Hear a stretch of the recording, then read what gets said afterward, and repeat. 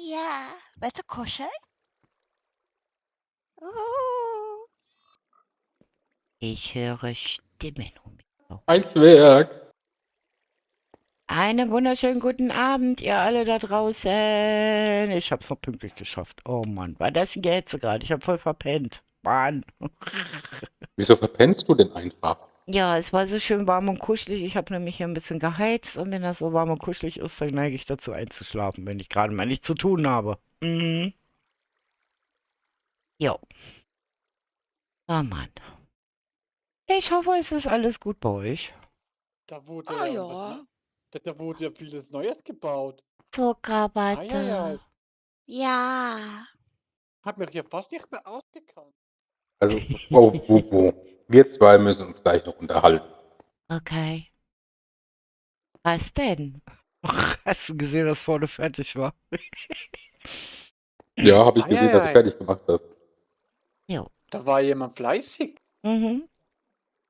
Aber, Frau Bubu, Ja. wir haben uns doch im Mittag unterhalten. Ja. So. Und da ist ständig dieses Wort gefallen, anders. Ihr seid anders. Mhm. Das stimmt nicht. Das ist so nicht richtig. Ihr seid nicht anders. Ihr seid außergewöhnlich besonders. Jo. Genau. Und nicht anders. Ja. Anders hört sich so böse an. Ja, finde ich auch. Da hast du recht. So, ich muss mal kurz die Stimmen hier alle. Hallo Gucci übrigens. Hallo, hallo. Na, wieder fit? Ja, ja. Es geht, es geht, es Es geht. geht. Aber fit Mein genug, um wieder Retter ist Blödsinn zu da. machen hier. So. Müssen wir nochmal kurz auf Wusimove warten. Ich glaube, der hat ein kurzes, kleines Problem gerade. Ja, hatte ich auch. Ich kam nicht rein. Oh, okay.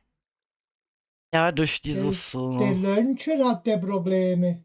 ja, das ist, die haben den Launcher wieder neu aktualisiert. Das ist Ja, immer ein ja. Krampf. Ein Glück nutze ich gesund. Und wir können ja nichts gegen machen, das ist immer das Problem an der Sache. Na, seid ihr schon gespannt? Ach so, und ich bin jetzt Ja. auch erst da. Wie Ich ein muss nur kurz was... Flitzebogen, wie ein Flitzebogen. Hi Gucci. Oh, ich gehe nach Haus.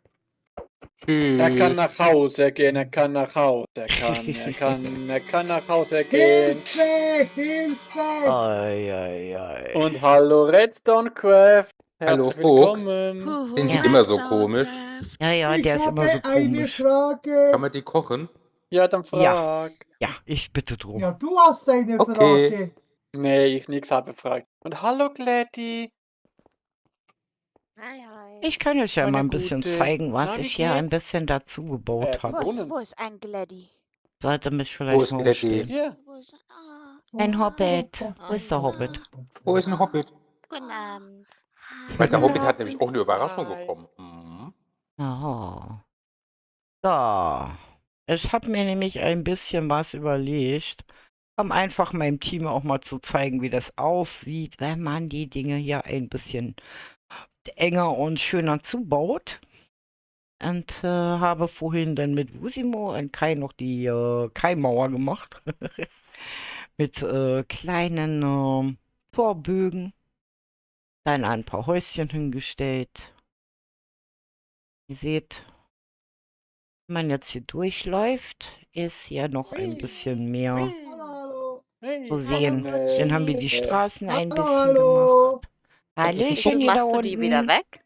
Hallöchen, du da oben. Und ihr seht, bis hinten hin habe ich mal hier die Lücken gefüllt.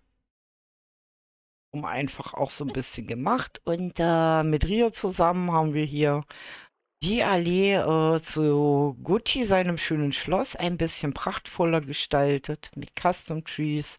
Da bringen wir euch auch noch bei, wie die gemacht werden. Die sind eigentlich ganz einfach. Und wenn man jetzt hier lang kommt, dann wirkt dieses Eingangstor doch wesentlich schöner. Also so Stück für Stück kriegt diese Stadt halt ein Bild. Ein schönes Bild. Ja. So. Ich habe Hallo, kein Buch. bin wieder da. Sehr schön. Hallo. Ein Wusimu! Yay! Hallo Gladdy.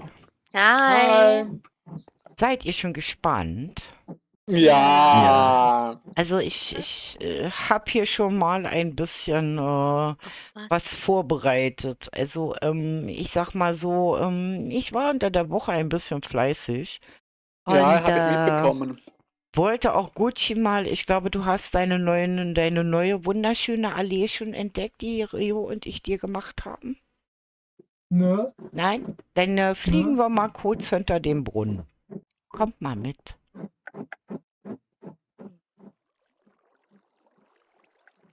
Ja gut, wo bist du denn? Komm. Bin da. Wir haben nämlich Oh, ein die bisschen Vögel.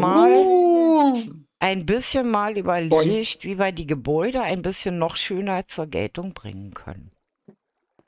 Und haben uns überlegt, dass bei dir das Tor immer so von der Treppe verschluckt worden ist und diese Allee eigentlich viel zu schmal gewesen ist.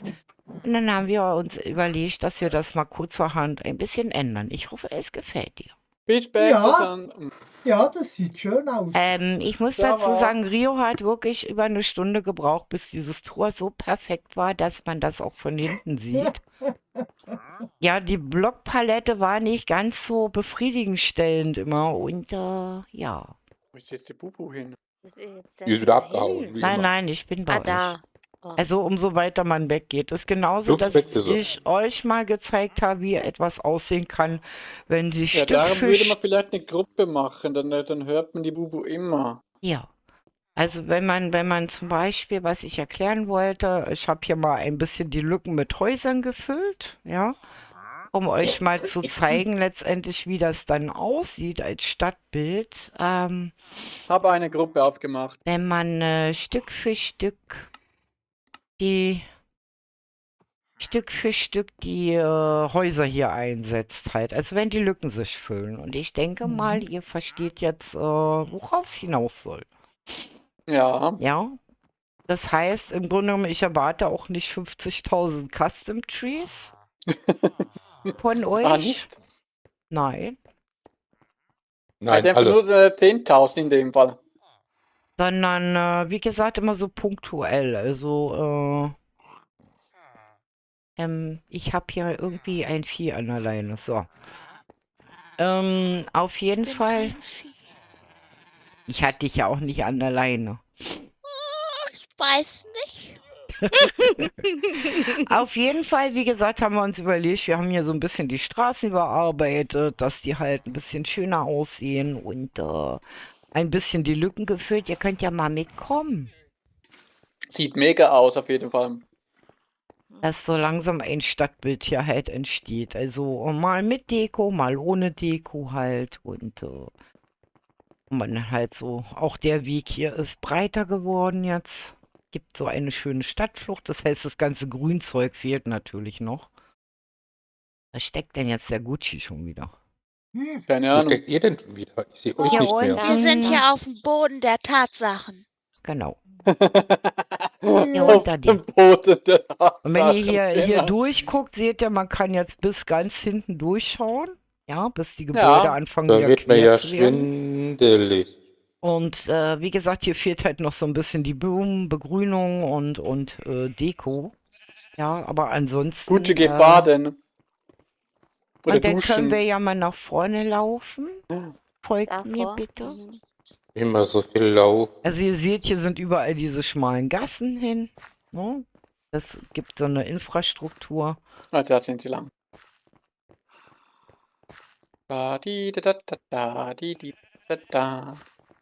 Und dann muss man sich natürlich immer Gedanken machen, wohin, zu welcher Richtung öffnet man das Haus halt, ne? Wo sind die Türen? Und hier haben Kai und ich ein bisschen rumexperimentiert, denn habe ich mir überlegt, wie kann man die Kirche von Stina viel schöner einbringen. Das, was am Anfang natürlich immer ist, wenn man jetzt hier hochkommt, an der Treppe, da Wir hat man ja werden immer erst so. die Kirche immer gesehen. Das ist aber nicht so, wenn man in einer wirklichen Stadt läuft. Da kommt man nicht irgendwo hoch und dann siehst du gleich die Kirche, es sei denn, die ist dann auf dem Berg oder so. Und ich habe mir gedacht, das, was der Kirche fehlte, war einfach eine schöne Umrandung hier vorne und einen viel Ich breiteren sehe die Weg. Tiere gar nicht mehr. Ja, es kommt besser zur Geltung. Dadurch wirkt die viel imposanter, finde ich. Muss man sie auch ein bisschen suchen. Ja. Na, also, wie gesagt.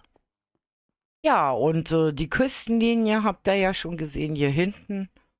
Da haben wir uns heute Oh. Nachmittag zu dritt hingesetzt und geguckt, wie wir das hier so hinkriegen Moni? können. Das war lustig. Ja. Hier.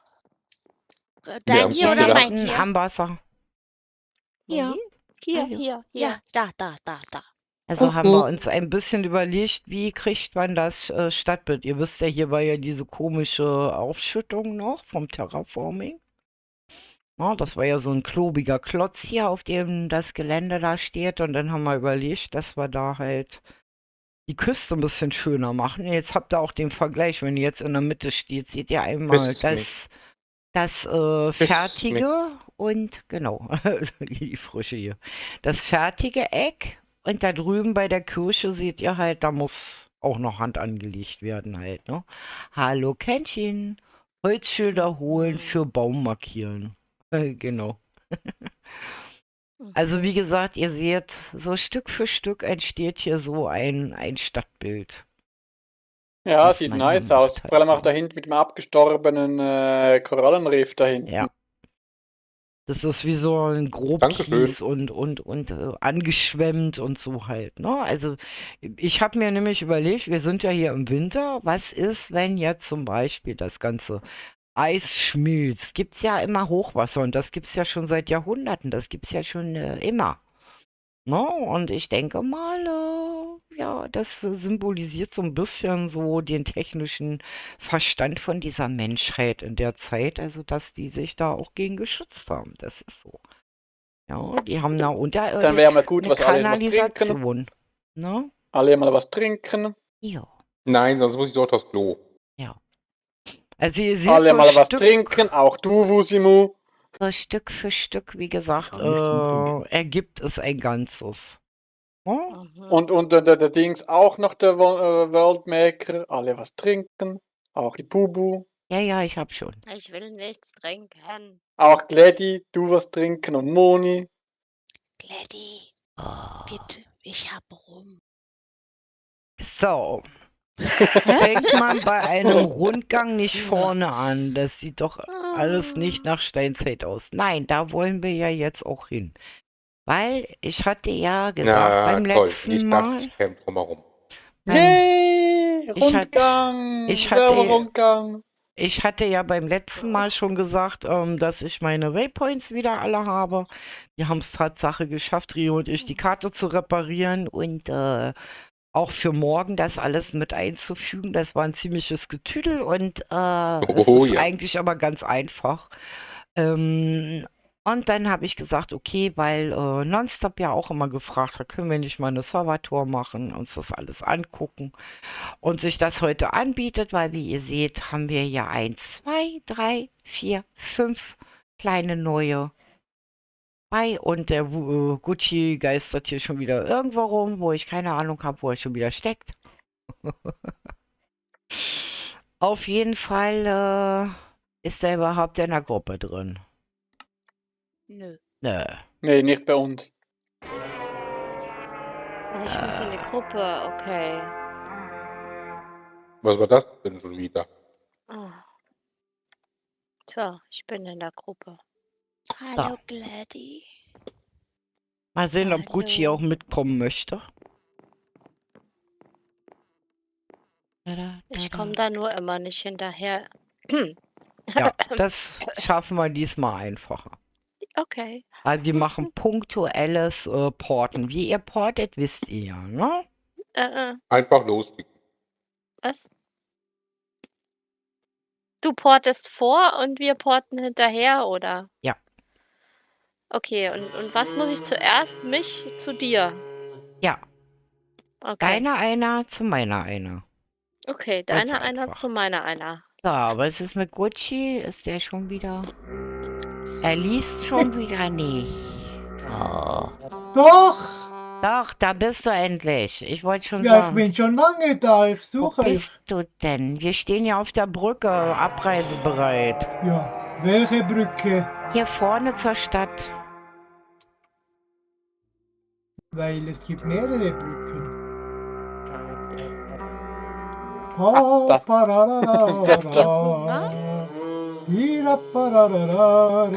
Also bei uns hört sich das ja so an, wenn man mit jemandem ganz innig kuscheln will. Das ist ganz Ja. gruselig. Bei der Ja. Brücke, auf der Brücke, ja. Auf der Brücke. Ja, auf der Brücke. Die So. wollen sich kuschelig machen. So, und ab jetzt sind alle Hörner verboten, weil wir... Verdammt. Ja. Ich gehe bauen. Was war das wieder? Genau. Kännchen sagt auch, ist so eine 50-50 Chance, Gladdy. Kannst du viel falsch nach, was? Kannst nicht viel 50-50 Chance. falsch Kann ich nicht machen. viel. Ja, Falsch entweder machen. porte ich. Genau. Genau. Nein, Entweder ist auf meinen porte ich Schoß. dich zu mir oder ich zu dir. Genau. Genau. Gut, dann würde Ach, ich hört sagen, doch mal auf mit den Hörnern jetzt. dann würde ich sagen, damit ihr die Erklärung auch alle hören könnt, lasst die Hörner Hörner sein. Und vor allen Dingen haben die in den anderen Epochen jetzt erstmal nichts zu suchen, weil da könnte ein Unglück passieren. Okay. Das solltet ihr lassen. Hallo, wieso bekomme ich immer Material? Gut. So, okay. Oh, ich sehe jetzt kein Boxwort. Ah. So, okay, das heißt, ich bereite jetzt den ersten Punkt mal vor. Ja, mach mal. Deine Zeit, oder? Genau, wir gehen dorthin, wo alles begann. So, ich muss jetzt erstmal meine ganzen Waypoints hier durchwursteln. Ihr seht schon, es ist eine Menge. So. Da steht. Ich muss suchen. Ei. Hänsel haben wir auch dabei. Oh Mann. Oh mein Gott. Wo bin ich da nur gelandet? Mami?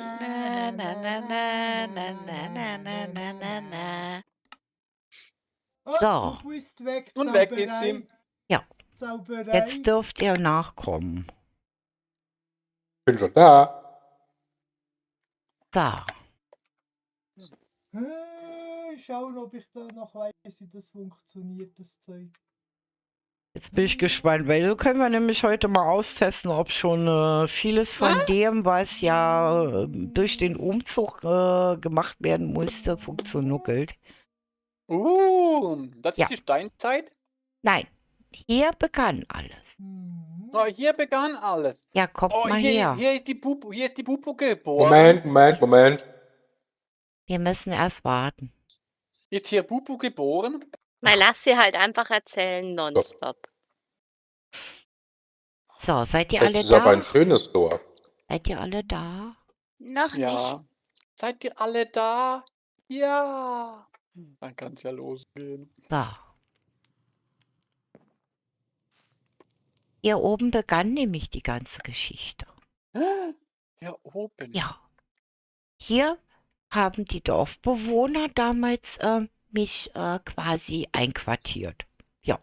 Hier hatte ich ein schönes Zuhause. Und wie ihr seht, das ist das Dorf, mit dem ich durch die Epochen reise. Hm.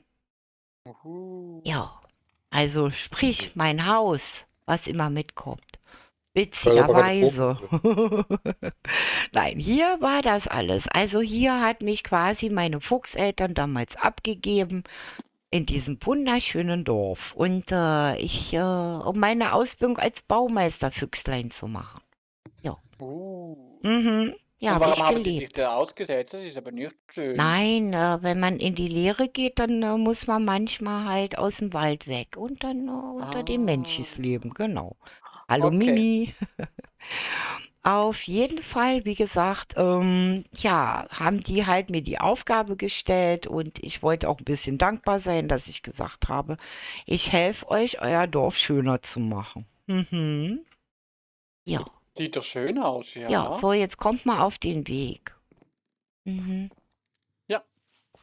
Naja, und eines Morgens bin ich halt hier wach geworden und wollte wie jeden Morgen runter zum Bäcker laufen. Der ist nämlich da ganz unten. Ja, und dann habe ich das hier gesehen. Vorher war alles besser. Oh nee. Ich habe mir so eine Mühe gegeben. Was willst du da nicht gut? Ja, komm mal mit. Guck mal da oben. Wo denn? Lass diesen Unfug. Mhm. Oh. Ja. Und das wurde ja noch schlimmer.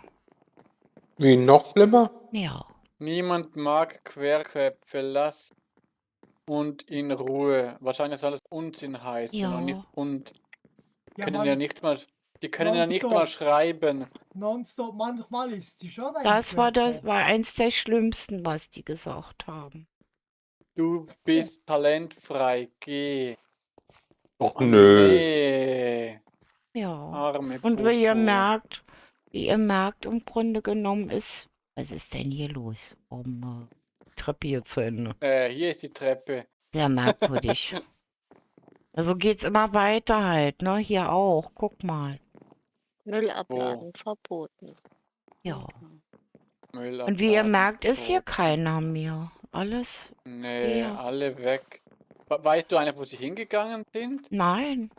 Waren einfach weg. Oh, was Guck ist das mal. denn da für ein komisches Hüpfeding? Hm. Guck mal, ich habe so schöne Häuser gemacht. Verschwinde, Taugenichts. Ach nee. Ja. So schön bunt. Ja, ja. Es Für reicht jeden mir. Beruf Ich etwas geh. Hübsches. Mein Ja. armes Haus. Ja. Was ist das da für ein Nee. Hüpfeding? Da oben? Weiß ich Wurden nicht. Hüpfeding. Ach so, das da nicht ranhauen. Das macht Bumm. Okay. Das ist ein kompensiertes Bumm für den Schmied. Ach so, dann Wir mache ich da besser haben nichts den dran. Guck mal, und hier Glauben an wollte dich ich die verloren. Brötchen holen. Was hast du denn Willst du da uns wieder umbringen? Willst du uns umbringen? Das war's. Och nee. Ja, jetzt musste ich mir mein Frühstück selber machen. Und dann habe ich überlegt, was machst du jetzt? Weil schaut mal, das ist ja nicht schön. Geschlossen wegen dieser Person. Ja. Oh nee. Naja, und dann habe ich mir überlegt, okay, ich gehe erstmal in mein Probiergebiet, mein Testgebiet und bin dann zum Wald gelaufen. Hau ab, Dummerfuchs, haben die hier hingeschrieben. Sind die doof? Ich war sehr traurig, könnt ihr euch vorstellen. Hm. Frisches Brot, 1 Smaragd. Für die Frau Bu, 9 Smaragd.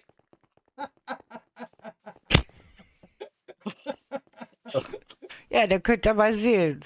Und ich habe ja gar kein Geld gehabt. Ich habe vorher immer für umsonst die Brötchen gekriegt. Nein. Kuckuck, wo seid ihr? Einfach den Weg lang, Gucci. Den Weg lang. Durch das Oh Tor. nee, Bubu, du tust mir wirklich leid, was du da durchleben musst. Ja, und hier ist mein Testbaugebiet. Und da habe ich, guck mal, lauter Türmchen gebaut und alles. Naja, und dann habe ich hier in der Mitte, da sieht man das noch. Oh, Guck mal, Eis. raus da. Habe ich in der Mitte, habe ich einen ganz großen Turm gehabt. Und dann war ich so frustriert, dass ich mir sowas gebaut habe, dass ich das in die Luft sprengen kann. Das sieht man hier noch. Kann man da auf die Platte stehen? Was passiert dann? Gar nicht. Mach doch. Oh, da fehlt noch ein... Nein, Ah! ich wollte gerade nur sagen, nicht auf die Platte. Nein, was habt ihr gesagt? Okay. Oh Gott. Kann mal jemand einen Notarzt rufen? Ich glaube, ich habe einen Herzinfarkt. Das war das geklaute Bumm, was ihr gerade gehört habt. Ach, Nämlich du meine anstatt Güte. Bumm machte das nämlich das hier. Und dann tauchte der frei auf. Oh nee, Kommt er jetzt aber du auch? gute Glück ist er jetzt nicht aufgetaucht. Oh Gott. Ach, du meine Güte. Ja. Auf jeden Fall, wie gesagt, hat der frei halt sich meine Geschichte angehört und ich hatte das Gefühl, der kennt die schon. Weil er hat mir nämlich so ein Buch immer Gucci. So ein Buch unter die Gucci. Nase gerieben. Und da hat er gesagt, da stehen die besten Erklärungen drin, wie man... Gucci. Wer will noch? Wer hat noch nicht? Da stehen die weltbesten Erklärungen drin, wie man halt baut. Also wie ich der weltbeste Baufuchs werden kann. Was Ja. passiert, wenn man hier den Redstone hinmacht? Naja, und dann hat er aber gesagt, es ist eine Bedingung dran geknüpft. Das heißt, ich muss dann immer sehen, dass ich 3 Aufgaben also 3 Aufgaben mache. Ja, und dann kriege ich dafür eine Essenz. Und ja, entwickle mich dann sozusagen weiter und kann das nächste Kapitel lesen. Hm. Naja. Und dann hat Aber er interessant. die 3 Essenzen hier reingepackt. Und das Buch. Und dann hat es Kabum gemacht, so wie ihr es eben gehört habt. Und dann bin ich ganz woanders aufgewacht. Ich zeige euch Bist mal du wo. geblitzdingst? Ja, ich zeige euch gleich mal, wo ich da aufgewacht bin. Okay. Wartet mal. Gucci muss schon alles anklicken.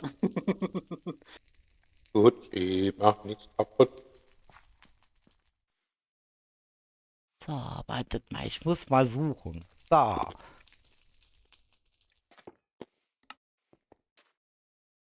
Plopp. So, hier bin ich dann aufgewacht. Was ist denn das für ein schönes Örtchen hier? Und als ich aus meinem Haus kam, waren plötzlich ganz viele andere Häuser hier um mich rum. Und so fing das an. Was ist das denn für ein Haus? Da tauchten lauter Menschis auf. Andere Menschis. Und wo sind denn diese Menschen jetzt? Ja, die reisen mit mir durch die Gegend. Weil schaut mal, ihr kennt bestimmt ein paar Häuser von hier. Hier waren noch ein paar mehr. Da gab es dann noch eine Goten, die ist eine Zeit lang mitgereist. Die tauchte hier hinten auf, die Roboterin. Das Eine Roboterbo. Ein Robotermädchen, ja. Dann hier hinten ist dann Rio Was ist ein erschienen. Guck Roboter? mal, und hier hinten ist Rio aufgetaucht. Aus dem Oh. End, hat sie gesagt. Die kommt Ich habe aber irgendwie Rio aus noch dem gar End. nicht gesehen. Ich möchte Rio auch mal sehen. Ja, die ist Ja, ich will zwischendurch auch immer was mal Rio sehen. irgendwo verschwunden. Das ist aber gruselig. Ja, das, Hier muss man das mal ist eine Staubsaugen. Hier ist alles andere, staubig. das ist eine andere Dimension, hat sie gesagt. Da, wo diese Okay. komischen 3 Block großen schwarzen Typen herkommen mit diesen wunderschön leuchtenden Augen, die immer die Blöcke verstellen. Die immer die Blöcke Ja. uns klauen und woanders hinstellen. Und Löcher in den Boden Ja, machen. und dann ist eine Stine hier erschienen. Ja, Ui. hier hinten ist Stines Haus erschienen. Also so allerhand. Hier ist ein Illuminatus erschienen, der hat hier ein Zelt, dann ein Fumax. Und hier ist Henrys Haus. Nicht Das so schnell. Wikingermädchen. Da könnt ihr nämlich mal sehen, wie lange die mich schon begleiten. Mhm. Seit der Steinzeit. Das Sind ist wir die jetzt hier Steinzeit? in der Wir Steinzeit? sind in der Steinzeit, ja. Hier waren keine Steine. Das wird man, Sieht gar würde, nicht so steinig aus. nee, würde man gar nicht meinen. Das Problem ist, hier im Dorf hat man es auch nicht gemerkt. Nicht? Aber wenn Okay. man aus dem Dorf rausging, hat man es gemerkt. Weil nämlich jedes Mal, wenn man einen Block benutzt hat, im Grunde genommen, der nicht in der Zeit noch aktiv ist oder war, dann wurde man geblitzdings. Wie vorhin an dem Lager. Ja. An dem oh Gott. Ja, genau. Ja. Also wie gesagt, hier fing das an, dass die ersten im Grunde genommen mich begleitet haben. Zum Beispiel die Eule, die ist da hinten drin. Da seht ihr die Eulenfüchse. Jetzt fliegt sie wieder. Hier oben. Oben Hier drüber. oben. Oben. Hier oben. Oh. Da guckt das Füchschen und da hinten ist mit dem blauen Licht, das ist Kännchen, unser Teufelchen. Der ist auch Ih. zwischendurch immer wieder verschwunden, der war dann mal plötzlich einfach weg. Und da wohnt der Enderman, der große Bruder vom kleinen untoten Enderman. Ja, das gelbe Gestein da. Ihr seht, aus allen möglichen Epochen und Dimensionen sind die hier dazu. Ja, Aber was ist das für ein gelber Stein hier? Was ist denn das ist das End, wo der Drache lebt. Da soll ein ganz, ganz großer Oh. Drache Ich hab hier leben. so was komisches Blaues. Was macht das denn? Oh, das kann man werfen. Ja. Oh, wo bin ich denn Und jetzt hier gelandet? hier gibt's diese komischen Früchte. Wenn man die isst, dann wird man ganz schnell wie das Rio. Mhm. Ja. Okay, dann würde ich mal sagen, genau, schwupp. So, ihr legt mal alles ab, was aus anderen Epochen ist, sonst wird's zu gefährlich. Und auch nichts benutzen. Hier darf man wirklich nur ganz primitiv das Dorf verlassen. Am besten nackelig. So wie wir jetzt sind. Seid ihr Okay, bereit? aber alles. Ja. Gut, dann laufen wir mal los. Das ist ein ziemliches langes Gelaufe hier. Weil die Wege, müsst ihr wissen, waren ja früher viel, viel weiter. Oh. Hilfswerke, ho. Jo. Ja, Hey, genau. Zwerge, go, go, go. Ja, hier hat auch mal ein Zwerg gewohnt. Hier, unterirdisch. Der heißt Phomax. Mhm.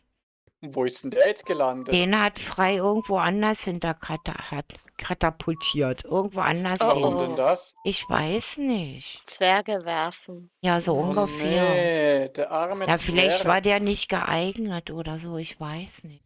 Auf das Ach passe so. mir nicht. Ich glaube, Ja. einer muss auf mich aufpassen. Ich verlaufe mich immer. Ja, dann laufen Oh wir, nee. deswegen Bleib laufen wir mal jetzt zu hier. Fuß jetzt. Dann bleib bei mir, ich verlaufe mich nicht. Nö. Okay. Sprach er und war weg. Genau. Also wie gesagt, und dann haben wir, als wir hier runterkamen, entdeckt, dass wir in der Steinzeit sind. Weil schaut mal, hier gibt's nix. Gar nicht. Nee, hier gibt's wirklich nichts. Nix. Gar Das ist aber nichts. wenig, was es hier gibt. Ja. Kein Essen, kein Trinken, kein nix. Also Bubu, was hast denn du nur wieder angestellt? Ich Wegen habe... dir. Na, ich will doch nur... Ich war doch so frustriert. Ich möchte dich mal sehen, wenn du morgens aufwachst und deine ganze Stadt oder Dorf oder was auch immer, wo du gelebt hast, ist alles weg. Ja, aber die hatten bestimmt einen Grund. So wie mein Sonntagsbraten weg ist. Oh, ich kann ja nichts dafür. Ich weiß auch nicht, was der Frei sich da gedacht hat. Ich habe gedacht, Ja. ich krieg das Buch und dann steht da drin, wie ich besser bauen kann und wie der weltbeste Baufuchs werde und nicht irgendwelche blöden Bedingungen. Kann das sein, dass du Also, vor 3-4 wenn Wochen ganz viel Hunger hattest, Bubu? Wenn schon das Warum? ganze Dorf wegen dir Weil ich hier bin? musst du etwas Schlimmes gemacht haben. Hab ich Ja, doch gar nicht. Du genau. hast doch gesehen, was ich gebaut habe. Das war hübsch. Bin immer noch der Ja, Mann. Hübsch. vielleicht in den Augen von denen, der Ui, vielleicht blub, nicht. blub, blub, blub, blub, blub. Die Brücke hier ist aber nicht so toll. Ja. Ihr seht schon, die Wege sind ganz schön lang. Und hier So, mussten ihr wir ständig redet auf der mir Hut Spruch, sein. hä? Wir mussten hier immer auf der Hut sein, weil was hier zum ersten Mal Oh nee, auch jetzt verstehen wir Gucci auftauchte. nicht mehr. Hä? Ich gehe wieder in meine Sprache rein. Hä? Ich Ei. verstehe nicht mehr. Was Oh, sagt jetzt der? geht das wieder los. Oh Gott. Auf jeden Fall, Oh. auf was wir hier Schnell weg von plötzlich hier. aufpassen mussten, es tauchten graue Herren auf. Das heißt, Was für graue Herren. die werden uns jetzt nichts tun, weil wir sind in so einer Bubble, in so einer Mhm. Luftblase. Das heißt, alle, die jetzt hier leben, können uns nicht sehen. Okay. Ich sehe aber keine Bubble. Und wir haben ja jemand bei uns, der graue Haare hat, dann geht das schon.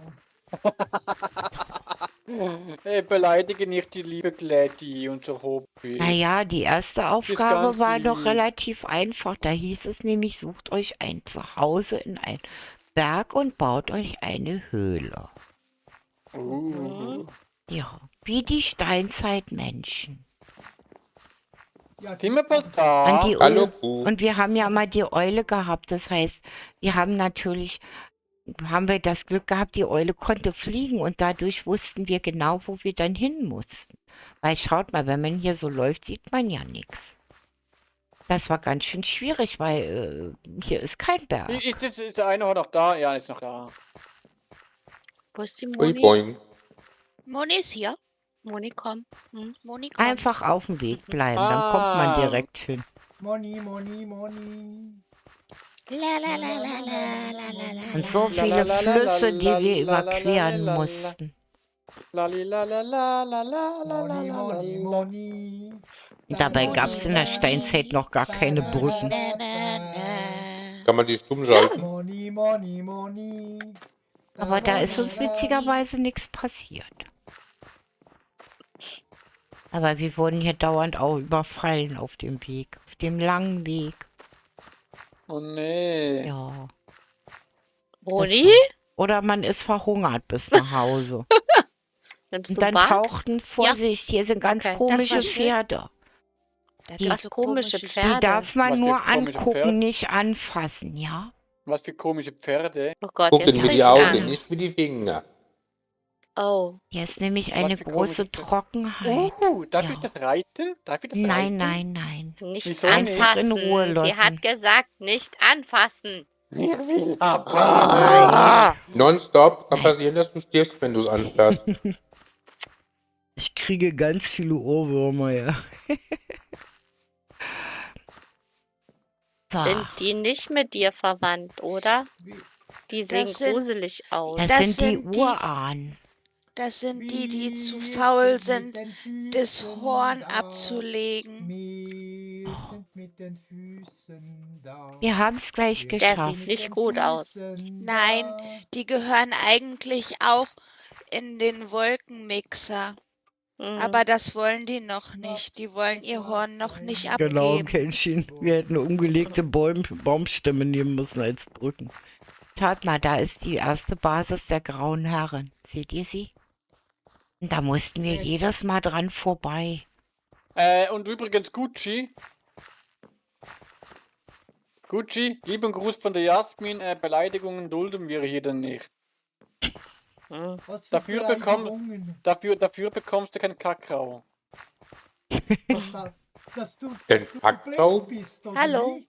Hallo, Keine Ahnung. kommt ihr mal mit? Ja. Bobo legt hier einen ganz schönen Hast du Zahn recht. vor. Ist ja auch ein Sind langer immer so Weg. langsam, Ihr wollt ja Bubu. nicht nur die Steinzeit angucken. Die Schluchten, die Flüsse Ich bin werden die schneller, bin Steine schneller, bin die schneller. Oh herausragend nee, gut steht noch wieder. Bin gewesen. schneller, Ja. bin schneller, bin schneller. noch ein bisschen wilder. Aber wie gesagt, das war ja die Epoche, wo auch das Team ja quasi kunterbunt in einen Haufen geschmissen worden ist und wir erstmal überhaupt gucken mussten, ja, wie wir miteinander klarkamen. Mhm. Warum seid ihr so langsam auf einmal? Na los, nehmt mal eure Hinterbeine nach vorne. Ich laufe Nein, das auf sieht zwei. komisch aus. Das haben wir früher schon mal ausprobiert in der Schule. Aha. Wenn man so ein Aber das bisschen- funktioniert nicht. Dann bremst du mit deinem Horn und dann geht das kaputt. Oh Mein Cousin hat dadurch sein Horn verloren. Oh Oh, nee, der Arme. Ist da jetzt ein Keinhorn? Ja, Kein Horn. und keiner möchte ein Keinhorn sein. Da kann man kein Glitzer mehr pupsen. Dann doch lieber ein Einhorn. Ist dein Cousin älter oder jünger als du? Der ist älter. ihr Viele, seht, wie viele lang Jahre dieser älter? Weg ist. Ja, viel älter. Wie alt bist denn du eigentlich, wenn ich fragen darf? Nein, Man das fragt sagt eine man Dame nicht. nicht nach dem Alter. Das sagt man nicht. Und seht Äh, ihr Das dieses... Entschuldigung. sagt Also, man Das sagt nicht. man nicht. Los, geh. Entschuldigung, da muss ich... Mein Cousin ist 150. Kein Anstand und 150. nichts. Das Ja. ist wie so Sagt eine... man. Doch, ja was. doch. Ich Ja. wurde von einer alten weißen Dame wurde ich belehrt, dass man eine Dame nach dem Alter fragen soll. Klappe. Also, Kenshin sagt gerade, Nicht an. um euch das mal zu erklären, das Konzept, was wir damals hatten, ihr wisst ja, wir haben ja, also sagen wir mal, ich und Kami und Rio haben uns ja diesen ganzen Kladderadatsch mit Kenshin im Schlepptau ja mal ausgedacht. Und Kännchen sagt gerade, das Konzept war doch so umständlich, dass man erst studieren musste, um die ersten 5% zu verstehen. Andernfalls wären solche Details niemals untergegangen. Also jetzt habt ihr halt auch so ein bisschen die Erklärung, warum das hier eigentlich ganz simpel und einfach ist. Keiner auf die Idee kam, Brücken kann man ja gar nicht bauen. Da müsste man Baumstämme über die Flüsse machen und mit Felsen und solche Sachen, was Mimi auch sagte. Das ist alles so ein bisschen verloren gegangen, weil wir hatten nämlich, ihr müsst wissen, der Kami ist Tatsache ein Schriftsteller. Der schreibt Tatsache Bücher. Und er hatte sich quasi so diese ganze Geschichte im Hintergrund ausgedacht. Das heißt also, bevor wir Piep gesagt haben, stand quasi eine ganze Geschichte schon fest.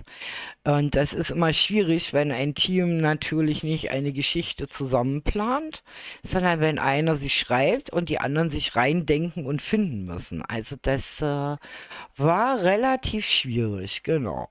Und Kenshi wurde damals halt nicht gefragt, sondern der wurde einfach rekrutiert in unser Team. Genau. Und auf jeden Fall, wie gesagt, ihr seht da vorne dieses komische Ding da gibt es hier ganz, ganz viele, weil wir am Anfang nämlich davon ausgegangen sind, dass wir unser Baugebiet, in der wir spielen, immer mit einer Begrenzung machen. Und wenn man darüber geht, dann wird man halt geblitzdings. Wir haben später die Erfahrung gemacht, dass das einfach zu umständlich und viel zu, ich sag mal so, eigentlich ziemlicher Schwachsinn ist, weil wir, bevor wir eine Epoche anfangen, gar nicht wissen, wie groß das Baugebiet eigentlich ist. Es gibt Epochen, da braucht man sehr viel Platz. Es gibt aber auch Epochen, werdet ihr merken, wo man eben nicht so viel Platz braucht. Das heißt, wenn man vornherein diese Begrenzung baut und Gelände absteckt, kann das ziemlich nach hinten losgehen und die ganze Arbeit ist für nichts. Ne? Also haben wir das irgendwann dann auch sein lassen. Ich glaube, ab Ägypten haben wir das sein lassen. Auf jeden Fall, wie gesagt, wir können das jetzt alles ein bisschen weiter verfolgen. Mein Hund, der hat heute eine Macke. Meiner auch, der schnarcht. Ja, meiner bellt. Lass ihn. Bubus einfach. Hund schnarcht auch immer wieder. Ja, jetzt mittlerweile nicht mehr, weil die dürfen nicht mehr nach oben. Ich habe da so eine Kindersicherung. Oh, was für eine. Und ja, wir haben quasi wie bei kleinen Kindern was für die Treppe gemacht.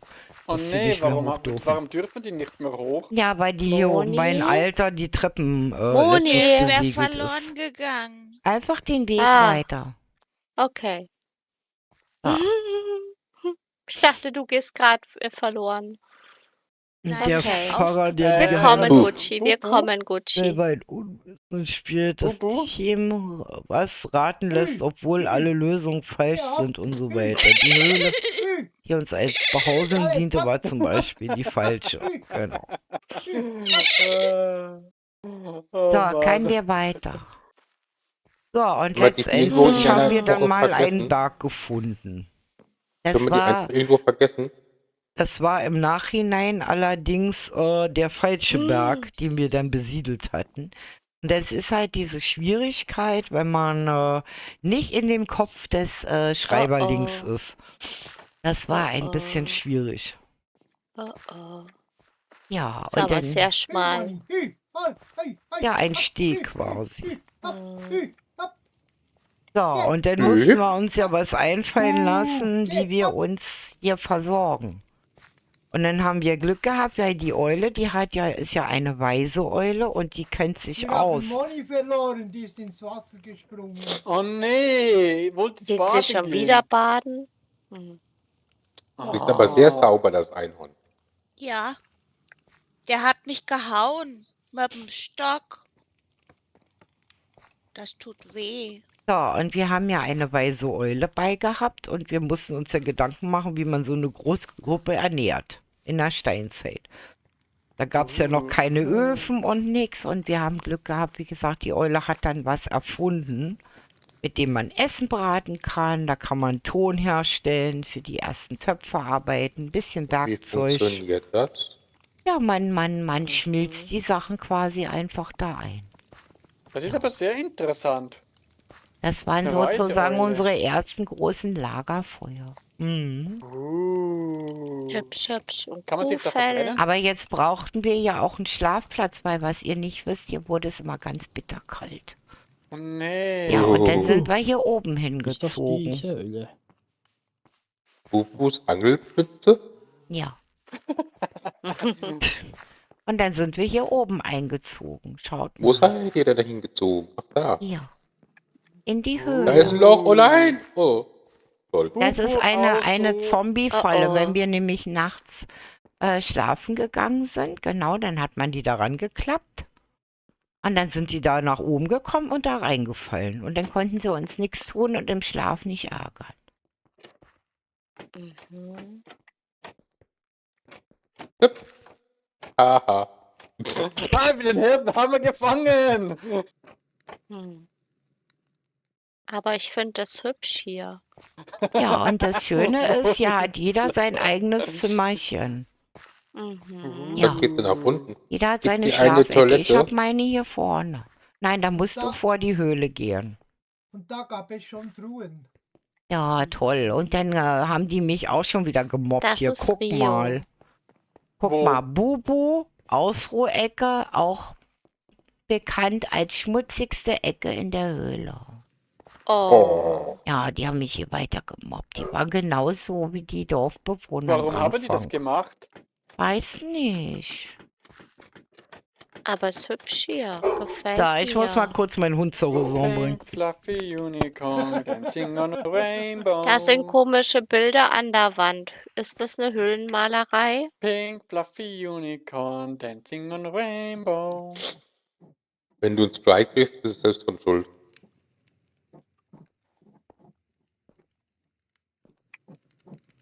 Oh. Hm. Bubu ist im Schimpfen mit den Hunden. Besser mit den Hunden wie mit uns. Hm. Ja, genau. Ich mag Schimpfen nicht. Ich Deswegen auch sage ich ja, besser mit nicht. den Hunden schimpfen wie mit uns schimpfen. Kann Oh, ich nicht oh, Da leiden. da krieg kann ein ich, Wauwau. ich krieg dann immer Flatterglitzer. Da ist ein Wauwau hier, schau mal. Wem Er gehört gehört dieser Wauwau? Nightalkerin. Hm. So. Wieso schimpfst du denn so mit dem armen Hundi? Ja, weil der nicht aufhört. Das geht nicht, dass der jedes Mal nur bellt, wenn der Nachbar kommt. Hat Gegenüber. jemand Hunger? Auf jeden Fall, wie gesagt, gab es hier ein Lager. Hier hatte jeder seine Schlafkammer. Und dann mussten wir halt auch unsere erste Essenz ja hier verdienen.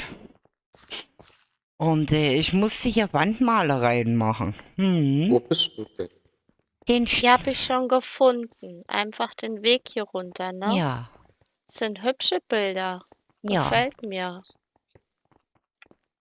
Ein bisschen Wandmalerei Und gemacht. Und da darunter sind sie. unten? Ja!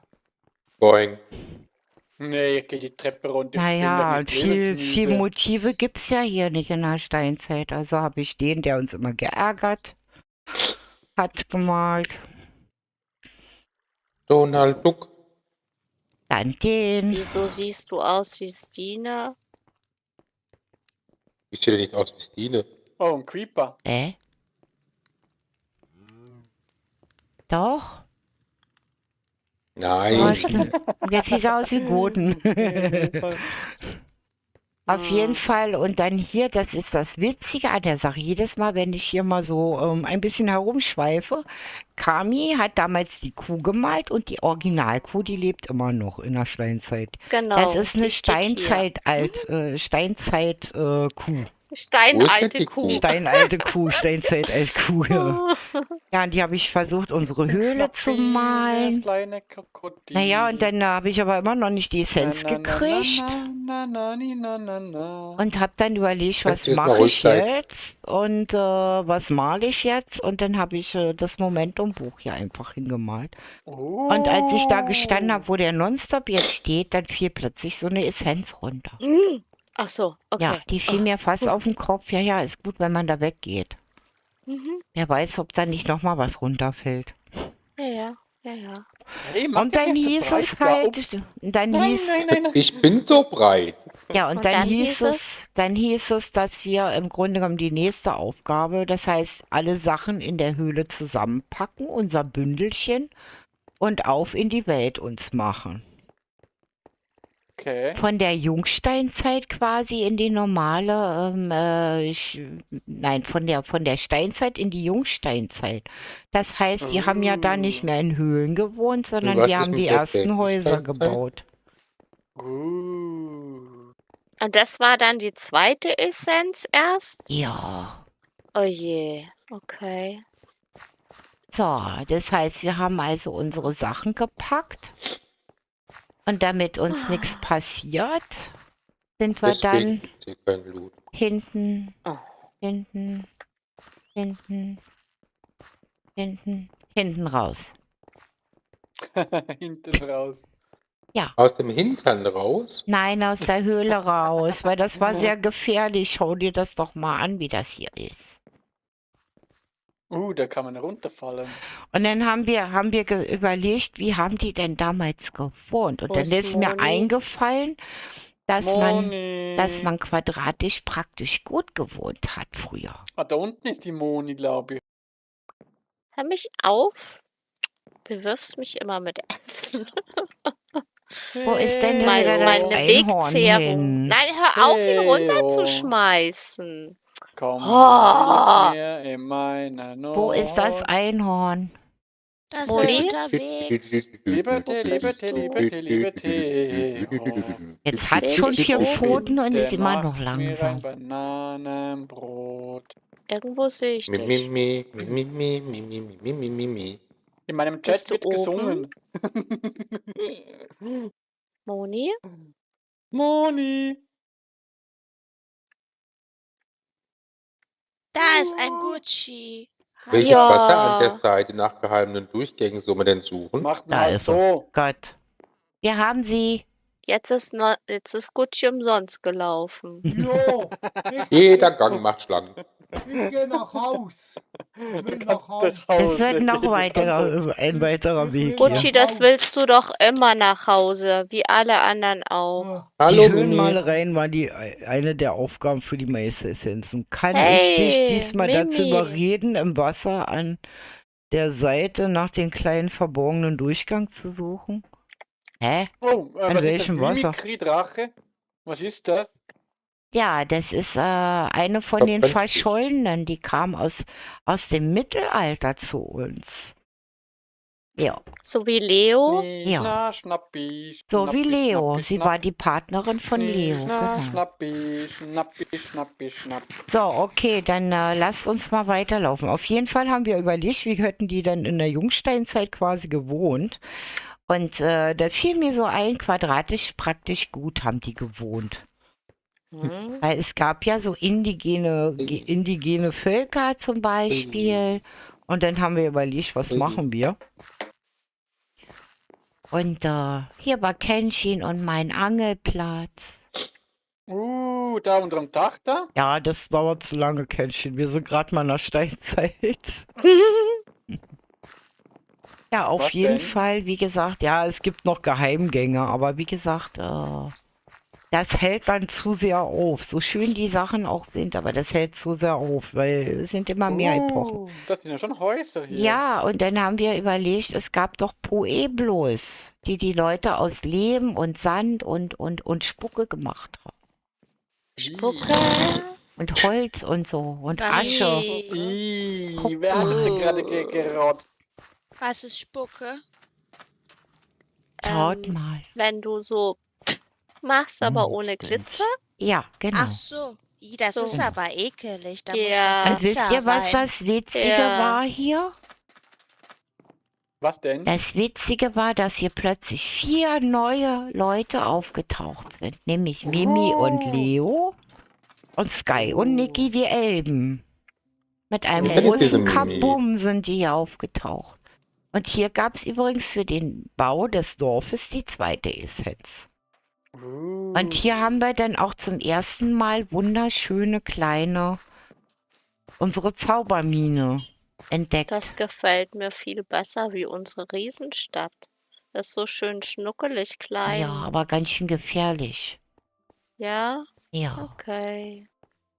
Und dann, Bist und du vor allen Dingen jetzt, gibt es ja hier kaum was Moni? zu essen und man kann ja gar nichts benutzen. Hier, schaut mal, und hier haben wir zum ersten Mal unsere Zaubermine entdeckt. Wo?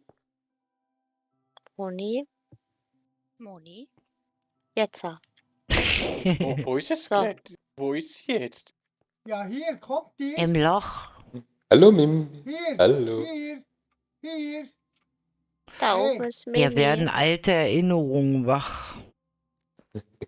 Wo ist es, das Zaubermine? Guck, Mimi.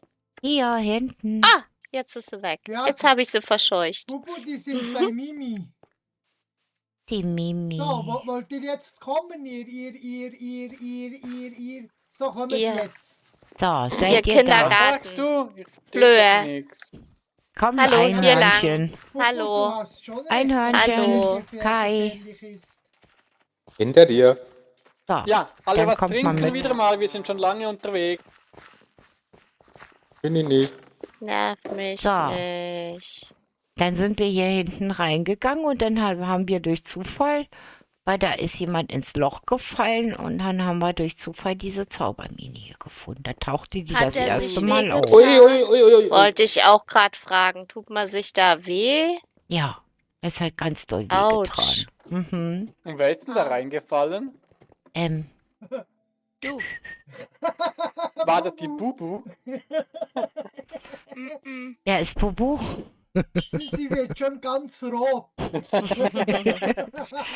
Auf jeden Fall hat der Frei dann gesagt, dass wir hier immer in diesen wunderschönen Zauberminen, Dankeschön, in diesen wunderschönen Zauberminen immer Hier hat jemand Sachen liegen lassen. wenn wir uns mal nicht sicher sind, was wir benutzen dürfen, in diesen Zauberminen immer im Grunde genommen die Vorgabe finden. Das heißt, alle Blöcke, die wir halt so benutzen können in einer Epoche, Mhm. die finden wir hier.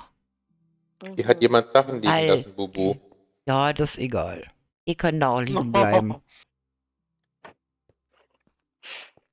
Ja, auf Aber jeden du hast doch gesagt, wir dürfen Sehr- da nichts liegen lassen. Ja. Übersichtlich. Ach, du meinst mit den Ja. abgebauten Blöcken, ja. Aber wie gesagt, solange das hier alles nicht geladen ist, kann da nichts passieren. Also solange wir da nicht unten herumgeistern, ist alles gut. Ich hab's mal eingesammelt. Gut, danke schön. Auf jeden Fall, Sehr wie gut gesagt, gemacht. war das sozusagen die zweite Essenz, diese wunderschöne Dorf hier zu bauen. Naja, und dann kam der Knaller und jetzt wusste ich auch, warum wir 4 neue Leute bekommen haben, weil das hätten wir ohne die nämlich gar nicht geschafft zu bauen. Da kam Was der denn? Frei nämlich auf die wundervolle Idee, baut mir mal einen kleinen Ritualplatz. Was? Was ist denn das? Was für Wieder ein ein Ding? Ritualplatz? Ja, zeige ich euch gleich, ihr fallt vom Glauben ab. Ich jedenfalls hab dann schon, ja, mich über gar nichts mehr gewundert. Und ich stelle mir heute noch die Frage, ist der Frei ein Lieber oder ein Böser? Ich weiß es nicht. Ich kann den nicht einschätzen. Ich weiß es auch nicht. Ich habe ihn noch nie kennengelernt. Das oder gesehen. Einhorn ist schon wieder verschwunden. Da ist sie. Da ist sie. Gut. Hallo. Ich sollte man an die Leine nehmen, so oft wie du dich verläufst. Ich weiß, das sagt meine Mama auch immer. Hier ist auch aber der Effekt, oh, ein Pilz und weg. Ja, also hier in diesem Palaverhaus, so nennt man das Ding nämlich. Ja, da haben wir auf jeden Fall gesessen, haben palavert und auf einmal, wie gesagt, tauchten halt diese 4 auf. Wie gesagt, die Mimi, der Leo und die beiden Elben, Niki und Sky. Naja, und dann haben wir halt die neue Aufgabe gekriegt mit dem Ritualplatz. Und wie ihr unweigerlich erkennen könnt, an dem Lagerfeuern da vorne, ist dieser ach so kleine Platz doch etwas größer ausgefallen nach den Vorgaben. Weil der hat dann jetzt nämlich auch noch Vorgaben gemacht dafür. Hm. Mhm. Dann kommt mal mit. Ach so, kleiner Ritualplatz, dass ich nicht lache. Ist Mhm. Moni bei euch? Und ihr müsst wissen, wir haben Da, damals da. alles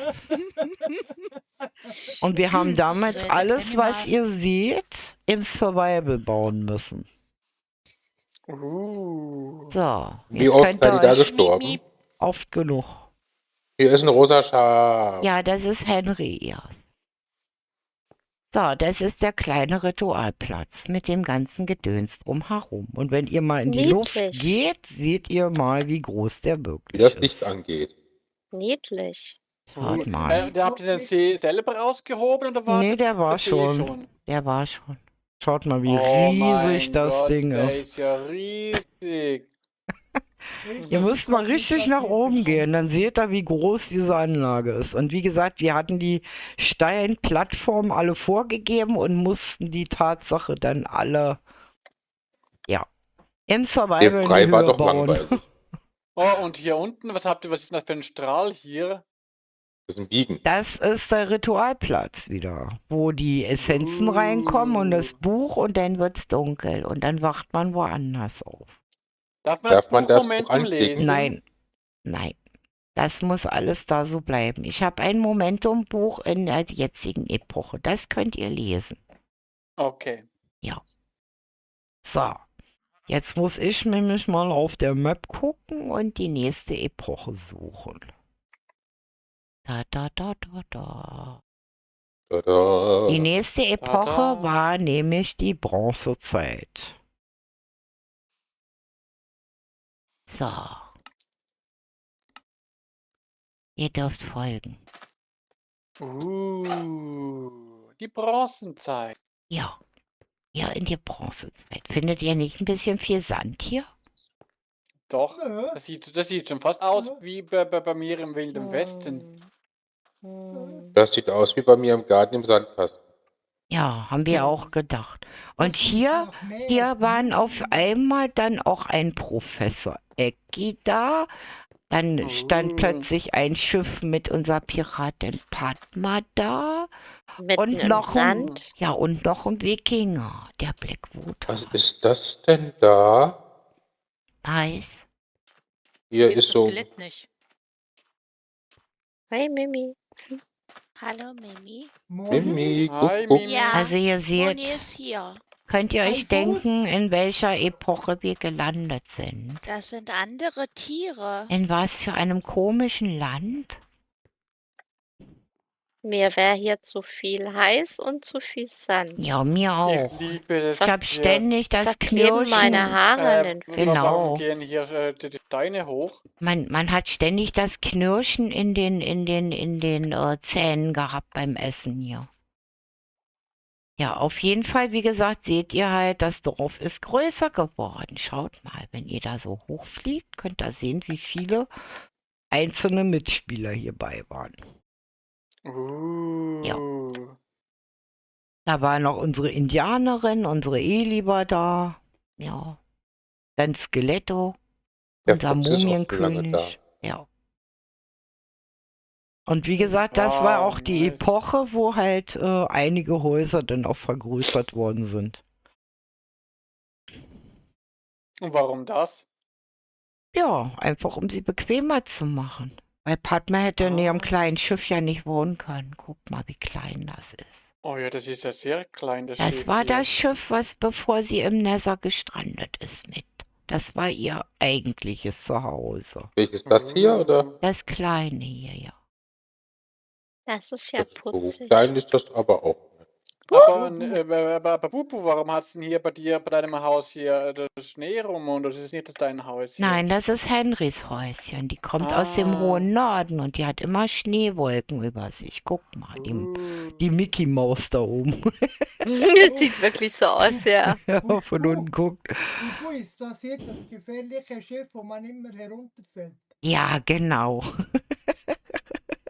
Dachte ich mir doch. Weil hier, ihr kennt ja wahrscheinlich den Trailer von Momentum, den wir gemacht haben.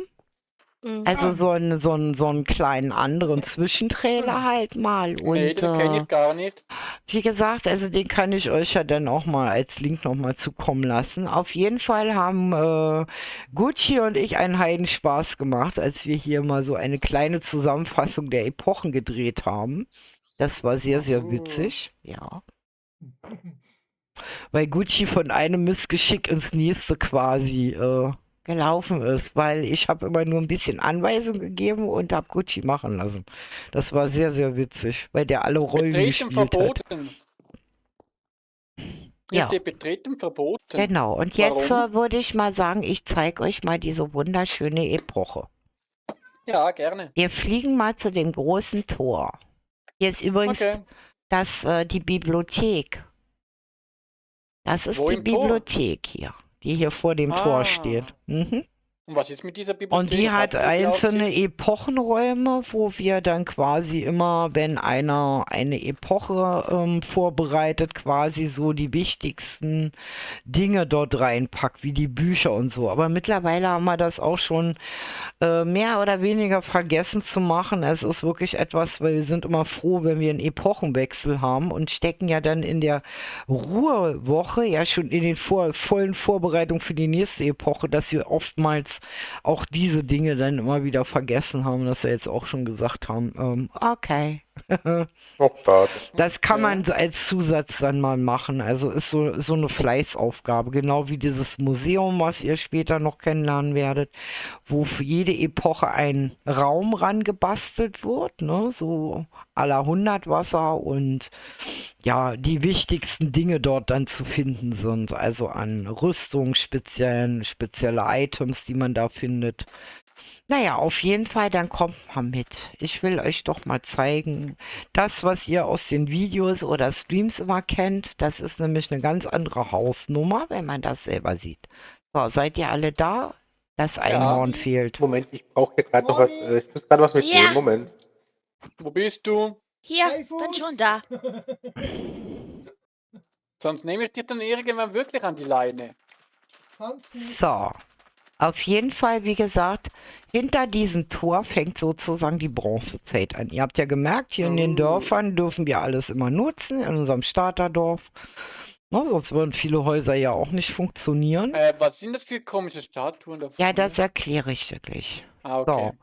auf jeden Fall, wie gesagt, und sobald man halt rausgeht, ist man in dieser Epoche und darf Tatsache sich nur diese Dinge aneignen, die dieser Epoche zugänglich sind. Ja, also wir konnten hier halt vieles gar nicht verwenden, wenn ihr versteht. Na, also hier gab es wirklich nur Bronze, das heißt, also wir hatten dann Bronzeklamotten. Warte mal, ich gucke gerade, ob wir da noch was von haben. Ne, haben wir nicht mehr. Also wie gesagt, es gab eine spezielle Rüstung, es gab zum Beispiel, das ist zum Beispiel sowas Bronzemäßiges. Ja, ihr seht's. Speziell gepixelt immer.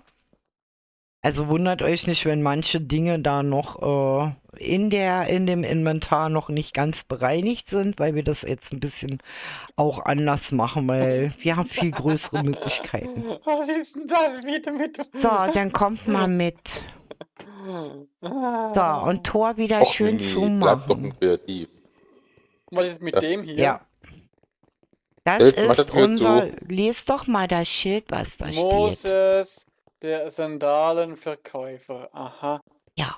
Der verkauft Sandsandalen. Weil man hat ja hier immer Sand in den Schuhen. Hi. Ja, und dann haben wir dann sozusagen den Auftrag bekommen, unter anderem unserem Mumienkönig, der in einer kleinen Pyramide ganz hinten gelebt hat, Ist ein das jetzt neues Bronze oder Ägypten? Zuhause zu bauen. Und das ist das neue Zuhause hier vorne. Und jetzt werdet ihr merken, dass es einen Unterschied macht, ob man etwas guckt oder da selber vorsteht. Dann seht ihr nämlich erstmal, wie riesig das ist. Ist das jetzt Bronzezeit oder Das Ägypten? ist die noch jemand Chips Bronzezeit. haben? Die Ägypten. Vivi bringt gleich Chips mit. Wer will noch Chips haben? Und hallo, Bibi beste bringt's? Biene. Was bist du denn? Da, schaut mal, das ist der sozusagen Fuchsstatuen Wer bist denn sind du? das. Ja, und nonstop jammert immer wegen seinem kleinen Gebäude, das er machen muss. Mhm. Ihr könnt euch ja mal den Spaß machen und nach oben fliegen und gucken, wie groß dieses Ding tatsächlich ist. Oh, Bubu. Ja, Ist das hier aber nicht aus dem Nether? was? Die Steine? Du meinst bei den Statuen. Mhm. Ja, einige, wie gesagt, das ist der Mumienkönig, musst du wissen, hatte ja auch Verbindung ins Reich der Finsternis. Der stand doch Aber mit dem Teufel im Bunde. Das war doch der König Midas. Aber Gucci, das hat nicht eine Person alleine gebaut, dieses große Gebäude. Das hat eine Person alleine gebaut. Die Statuen hat Suera gebaut. Wer hat den Palast Die gebaut? anderen kleinen Statuen hat Mimi alle gebaut, hier diese kleineren. Die Schlangen habe ich gebaut. Suera hat zu mir nur eine dupliziert. Und diese Gartengestaltung, die hat Henry gemacht. Aber das Gebäude eben, da waren selber Momente habe ich mehr. gebaut. Das ist Tatsache. Eben. Ja. Ja, eben, es sind mehrere Beteiligte gewesen. Also, und hier hinten zum Beispiel steht ja der Leuchtturm von Pharos. Man beachte diese wundervolle Segelsetzung, wo ich mir immer noch denke, mein Gott, haben wir hier Drehwinde? Scherwinde. Ihr habt Scherwinde oder Ja, Hände. sehr, ja. Und dann haben wir zu allem Erschrecken gemerkt, weil Kenshin hatte nämlich diese Brücke gebaut, also die von den Statuen quasi zu dem Palast. Und Sieht nice aus. haben überlegt, wie wir das hinkriegen, weil wir hätten das nicht höher machen können, wir hätten es auch nie niedriger machen können. Jetzt passten aber die Schiffe von Eki und Padma da nicht mehr durch, also haben die kurzerhand lauter Schaluppen für den Transportdienst hier hingebaut. Und dieser tolle Leuchtturm, den hat Padma hier hingesetzt, ja. Ja. Da habe ich meinen Geburtstag quasi dann gefeiert mit Champ und ja, Coco kam dann raiden und war dann auch noch quasi im Stream anwesend und das war ein richtig toller Geburtstag, den wir hier verbracht Wir haben. werden beobachtet hier hinten. Also das haben wir sozusagen letztes Jahr im Jahreswechsel gemacht. Wir werden hier beobachtet. Ja, ja. Diese Hier hat's ein Augen, Auge. ja, diese Augen sind wieder diese was ich vorhin erklärt habe, die wir dann sein gelassen haben, weil wir es schränkt uns einfach zu sehr ein. Und hier gab es halt auch mehrere Aufgaben, ne? Also hier gab es zum Beispiel, wie gesagt, einmal die Geschichte mit dem Mumienkönig, mit dem Palast halt. So, dann würde ich sagen, gehen wir mal wieder auf den Boden der Tatsachen zwischen den Statuen. Ich warte auf euch. Es geht natürlich schneller, wenn man sich hier hinportet, aber das ist so. Hier hinten hat doch Bötchen. Sind noch Leute drinnen. Ja, ja. So seid ihr alle. Wir sind zwischen den Statuen hier. So, jetzt warten wir wieder auf Nonstop und Gucci. Toll. Ja, Diesmal diese nicht aufs Schweizer. Einhorn. Ah, Nee. Gucci. Kommst du mal endlich? So, wie gesagt, also wir mussten uns da was einfallen lassen. Das heißt, wir haben hier bestimmte Dinge dann machen müssen. Zum Beispiel eine von den Aufgaben war die Geschichte von König Midas. Das war so eine Nebengeschichte halt, die wir da eingepackt haben. Das fiel uns so spontan ein, weil wir so überlegt haben, wir probieren das einfach mal aus, wie so neben den Essenzgeschichten halt solche Geschichten ankommen. Und das kam sehr gut an. Und wie gesagt, wir haben das also vor 2 Jahren zu Weihnachten ja alles angefangen zu bauen, ne? Weil wir uns gedacht haben, Wow. Ägypten, wie gesagt, passen ja noch ganz andere wunderschöne Geschichten hier rein. So, und dann lassen wir uns mal den Weg laufen, weil eine von den Essenzen waren zum Beispiel auch die Geschichte mit dem Bazar. Dass wir uns überlegt haben, Ägypten steht ja nicht nur für Gold, für große Pyramiden, für gigantische Bauten und solche Dinge, sondern unter anderem ja auch für die Weihnachtsgeschichte. Ja. Jetzt zeige ich euch mal einen Ort, wo sich ein Teil der Geschichte abgespielt hat. Dieser Ort ist, Kam da auch die Fürsorge vorbei? ja, so ungefähr. Also wie gesagt, ich kann jedem Immer mal wieder nur gut. empfehlen, schaut Immer wieder euch gut. die Weihnachtsedition an. Wir haben so einen Spaß gehabt und sowas passiert halt, wenn man wirklich Dinge improvisiert. Also ich muss dazu sagen, mein Team hatte so ein bisschen vorgescriptet, was die Rollenangabe, also die Rollen anging, so ein bisschen die Happy Birthday. Geschichte. Ja genau, hier haben wir meinen Geburtstag nämlich gefeiert. So Und viel Kuchen. ja, so viel Kuchen. Oh, Kuchen. Ja. Und wie gesagt, wir haben also Ja, Da wurde ja Zwei- leicht gegessen hier. wir haben sozusagen zwei Großereignisse an diesem Platz hier gefeiert, nämlich einerseits mal also die Weihnachtsgeschichte, die spielte da vorne unter anderem im Bazar. Ja, aber ist doch Und- auch Geburtstag gewesen. Und genau, 2 Geburtstage. Und dann kam mein Geburtstag, wie gesagt. Und das war. Hast du wie im gesagt, Winter Geburtstag? Ja, im Januar. Also im Oh, da bist Dezember du ja- zu, genau, im Dezember zu Weihnachten haben wir hier Tatsache, wie gesagt, die Weihnachtsgeschichte à la Mimi. Steht hier immer noch. Ja, wie gesagt, passt ein bisschen auf, weil hier stehen unsere ganzen Reittiere noch rum. Ich weiß nicht, inwieweit die angeleint sind noch. Auf jeden Fall ist das der Fokus legendäre, Mülltonne, bitte ist das- stehen lassen. das legendäre, Hm. ich sag mal so, wir haben's dann Nazareth getauft, weil ihr wisst ja, Maria und Josef mussten ja mit der hochschwangeren Maria sozusagen nach Nazareth halt sich registrieren lassen. Das war ja der Befehl des großen Königs. Ich meine, es war nicht Midas, aber ein anderer König aus der Epoche. Oh Mann, ich werd irre. Haltet tut mir mal. leid, das Kind.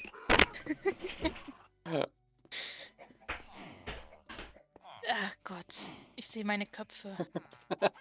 Wo bist denn du, Mimi? Ich schwebe Mimi, über jetzt komm mal euch. aus Ah, dem alter Kreativraum. Hamster. Jetzt Auf komm mal aus jeden dem Fall- Zuschauermodus. Lass dich ruhig zeigen. Auf jeden Fall, wie gesagt, haben Maria und Josef dann quasi hier erstmal in einer Herbergsunterkunft gewohnt. Ja, das hatte uns dann die Eli also untergestellt hier. Maria, Josef und Jesus haben hier halt gewohnt, ne? Komm, Moni. Ja, also wir haben von einem, wir haben, nee, das war, warte mal, das war Bethlehem, war das Bethlehem? Nee, das war Bethlehem hier, irgendwie sowas. Auf jeden Fall, wie gesagt, mussten wir dann quasi, also Maria und Josef nach Nazareth und hochschwanger, Maria Kind kriegen und so. Wie Josef. gesagt, das könnt ihr halt alles so, wie gesagt, in diesem Stream halt sehen. Das ist der Weihnachtsstream, kann ich euch nur ans Herz legen. Wir hatten ja einen Heidenspaß. Und geendet Ja. hat dieses Abenteuer quasi hier. Und ja, wie Also gesagt, wir hatten, pass es- auf, Bubu, wir hatten ein extra Dorf, das, Genau. das Nazareth war, und von dort aus Genau. mussten wir nach Bethlehem. genau, Da ging dann die ganze Schicht los. Die ist Ja. weiter im Norden. genau. Oder weit Aber das ist nordwestlich jetzt halt. ein bisschen zu müßig, weil das sind auch nicht so, ich sag mal, das sind halt normale Dörfer, die so ein bisschen umgewandelt wurden. Aber auf die jeden hat doch Fall eine hübsche endete Stimme, die muss ich Geschichte sagen. quasi hier an dem Abend. Und da wir zwischendurch immer so ein bisschen Probleme mit diesem Jesuskind hatten, tauchte dann plötzlich die Fürsorge auf, die es dann mitgenommen hat. Worüber ich nicht so ganz nee. unfroh war, muss ich dazu sagen, weil dieses Kind immer mit mir rumzuschleppen, ich bin halt nicht als Mama geboren. Ich bin doch ein Baufuchs. Kann mir den ja nicht immer am Hals hängen, diesen schweren Wotan. Ja, auf Ach ja, jeden und Fall, wie Mimi? gesagt, war das auch so halt eine zweite Nebengeschichte, die wir gemacht haben. Und jetzt schlage ich mal vor, wir fliegen mal ein bisschen. Dass wir ein bisschen rüberfliegen, weil die Wege sind auch hier immer noch sehr, sehr weit. Also da haben wir noch nicht ganz so gerafft, dass wir nicht so weitläufig bauen dürfen, weil die Wege für Stream zum Beispiel oder um Geschichten zu machen sehr weit sind. Also wir sind sehr viel rumgelaufen hier. Und ihr seht, aus welcher Epoche in der Renaissance quasi der Obelisk stammt. Er findet sich nämlich hier im Original. Da. Da ist der Original-Obelisk. Und schön alt. Ja, der ist steinalt. Deswegen ist er so zugestaubt. Ja, genau. Deswegen die Spinnweben und alles. Musst du mal putzen. Und hier hat sich quasi alles abgespielt, was, Ist das eigentlich da oben so ein Block? ja, das vom Kopieren wahrscheinlich noch, weil wir Gebäude mitnehmen aus den Epochen immer. Wir gucken immer und beratschlagen, was halt was. Ja, und dann war das auch so eine Epoche, sage ich mal so, wo auch Anfänger wie eine Eli das Bauen so richtig gelernt haben. Also am Anfang, wie gesagt, wie man hier gestanden hat, Mimi kann sich noch bestimmt dran erinnern, sah das aus wie ein Wollschaf von hinten, dieses Ding da vorne. Stimmt, da wollte sie ja erst das kleine Imbiss bauen Ja, und hat sich dann doch umentschieden, als wir diskutiert hatten. ja, und Mimi ich und hier ich guckten die uns gebaut nur hatte. an und dann kam irgendwie Wollschaf von hinten mit Puschelschwanz. Wir haben so gelacht hier. Das ist übrigens diese wunderschöne Brücke mit diesen wunderschönen Statuen an den Seiten, die hat Mimi uns gebaut. Mimi ist eine Brückenbauerin. Ja. Und Statuen und solche Sachen halt. Also wie gesagt, es gibt ganz viele Dinge, die die Mimi kann. Aber das, was ich jetzt eigentlich mal erklären wollte, ist, dass zum Beispiel eine Eli, die noch gar nicht so lange gespielt hat und eigentlich von Minecraft nicht besonders viel Ahnung hatte, sich langsam immer weiter baulich auch entwickelt hat. Das sieht man an diesem wunderschönen Tempel hier. Und die wurde halt auch immer besser, also in dem, was sie gebaut hat. Das werdet ihr auch in Rom und so sehen. Und deswegen haben wir auch gesagt, wir gucken gar nicht so drauf, wie der Stand der Dinge ist, wie weit jemand ist. Es zählt der Wille und die Freude am Spiel und am Bauen und Geschichten erzählen. Und weil Eli etwas gut konnte, war das Geschichten erzählen. Also Eli fehlt uns wirklich sehr. Das ist wirklich so. Die ist eine wundervolle Roleplayerin gewesen. Ja, das, wie gesagt, die fehlt. Ja, und dann muss man natürlich hier auch in dem alten Ägypten was essen. Das heißt, wir haben so ein bisschen den Nil nachempfunden. Und die nächste Essenz war Tatsache, pflanzt mal da was an.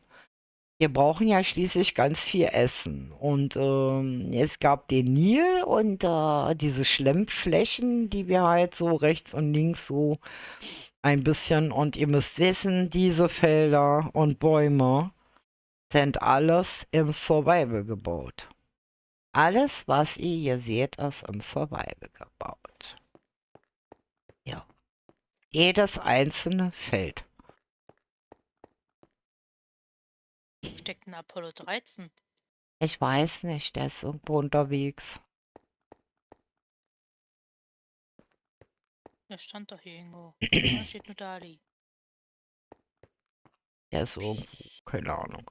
Auf jeden Fall, wie gesagt, haben wir das versucht, so ein bisschen ägyptisch nachzuempfinden mit diesen ganzen Feldern, die immer überschwemmt werden und weil da, wie gesagt, der fruchtbare Schlamm halt, der dafür gesorgt hat, dass Ägypten überhaupt was zu essen hatte. Ne? Oasen und solche Dinge. Ja, Warum so. ist da hinten ein Esel auf dem Kopf? Das ist normal hier. So. Okay.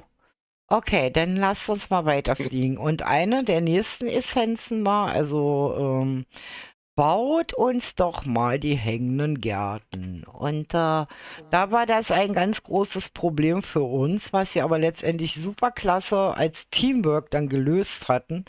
Nämlich zu dem Zeitpunkt hatte eigentlich Goten dieses Projekt für sich beansprucht. Die wollte das machen und Goten wurde krank. Oh So. nee. Jetzt hatten wir nur die Baupläne, so eine ungefähre Vorstellung. Und dann hat unser Team quasi das übernommen und etwas Wunderschönes gemacht. Wow. Und das sind die hängenden Gärten. Ihr müsst echt mal hier laufen und dann, wenn das Ding so Stück für Stück halt aufploppt. Das ist unser erstes wirklich gemeinsam entworfenes, gebautes, vom ganzen Team gestaltetes Bauwerk, die hängenden Die Gärten. Statue ist genial. Ja, die ist von Suera. Suera, die ist eine wundervolle Statuenbauerin. Was für riesige Felder. Ein Wunder, dass da keine Süßbeeren wachsen. Ja, genau. Und auch diese ganzen Kleinen hat sie gemacht. Also jeder hat quasi vom Team das eingebracht, was er am besten kann. Und so sind die hängenden Gärten, die übrigens in jeder Etage voll eingerichtet sind, entstanden. Die sind also rundherum gestaltet, innen drin, von oben bis unten, rundherum. Wahnsinn. Ja. Und da haben wir zum Das ist ersten Mal gemerkt, Wahnsinn. dass wir als Team wirklich funktionieren. Weil das wäre sonst nicht so möglich gewesen. Und da bin ich so stolz drauf. Ja, und auch Goten wusste gar nicht, was sie sagen sollte. Also, dass wir ihre Idee, im Grunde genommen, die sie hatte, so umgesetzt haben halt, ne? Die hat dann immer so aus dem Hintergrund, quasi als Hintergrundstimme, ins Mikro gekrächzt. Also, wenn wir da Fragen hatten, hatte uns einen kleinen Teil, hatte sie schon vorgebaut und wir haben quasi das alles, ja, zu Ende gebaut. Und Sieht aber voll nice aus, diese das ist schwebenden eins der Gärten schönsten hier. Bauwerke hier in dem ganzen Momentum-Gedöns. Wahnsinn. Echt, wirklich Wahnsinn. Das Ja. ist genial. Und ihr habt bestimmt schon öfters, wie gesagt, die hängenden Gärten in Minecraft gesehen. Und ich muss ganz ehrlich sagen, wir können ohne Wenn und Aber mit den ganz Großen, die diese hängenden Gärten nämlich auch schon gebaut haben, mithalten. Ohne Die Scheibe Probleme. Ohne Probleme. Ja, da bin ich sehr stolz auf mein Team. Das ist eins Echt der nice. wunderschönsten Dinge, die wir jemals Echt gebaut haben. nice, muss ich sagen. Und auch diese Kombination von Steinen und Blöcken, also Ja. Wahnsinn. Und wo wirklich das gesamte Team überlegt hat, wie, was und wie und welche Farbkombination und wie machen wir das mit der Begrünung. Und ihr seht ja, das, was euch auch auffallen wird, es sind die meisten Bäume hier Custom Trees drauf. Und ihr seht, wie viel das ausmacht. Wenn man nicht nur, wie gesagt, diese normal mit Knochenmehl generierten Bäume hier aufploppen lässt, sondern wenn man sich die Mühe macht, dazwischen immer Custom Trees zu setzen. Das macht das Ganze eigentlich erst perfekt. Es ist so, ich sag mir mal so, das ist so eins der Vorbilder, wo man guckt, Dinge zu nehmen, die man halt bequemlich machen kann, also bequem etwas machen kann, gepaart mit denen, die man per Hand macht. Also warum wir immer sagen, stellt nicht einfach nur mit einem Knochenmehl generierten Wald hin, sondern haut immer zwischendurch da mal ein Custom Tree rein. Das sieht ganz anders aus.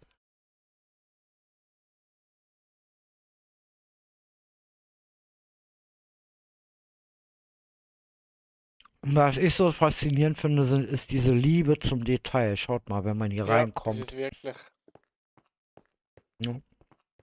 Auch diese Idee mit der Lava hinter den Falltüren. Und hier sind auch lauter kleine Dinge versteckt. Also zum Beispiel, wenn ihr weiter oben seid in dem Baum, der hier unten schon anfängt, ist zum Beispiel ein Oh nee, da Vogelnest ist noch ein drin. Frosch auf dem Kopf. Oh nee, der arme Frosch. Ja, und dann gibt es hier zum Beispiel auch ein Vogelnest halt, ne?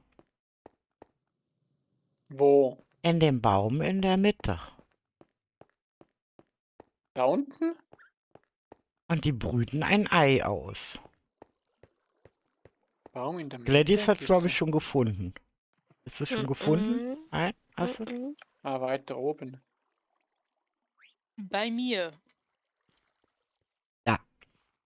Hallo Mimi. Ups.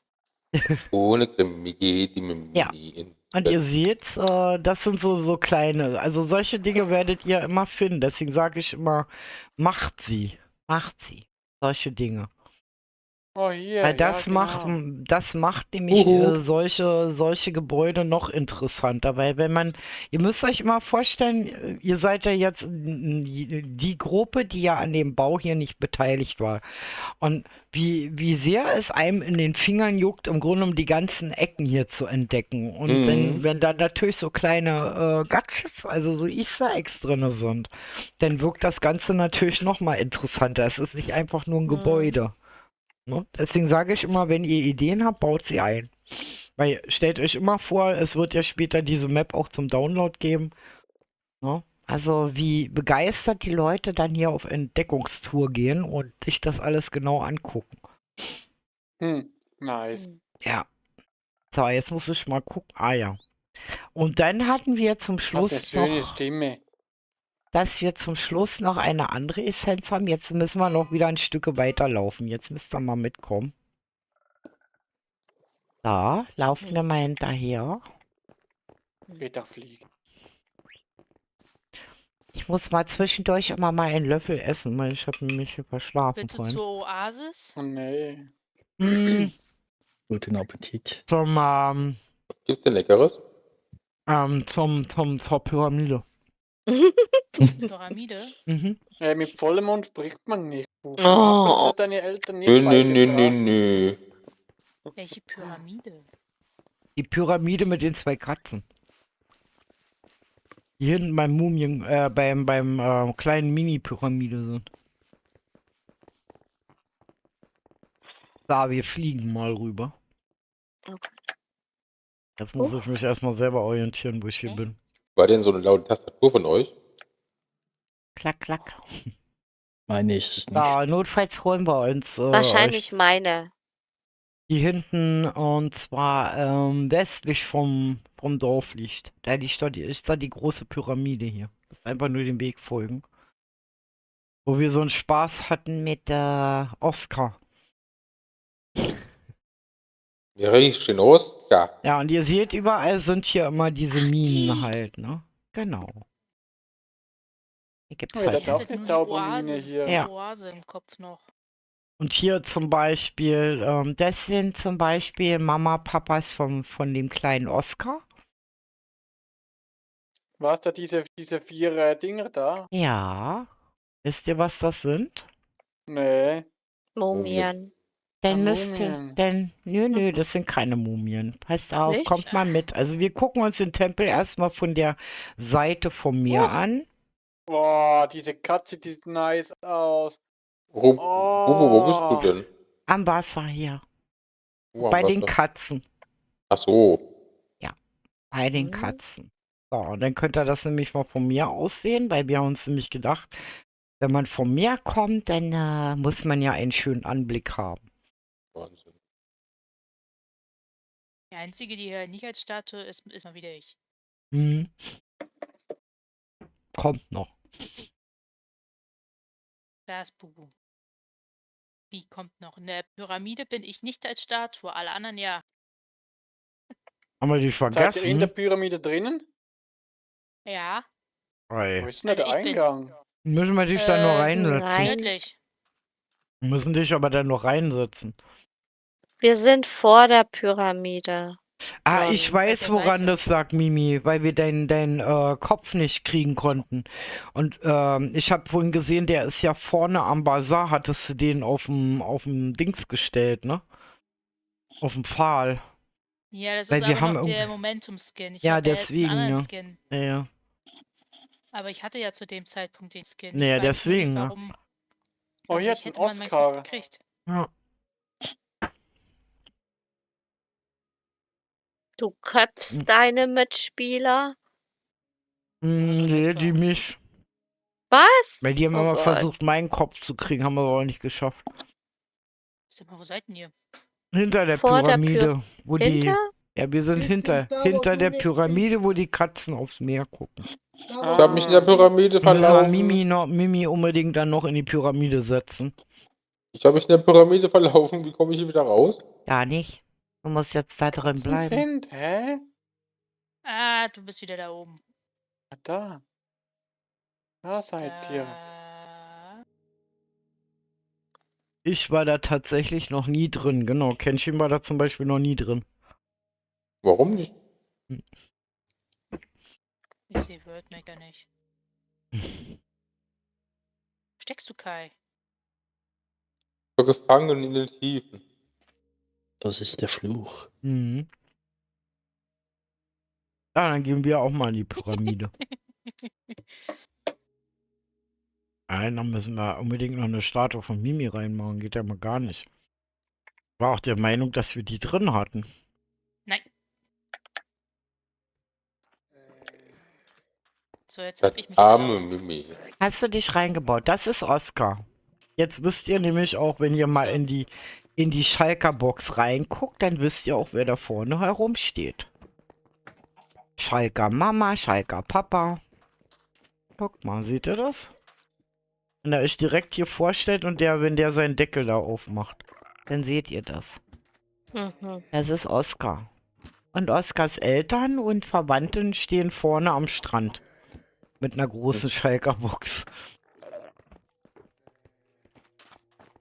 Ist doch gar nicht. Normalerweise müsste Mimi doch hierbei sein. Hier ist Henry. Nein.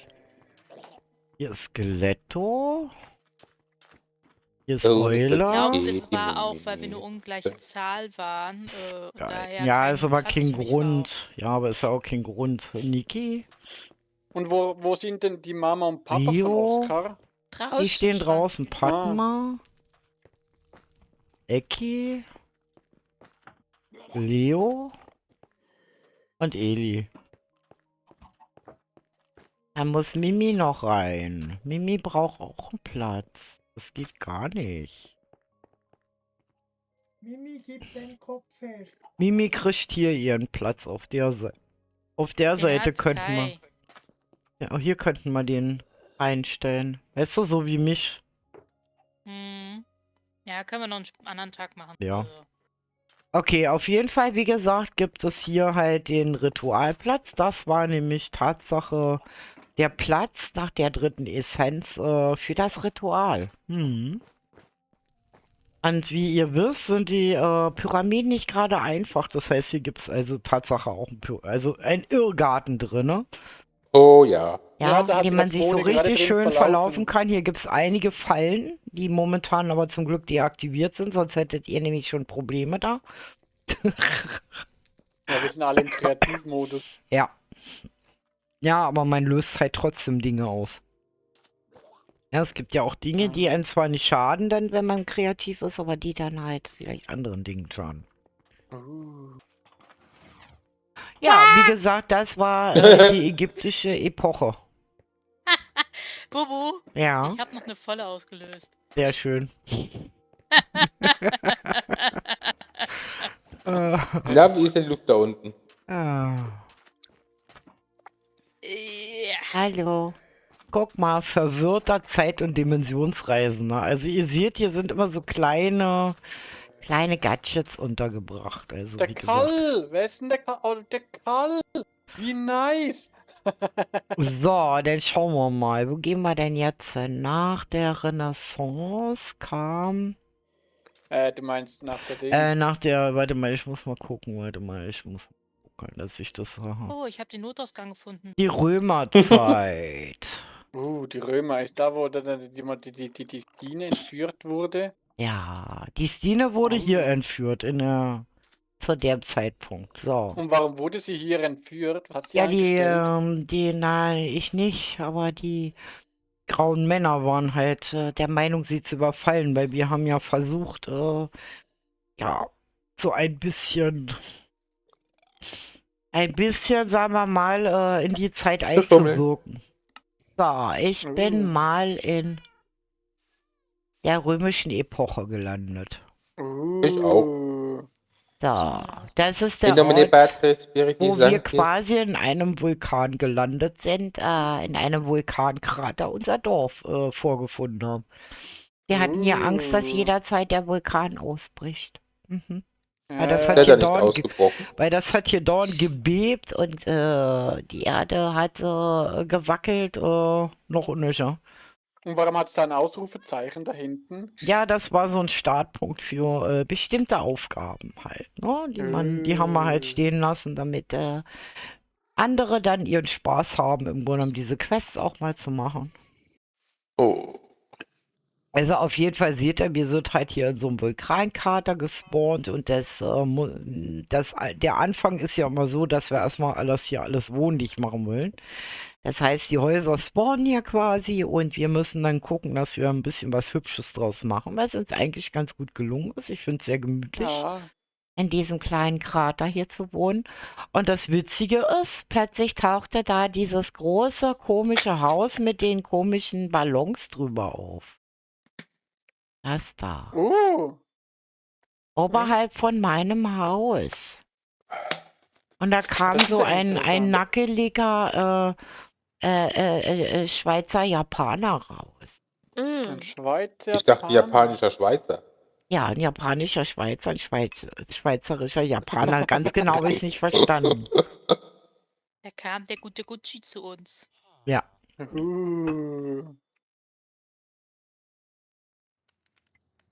Und Padma hatte mit ihrem Schiff Glocke, plötzlich...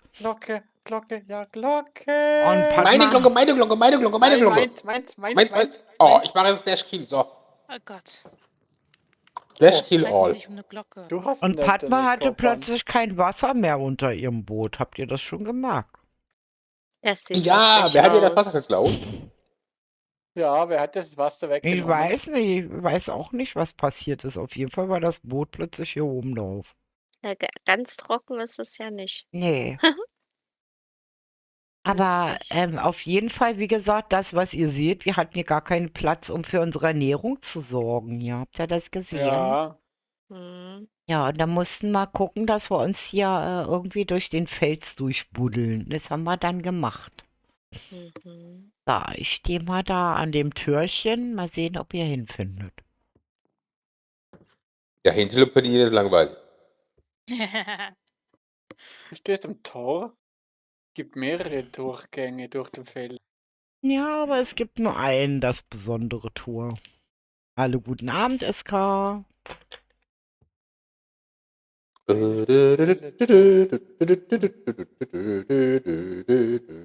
Seid ihr schon alle da? Nö. Bis jetzt steht nur Wusi neben mir. Und ist der der hat sich Einzige. teleportiert. Ja, Und der hat Mimi. sich ja teleportiert. Ja. Hm. Ich sag nur, ihr müsst gucken, wo der kleine untote Endermann sein Haus hat. Hm. Der kleine Drache.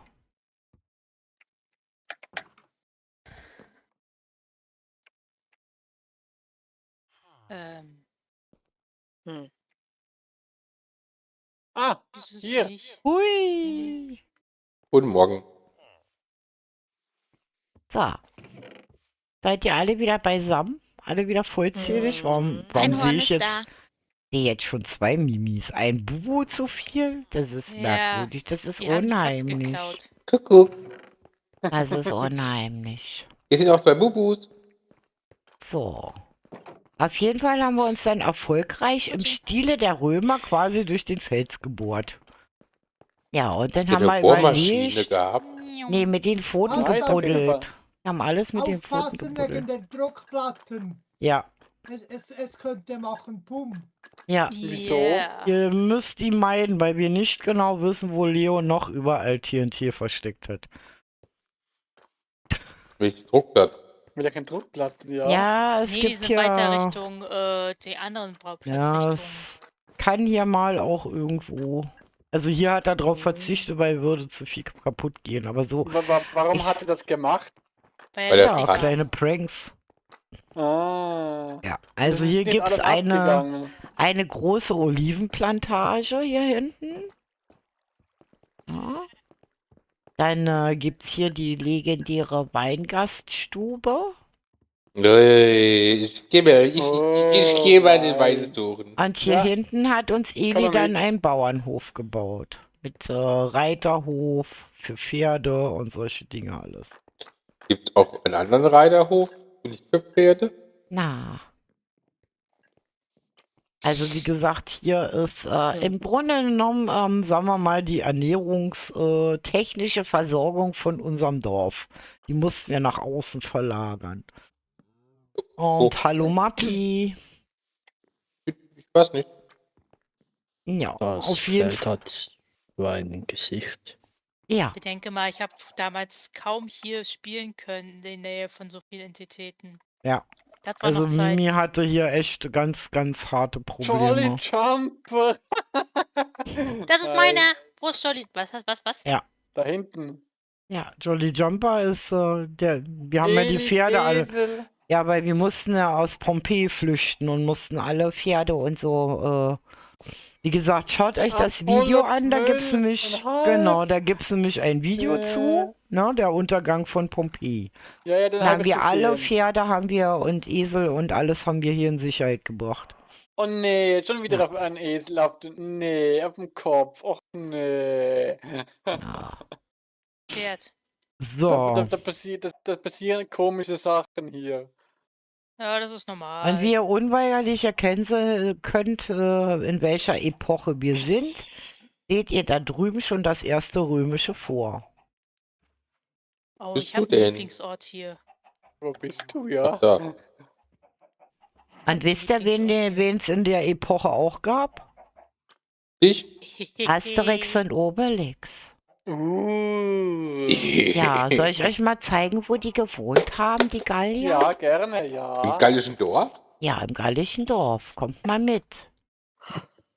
Die Gallier will ich gerne sehen, Asterix und Obelix. Also ihr seht, es ist alles diese typische römische Bauweise hier. Oh, also, Mhm. dass das hier alles relativ authentisch auch rüberkommt. Muss noch ein bisschen höher gehen, damit ich es nicht verpasse. Bin da. Okay. Stimmt, wir mussten ja über das Felsenplateau. Hier ist noch ein römisches Lager. Yeah, nice. Die Römer. Haben Sie die Römer dann ein bisschen auf Ja, die haben die auf den Kopf Gallier bekommen? entführt. Die haben ein ganzes Dorf entführt. Guck mal, und hier ist das Dorf von Asterix und Obelix. Im originalgetreuen Nachbau von Padma. Yeah, nice. Von mir. Ach, von Mimi. Also an sich, ich habe den Großteil alles gebaut, die Gebäude und so. Padma hat es dann die Genau. Gebäude eingerichtet. Stimmt, bei ihr, so sie möglich. war die mit dem verrückten A-Passierschein 38 Haus und Mimi war das mit dem wunderschönen gallischen Dorf nach dem Beispielsweise- Original. Beispielsweise war das so, sie hatte die Idee gegeben. Ja. Und ich habe dann, sie hat mir das Bild gegeben, wonach ich das bauen sollte, und ich habe ihr das dann hingebaut. Genau. Stimmt, sie hatte ja, weil sie keine Zeit hatte, genau. Sie hatte das ja nicht mehr. Nice. Hallo, Herr Gamer. Also, wie ihr sehen könnt, original, ne? Warum hat man das vertauscht? Da stand Automatix. Ja, das hat Ilo gemacht. Ah, Ja. Tomatix, genau. Ja, hier sind einige witzige Dinge abhanden gekommen. Also auf jeden Fall war das so, ich habe immer so wunderschön hier gesungen und irgendwie hat denen das nicht gefallen. Haben mich dann ja einfach runtergeschubst. Oh nee. Oh. Das war richtig fies. Ja. Yay! Ja, und was fehlt im guten Rom? Wofür steht Rom? Das können wir uns auch mal Für das angucken. Kolosseum, das Für kaputt warme gegangen ist. Servisia. Nee, Nein. für das Kolosseum, das kaputt gegangen ist durch Obelix. Ja. Das Schweinehaus. So, dann folgt mir mal alle. Ich bin mal kurz AFK, Kaffee und Pipi und so. Okay. Ja. Nee, das ist das Alter. oder Claire, die geht in einen von uns rein im Spectator, dann kann sie mit. Ja, die kommen hinterher. Muss man das vorlesen? Das ist immer das Risiko, aber das liest man ja eh dann im Stream, also das sieht man ja trotzdem. Wo ist es Ja. die Bubu? Ich fliege gerade zum Weingut. Ja, wo ist das? Er könnte euch gleich hinporten, alles gut. Da. Kommt nach.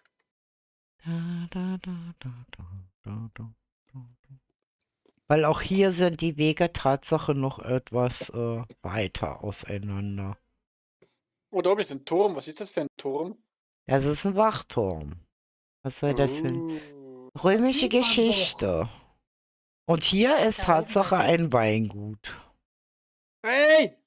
Mit rotem Wein, Ups. Rosé und Weißwein. Oh, Worldmaker. Wow. So. Und hier gibt's wunderschönes Essen. Frisch rasierte Füße. Oh, Worldmaker. Jetzt wisst ihr, wo Wo ist dieser denn jetzt Running die Gag Nase schon wieder? herkommt. Ja. Au, au. Hast du mich jetzt getötet? Ich habe nichts gemacht. Tja, Kai. Selber schuld, sag ich mal. Tageseingebot Fuchssuppe. Ich hingegen finde es immer anstrengend, wenn Streamer XY etwas im Chat, egal ob Ingame oder YouTube, reagiert, aber die betreffende Passage nicht vorliest. Ja, es ist, wie gesagt, es ist auch manchmal ganz schwierig, das auszufiltern halt, weil Manchmal ist der Text doch sehr, sehr massiv. Und da müsst ihr halt in Sekundenschnelle ausfiltern halt, ja, Jetzt was ihr gibt's lest und was gekochten nicht. Nonstop. Gekochte Nonstop-Suppe. Schweizer. Ih. Schweizer Suppe. Ein bisschen Ja, die stinkt wird muss es. käsig. Nein, das gibt ein Käsefondue. Käsefondue. Was aber auch cool ist, zum Beispiel der Weinkeller. Ja. Ihr könnt ja mal so ein bisschen ausschweifen hier ein bisschen. Euch umgucken Ich in der bin Zeit, da wo mal Gladys weg. noch nicht da ist. Könnt ihr hier so ein bisschen Ich- rumgucken. Ist Mama-Verkostung, ne? Ja, ja.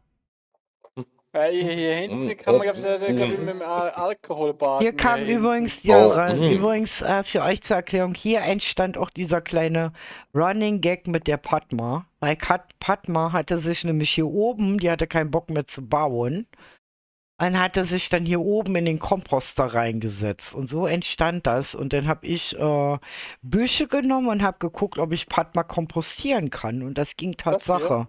Ja, setz Das dich. hier? Ja, genau.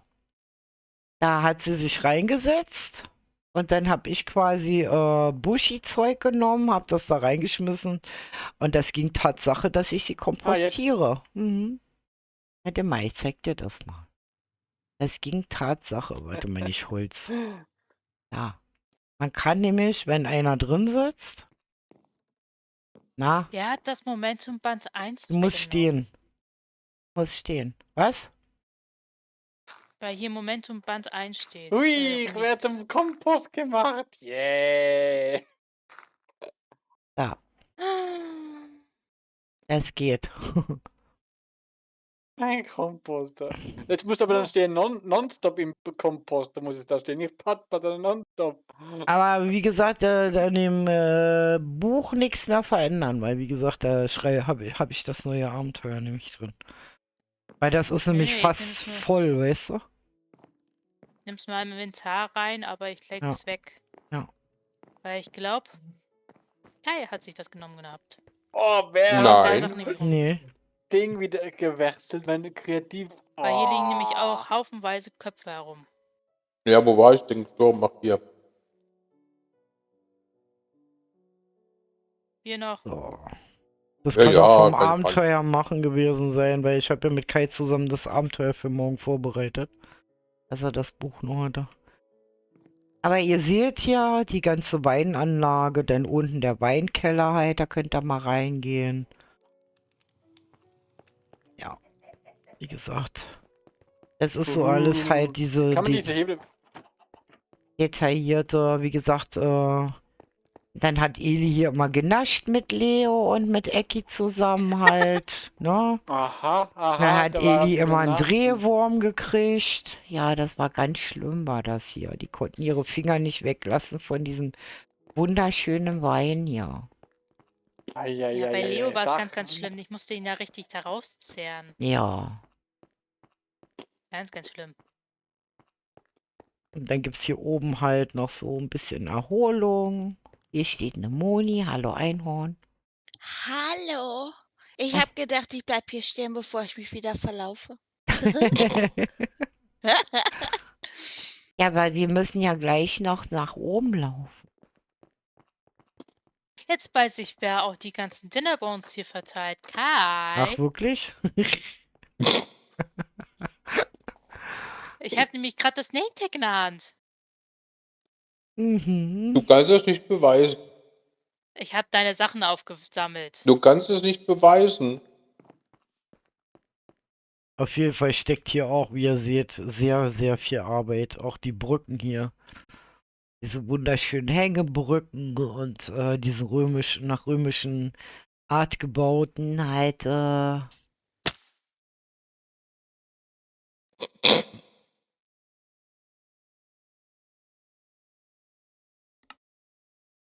Bubu? Mhm. Ja. Sollen wir Slash-Kill machen? Für was? Ich mach gleich /ban, ist doch viel besser. Ah, habt ihr es wieder?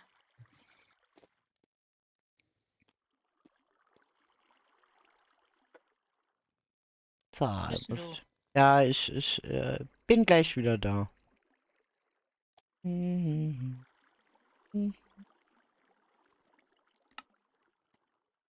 Bist du gestorben? Oh. Hinten bei. Hier hinten. Irgendwo.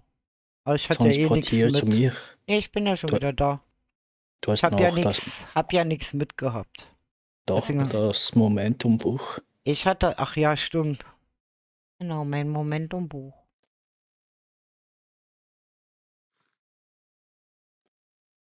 Mein Momentumbuch. Ich bin gerade am gucken auf Wo der Map. bist du? Ja, das Wo muss ja hier findest du irgendwo herunter? liegen. Aus Oh, Emen hat's Moment. aufgesammelt. Ich hab's aufgesammelt. Ah, sehr schön. Weil da ist nämlich das Abenteuer drin. Das wäre jetzt nicht gut, Dankeschön. Wenn das Bitte. nämlich verschwindet. Die ich 100.000 Dinge da geschrieben habe. So, okay. Nicht nur 100.000 Dinge, auch die Wegmarkierungen. Rennt bitte weiter, hab hier ein Problem. Okay, alles gut, Klettys. Okay, wir gehen weiter nach oben. Kommt mal mit hier oben hin. Auf den Weg hier oben.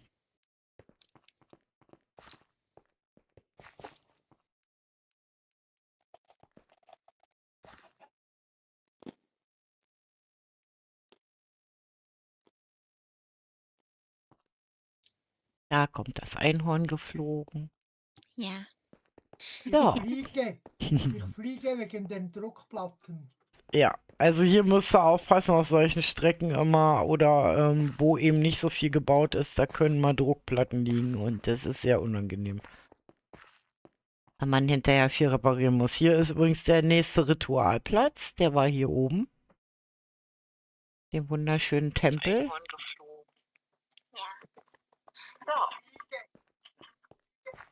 So, jetzt höre ich mich gerade selber. Also hier musst du aufpassen auf solchen Strecken immer oder wo eben nicht so viel gebaut ist. Hat einer einen Stream an oder so? Nee. Ja, ich höre mich nämlich gerade selber. Viel reparieren muss. Hier ist übrigens der Ja, bei Glady. Ah. war hier oben. Im wunderschönen Okay, wartet Ja, mal ich kurz. glaube, gleich damit sie sieht, wo wir sind. Ja. Okay, ich mach das mal kurz. Jetzt höre ich mich gerade selber. So. Dann machen wir das mal kurz so. Auf Stumm stellen. Okay, auf jeden Fall, wie gesagt, führe ich euch jetzt nach oben. Kommt mal Was mit. hast du gesagt? Ich habe dich nicht gehört. Du hast nicht gehört. Oh, unsere Nein. Bauwand. Schaut mal. Die Bauwand, die legendäre. Oh Mann, das war ein Akt. So viele Dinge hier reinzusetzen. Das war echt Wahnsinn. Und dann gibt es überall so kleine, feine Orte, die man halt hier entdecken kann. Also diese Druckplatten, die hier rüber sind, die darf mich einfach nicht betätigen. Ich habe das richtig verstanden. Ja, das sind ja in dem Sinne keine Druckplatten. Sondern ihr könnt da mal einen Blick über Rom genießen. Oh, Hier ist ein Theater zum Beispiel. wo das Momentum-Theater abgespielt Ja. wird. Also das ist ja nice gemacht. Das ist quasi das Momentum-Theater, denn dahinter Na seht ihr, toll. dann Hafenanlage Bin ich und unsichtbar, Mimi. Bin ich unsichtbar. also dahinter seht ihr dann quasi den Hafen mit den ankommenden Sklavenschiffen und Nice. das Haus mit dem Passierschein A38. Und jetzt kommt etwas, was richtig imposant ist. Also da bin ich immer noch fassungslos, wie die das hingekriegt haben. Und zwar hinter diesem Haus Passierschein 38, was ihr aus dem Oster-Event ja kennt, da konntet ihr ja alle selber rein, ist Tatsache das Kolosseum und das ist wirklich mit Redstone-Technik und Wow. dergleichen. Das Oh ist mein komplett goodness. eingerichtet. Wer hat das gebaut? Das haben Goten und Soera gebaut hier. Wow, nice. Das ist komplett im ganzen Untergrund auch komplett eingerichtet. Alles hinter den Kulissen ist eingerichtet. Es gibt eine Redstone-Technik, die Tatsache im Grunde genommen die Ein Böden nicht gut zumacht. singender und klingender Nichtsnutz. Ja. Da. Nee, Kenshin, momentan, wie gesagt, mit diesem Grabstein, das funktioniert nicht, weil wir sind ja auf einen anderen Server umgezogen. Und Kirito kam noch nicht dazu, das Plugin da zu reparieren. Das hat irgendwie bei dem Umzug, das muss er nochmal einstellen. Da sind etliche Kleinigkeiten, die er halt noch einstellen muss. Aber das ist ja krass, das große Macht's Gebäude. bitte auch nicht zu oft hier mit der Schaltung, weil die ist Nein, ich sehr, habe es nur mal ausprobiert. ja, weil die ist sehr, sehr empfindlich. Also wenn die Ich habe auch kaputt gewartet, geht, bis es ist Ping gemacht hat. Gordon die einzigste, die das reparieren kann. So viel zur Info. Also Ich deswegen. habe auch gewartet, bis Ping gemacht hat. Und ihr seht, hier sind übrigens die Gaia unterwegs, ne? Majestix, Obelix, ich weiß nicht, was Fallballer hat, die tanzt hier schon wieder rum. Asterix. Also, dass Fallballer hier immer rumtanzen muss. Spielt ihr jetzt zurück in die Zukunft? Ja, genau. Fallballer. Fallballer tanzt, Oh ja. nee, sind sie Nein, nicht zurück in verschwunden. die Zukunft. Methusalix. Zurück in die Vergangenheit heißt Ja. es. Oh, Freibier, Bier für alle. Das ist sozusagen auch so ein kleines, wieder so ein kleines Easter Egg hier, was man hier finden kann. Das ist eine Idee von Ilo gewesen, der sich hier wieder häuslich eingerichtet hat mit einer Art von kleinen Miniatur-Tiki-Bar. Und ihr könnt ja mal vorlesen, im Grunde, was hier steht, ne? Also das ist ja so ein ganz Oh berühmter nein. deutscher und, Spruch. Oh Bier, nein. und Den das kennen die bist Deutschen du auf im jeden Fall. Glase gesegnet sei. Oh, das, warte mal kurz, ich muss das richtig lesen. Bier verbergen. Nee, warte mal kurz, bitte. Soll ich liest das man mal Nein. vorlesen? Ja, Genau. gerne, lies es Mimi, vor. lies mal vor. Von oben nach unten. Von oben nach unten. Ja, Ah, okay. Also nicht von links nach rechts, sondern von oben nach unten die. Hoi, was machst du schon wieder, Kai? Wieso ich? von oben. Hier schwebt eine Blume. Okay. Bier unser, das du bist im Glase, gesegnet sei dein Erfinder. Mein Rausch komme, mein Filmriss geschehe, wie im Bierzelt, als auch in der Kneipe. Und vergib uns unsere Schulden, wie wir vergeben unseren Wirten. Und verführe uns nicht in die Milchbar, sondern gib uns Kraft zum Weitertrinken. Denn dein ist der Rausch und die Bierseligkeit in Ewigkeit. Prost! Prost! Nice, sehr nice. Oh. Ach man, wieso kann ich da keine Köpfe mehr nehmen? So, dann lasst uns mal weiter gucken, weil wie gesagt, wir haben noch einen ziemlich langen Weg vor uns. Wo seid ihr denn alle? Außerhalb jetzt. Kommt mal aus der Kneipe hier. So, guck mal, wie die da oben rumtanzen. Alter! Wer macht das die ganze Zeit? Jemand, Ah. der unsichtbar ist. Ja, dann sieht man die aber nicht im Stream.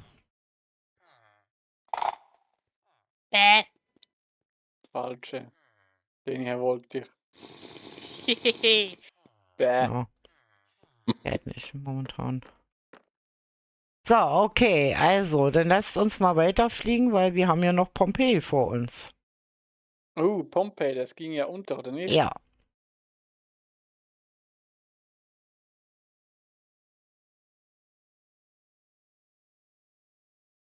Bobo, da ist ein Sumpf für dich. Da ist ein was? Ein Ein Sumpf. Sumpf für dich. Ja, ja. Ja, ja. Also der ist hier übrigens, vieles ist hier echt custom-made gemacht, ne? Also von der Landschaft hier. Hier gibt es auch das Hippodrom, da wo wir unsere Pferderennen gemacht haben. Mit dem Yeah. Eulennest, weil nämlich zu dem Zeitpunkt hat nämlich unsere Eule ihr Küken ausgebrütet. Da sind doch die Eier hier. Und das ist ja jetzt geschlüpft und deswegen ist die Eule nicht da. Oh, wo sind die Papageien? Die sind alle irgendwie ausgewandert.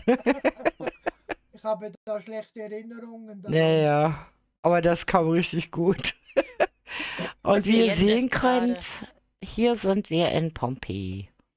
Schöne Oh, die Version. Fenster sind Der klasse. Vulkan ist immer noch ausgebrochen, wie ihr sehen könnt. Und ihr könnt euch vorstellen, das ist dieser riesen Vulkan aus dem Video, den ihr da sehen könnt. Ne? Also, ja, und das ist, wie gesagt, diese legendäre Pompeji-Stadt, die kaputt ist. Der ist mal Und ich nice. muss Habt ihr ganz den selbst ehrlich gebaut sagen, oder war der ja, hier? nein. Also der Vulkan, den haben wir ein bisschen aufgehübscht, sagen wir mal so. Ah, okay. Und Wie viele das, was Lava-Eimer habt ihr hier, hier reingeschmissen? gar nicht, das kannst du ja auch filmen mit Edit. Das ist übrigens mit Command-Technik gemacht, dieser ganze Effekt hier. Dass also nachher die Asche vom Himmel flog, der Vulkan übergelaufen ist, weil der ist ja richtig übergelaufen. Und ja. Ich habe eine unterirdische Bunkeranlage gefunden. Also wie gesagt, ja, genau, das war da, wo die halt sitzen mussten, damit die halt nicht im Survival getötet werden. Ja, wo Henry ihren Kopf drin verloren hat. Auf jeden Fall könnt ihr euch vorstellen, dass das für uns auch nicht so einfach war. Auf der einen Seite waren wir natürlich super gespannt, wie Kirito das umsetzt mit dem Untergang von Pompeji. Auf der anderen Seite könnt ihr euch vorstellen, wie viele Stunden Arbeit hier drin gesteckt haben, diese Stadt zu bauen. Ja. Und dann alles kaputt in der kürzeste Und wahrscheinlich. Kirito drückt auf den Knopf und alles war kaputt. Ja. Komm, wir Ja. fangen mal an aufzubauen. Auszubuddeln, von Asche zu befreien. Halt mal eure Pinsel raus.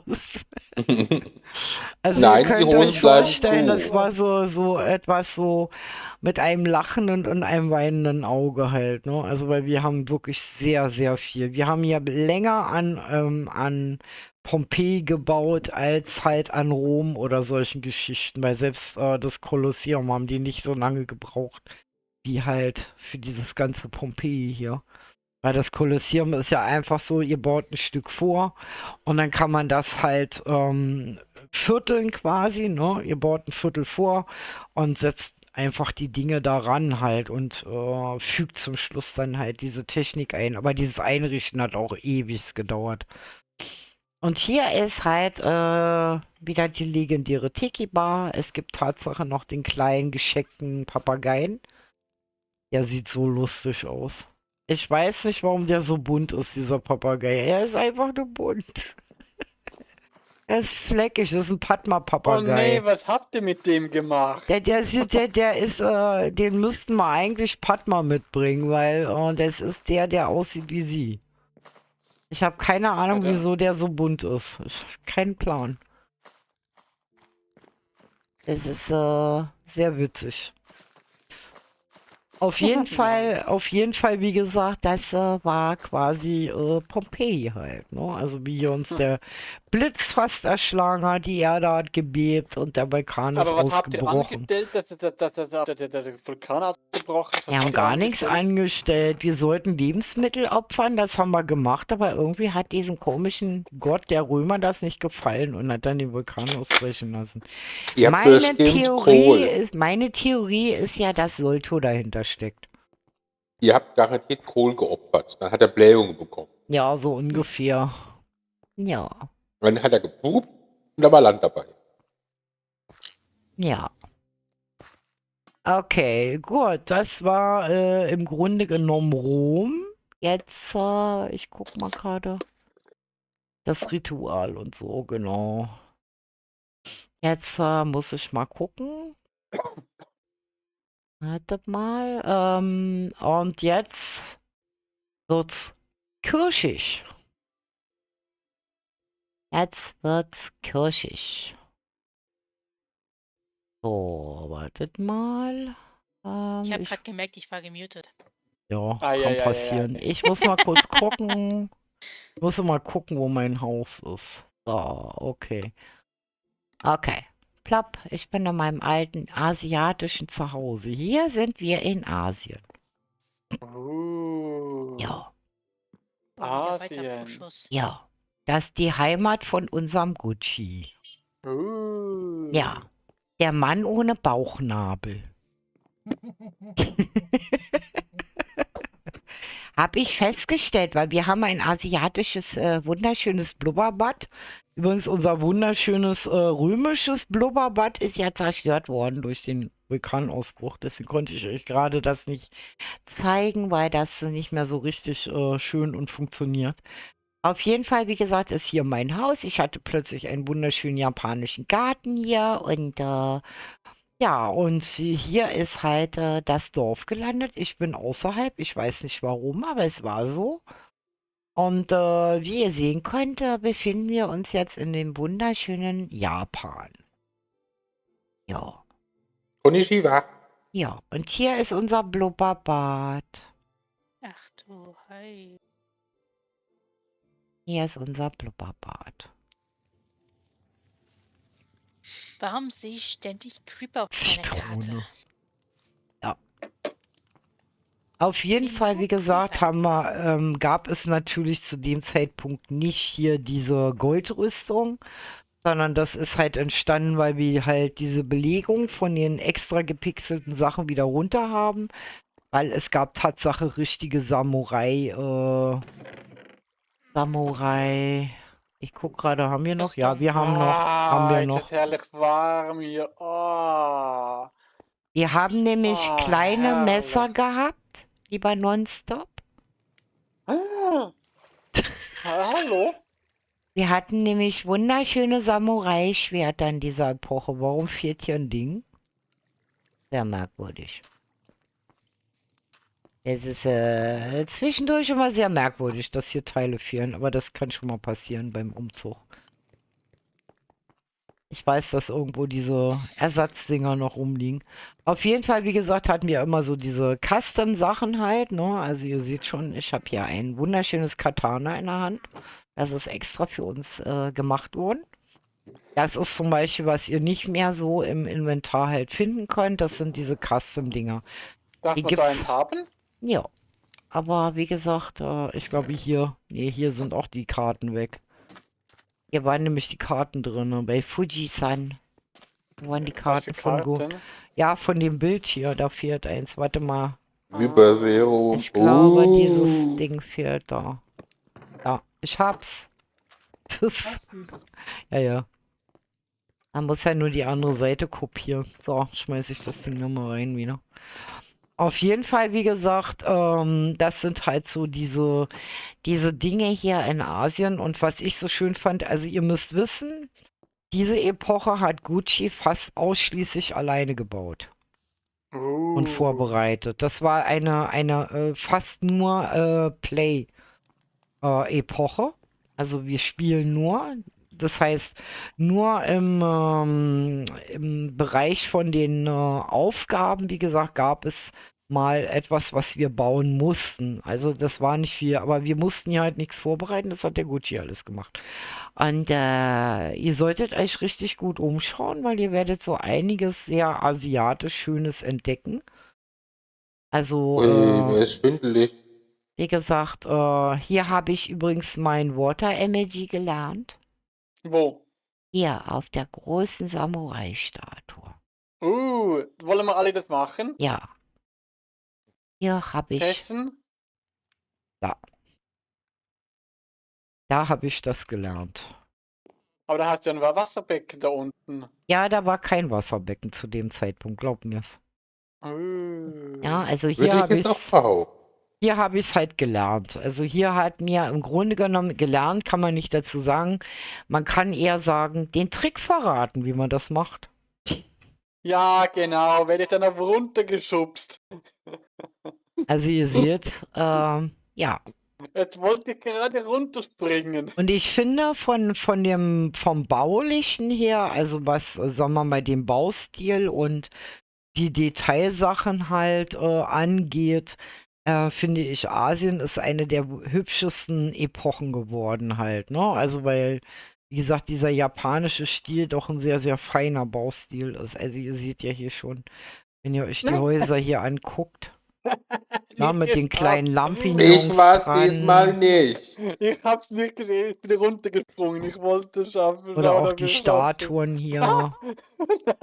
Also so richtig typisch asiatisch halt alles, ne? Also auch die Brücken und alles. Das ist ja nur Quatsch. Sollt euch die Sachen doch angucken. Und hier gibt es auch einen ganz imposanten, riesengroßen Tempel. Da Wo ist fliege ich der? nämlich jetzt hin. Und da ihr nicht aufgepasst habt,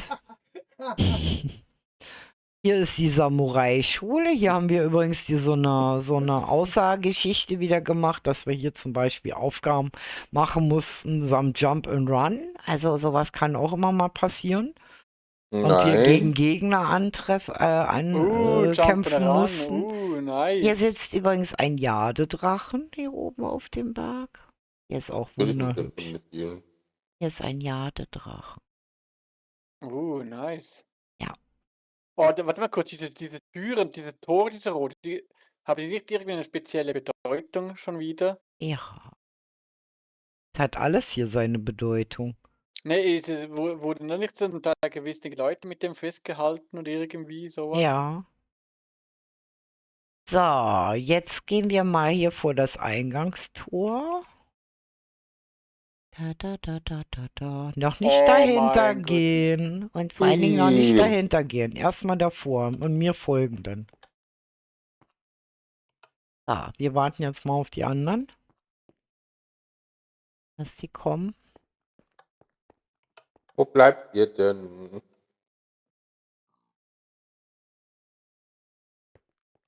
Da, jetzt haben wir beide Mädchen verloren hier, oder was? Och, Da das ist geht doch ganz Gladys. einfach. So, kann ich ja Gladys wieder auf laut stellen. Warte mal. So, alle So. auf kreativ Hallo, Gladys. umstellen. Jetzt habe ich dich Warum? wieder auf laut.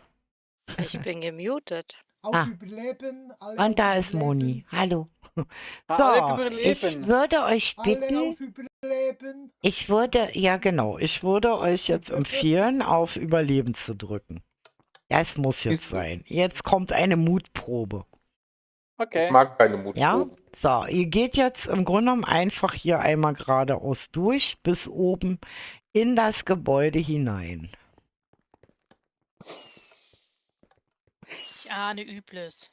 Ich auch. Ich lasse dich erstmal vorgehen. Ja, danke.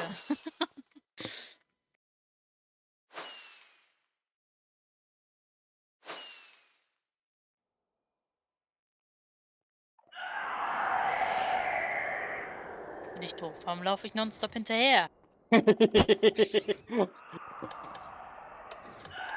Nein! Irgendwie gehen die Frames ziemlich in den Keller. Gladys, Was was sind die hast du anderen getan? Du alle? hast Kai versenkt. Jetzt müsst ihr schauen, wie sie rauskommen. Ja, ich bin gespannt, ob sie schaffen rauszukommen, genau. Ja. Ich gehe mal zum Tor außen, zu Okay. schauen, ob sie rauskommen. Okay, machen. Da. Da. Ich baue mich einfach raus. Ich hab Nein, hier grad wird nicht nein, raus, da gibt's einen Weg nach raus. ganz Da dummes gibt's- Gefühl. Ja, Nicht rausbauen. Verboten. weil wie gesagt, ihr kommt raus. Es ist ein bisschen tricky, aber ihr kommt raus. Ich bin jetzt ganz oben unterm Dach. Ja. Ich auch. Habt ihr Guccis Gefangenes, also da ist so ein Thron im Grunde genommen und da war der Gucci damals gefangen, da mussten wir den befreien. Meinst du im Oh. Käfig? Ah, sieh mal, da kommt der Erste schon. Und war es jetzt so schwer? Habe ich was anderes behauptet? Bin ich zu weit? Ja. Ist ja auch unten. Du darfst nicht die offensichtlichen Wege nutzen. Du musst die Wege nutzen, die nicht offensichtlich deinem Auge sich erschließen. Tue ich nie. Ich meine doch gar nicht Mimi, ich meine nonstop. Ich bin ja bei Nonstop. Ich bin bei Nonstop.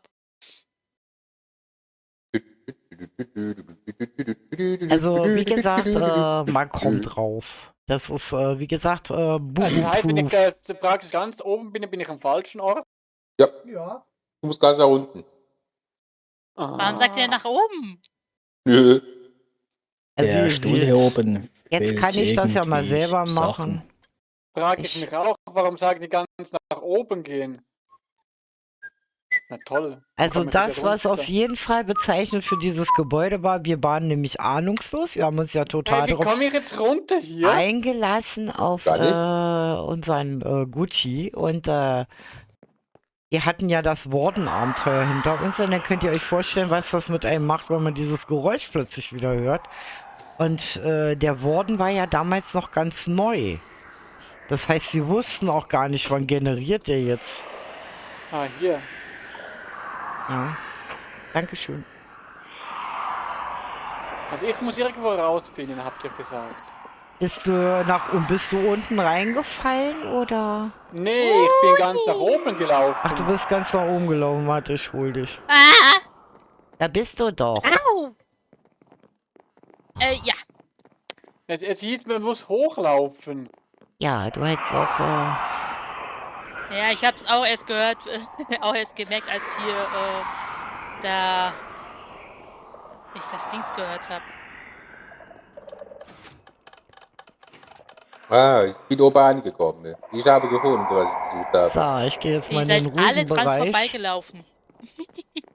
So, ich gehe mal in den ruhigen Bereich hier, weil das ist ja lauter.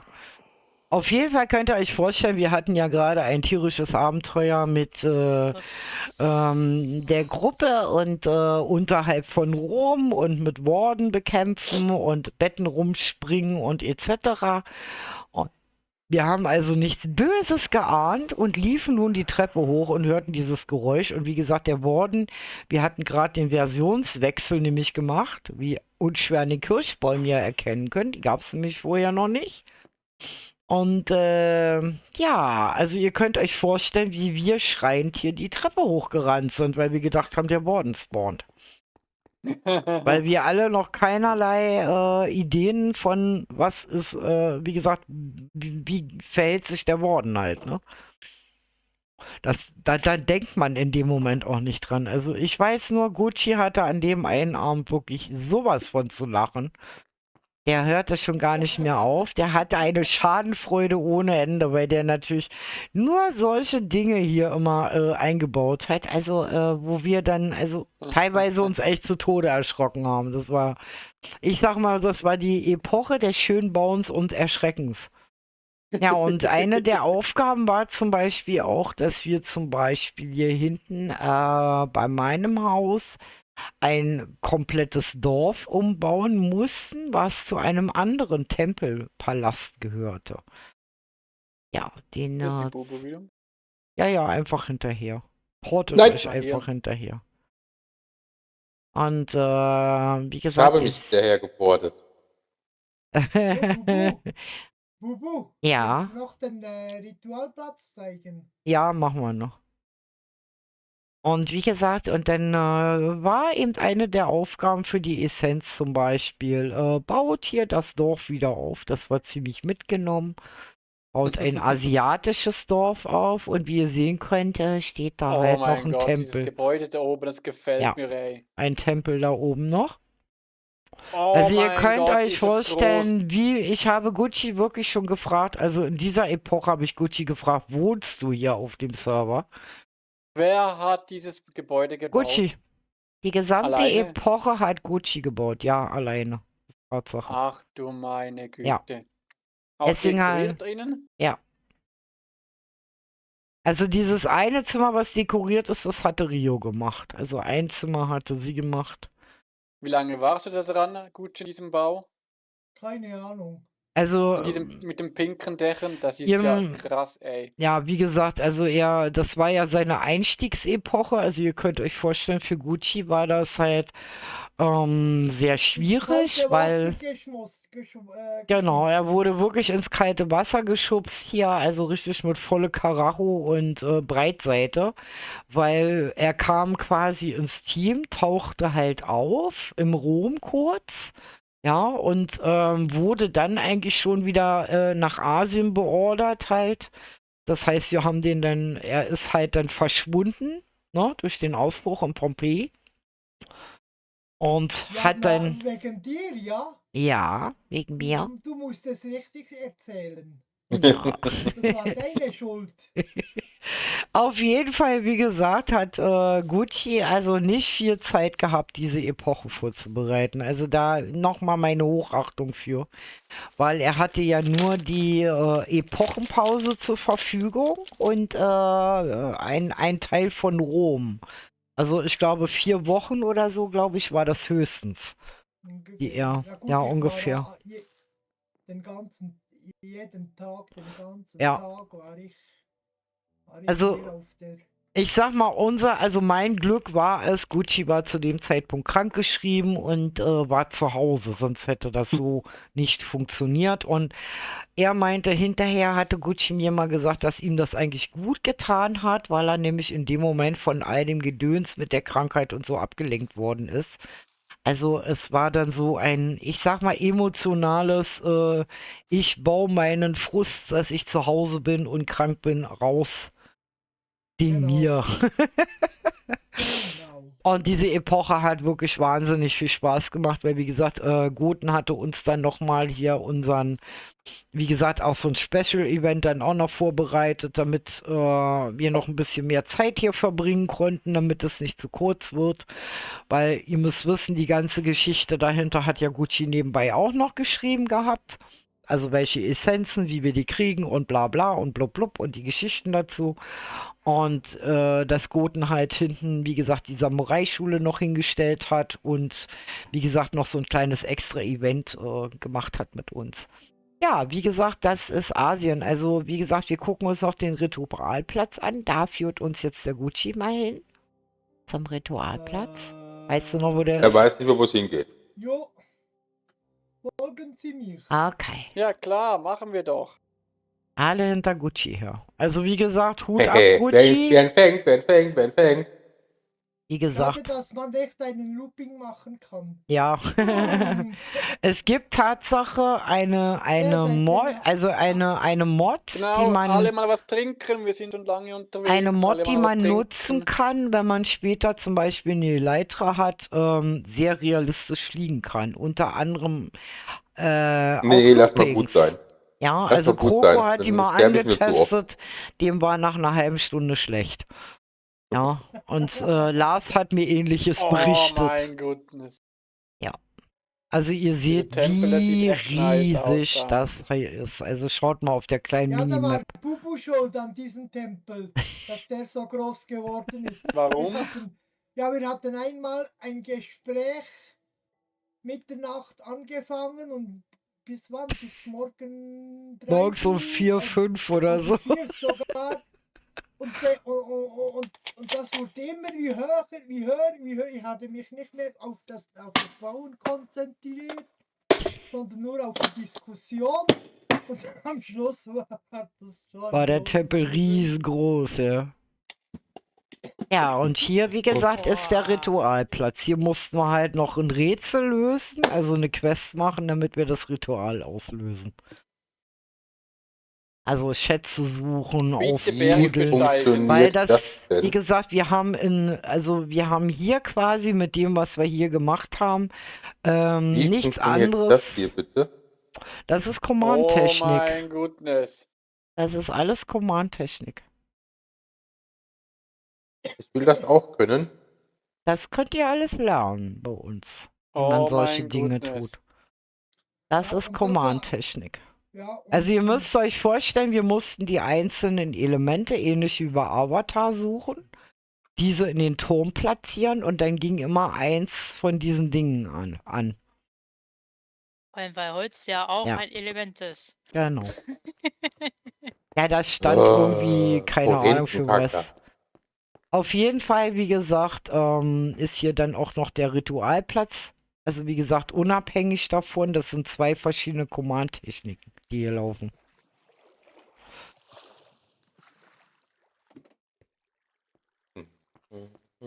ja, Und wie gesagt, solche Dinge könnt ihr dann halt hier lernen. Hier sehen Sie Bubu in ihrer natürlichen Umgebung. Die, Bitte nicht die, füttern. die Achtung, Physik. asiatischen, die haben 5 Elemente. Deswegen ist das Holz auch dabei. Und ich glaube, Kenshin hatte seine Finger hier mit im Spiel. Stimmt. Das hatte er, genau. Kirito, ja. Kirito und Kenshin, ne, die hatten die Idee dazu, Kirito also wie sie hatte das das- umsetzen. Also Kirito hat es letztendlich Ist echt umgesetzt nice. Ja, und ich habe gesagt ungefähr, wie ich es möchte oder ob es machbar wäre und sie hatten dann genau. das. Weil Kenshin Nichts ist ist ja unmöglich. sozusagen bei uns die rechte Kenshin. Hand von Kirito, der momentan wichtige Command-Techniken eigentlich durch Kirito wieder lernt, selber sich auch viel beigebracht hat. Also wie gesagt, das sind so die Dinge, wenn ihr halt Ideen für eure Oh mein Epochen Gott, habt. das ist Yin-Yang-Zeichen. Genau, wenn ihr nämlich Ideen für eure eigenen Epochen später nämlich habt, die können wirklich absolut verrückt sein. Ihr müsst sie halt nur kommunizieren, aufschreiben und wir schauen, was wir machen können. Und ihr seht, Was ist also denn hier passiert? die Idee ist hier mehr wie gut aufgegangen. Genial, genial. Also wie gesagt, ihr müsst auch wissen, also manchmal ist auch so, wenn wir dann off-Stream gehen, was wir ja dann machen, wenn das Ritual vollzogen ist, dann wird das hier schwarz. Und das heißt aber nicht, dass mein Team dann off geht, ne, sondern nur der Stream. Und manchmal machen wir dann halt so ein bisschen Quatsch. Ja. Ne, also dass man dann hier so.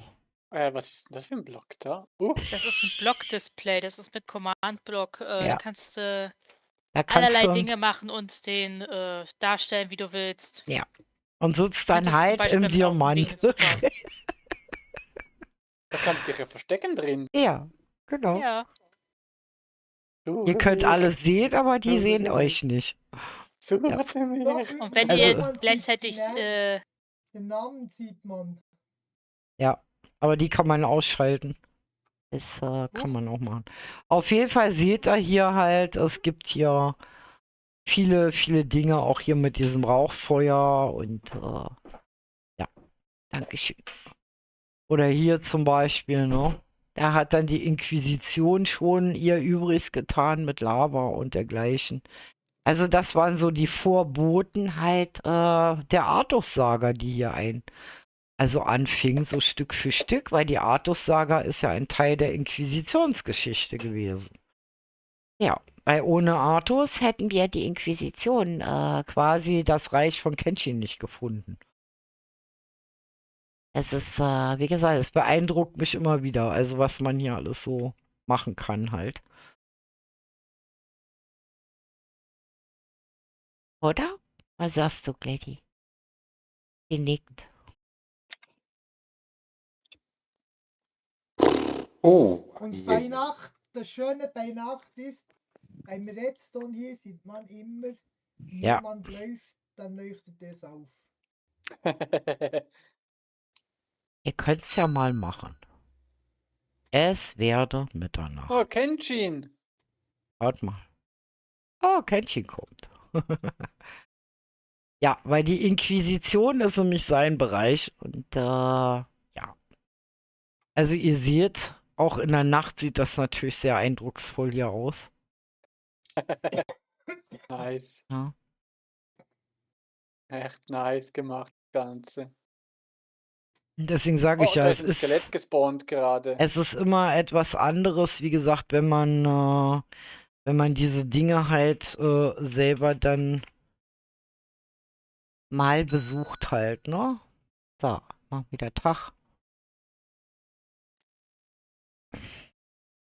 So, okay, dann machen wir uns auf in die Artus-Saga. Der Stream wird halt wieder überlang, ich merke schon. Aber ihr seht, es läppert sich hier wirklich zusammen mittlerweile, ne? Ja. So. Da ist das. Jetzt muss ich erstmal wieder hier gucken. Ich brauche ein Ladekabel, verdammt. Da ist die Inquisition. Jetzt muss ich gucken. Erst müssen wir in die Artus-Saga. Ja, genau, so war das. Erst in die Artus-Saga. Die Artus-Saga war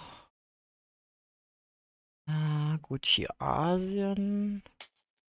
Okay, Mrs. Jirkel, bis gleich. Artosager, ich muss. Ja.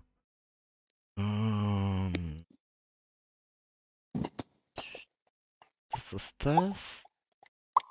Warte mal, ich muss unter meinem Waypoints gucken, sonst finde ich das nicht.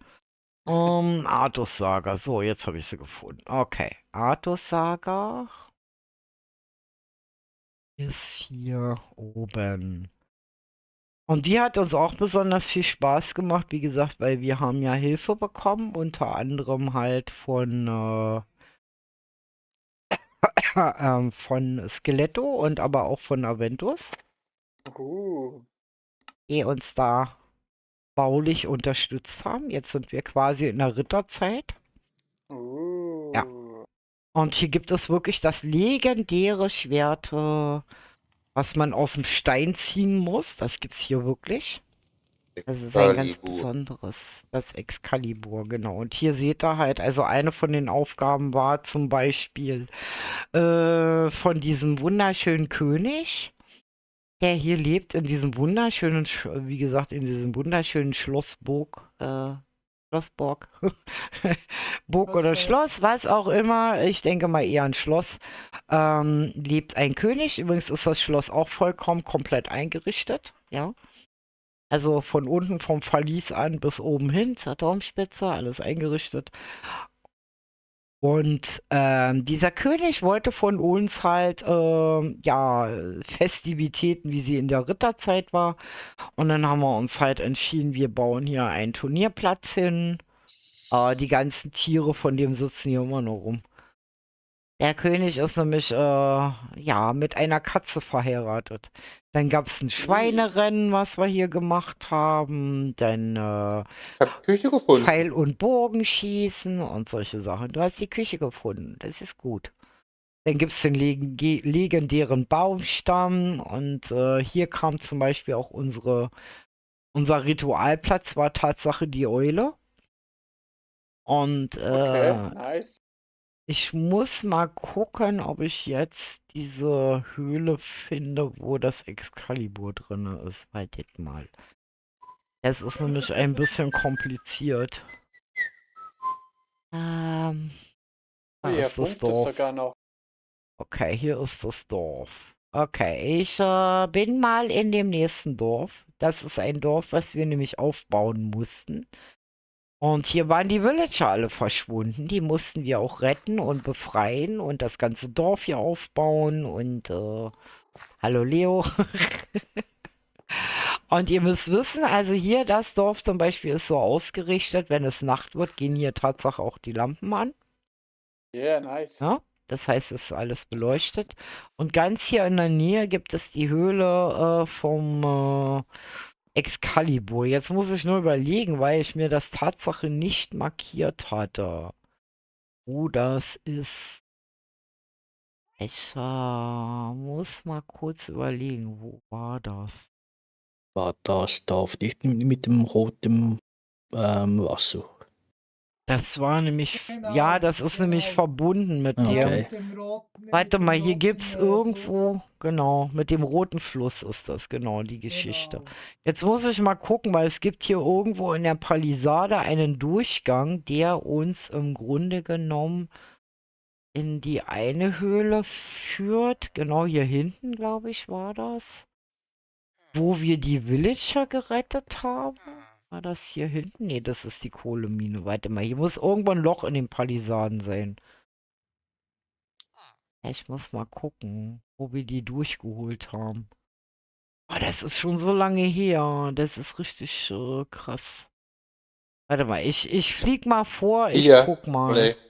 Hast du es Okay. gefunden? Nee, sah nur so aus. Ja. Aber ich habe die Höhle, glaube ich, gefunden von... War das hier? Nein, nein. Nee, das war die nichts. andere. Das war die andere, warte Da mal. ist nichts. Da muss ein Ich Fluss bin gerade sein. gemutet. Ich habe eine Höhle gefunden. Das Leute eine. müssen so Hast du die Höhle. ganz große gefunden oder die kleinere? Die nördlich ist. Die nördlich ist. Nicht von dem Dorf, wo wir gerade Ja, aber waren. es gibt nämlich die eine Höhle, wo so ein Fluss hochgeht. Ich suche hier den Fluss. Ich finde den Fluss nicht. Warte mal, das sind Stücke weiter Also ich weg. habe hier einen kleinen Wasserfall. Ja, genau. Hier ist der mit dem Wasserfall. Genau, hier. Ja, ich hab's gefunden. Hier ist das mit dem Wasserfall, wo wir durch mussten. Oben. Genau, hier ist das Wasser. Genau, wartet mal. Und wir mussten hier oben irgendwie nach oben. Ich bin gerade am Überlegen. Hier ist der Baum. Das ist der. Schieferbaum. Das ist dieser Baum Nee, hier. der ist gebaut worden, der Baum. Ja, ja. Ich sage, das ist Schieferbaum. Das Ich habe ist. wohl was anderes gefunden. Warte mal, wo ist Oder denn der sagst du, Eingang? Gucci, das Ende, Eingang hier? Gelände. Schon so lange Da sehe her. ich da nichts. Das ist so lange her schon. Weil das war ja nicht. Weil das war ja nicht unter Wasser. Wir mussten hier rein.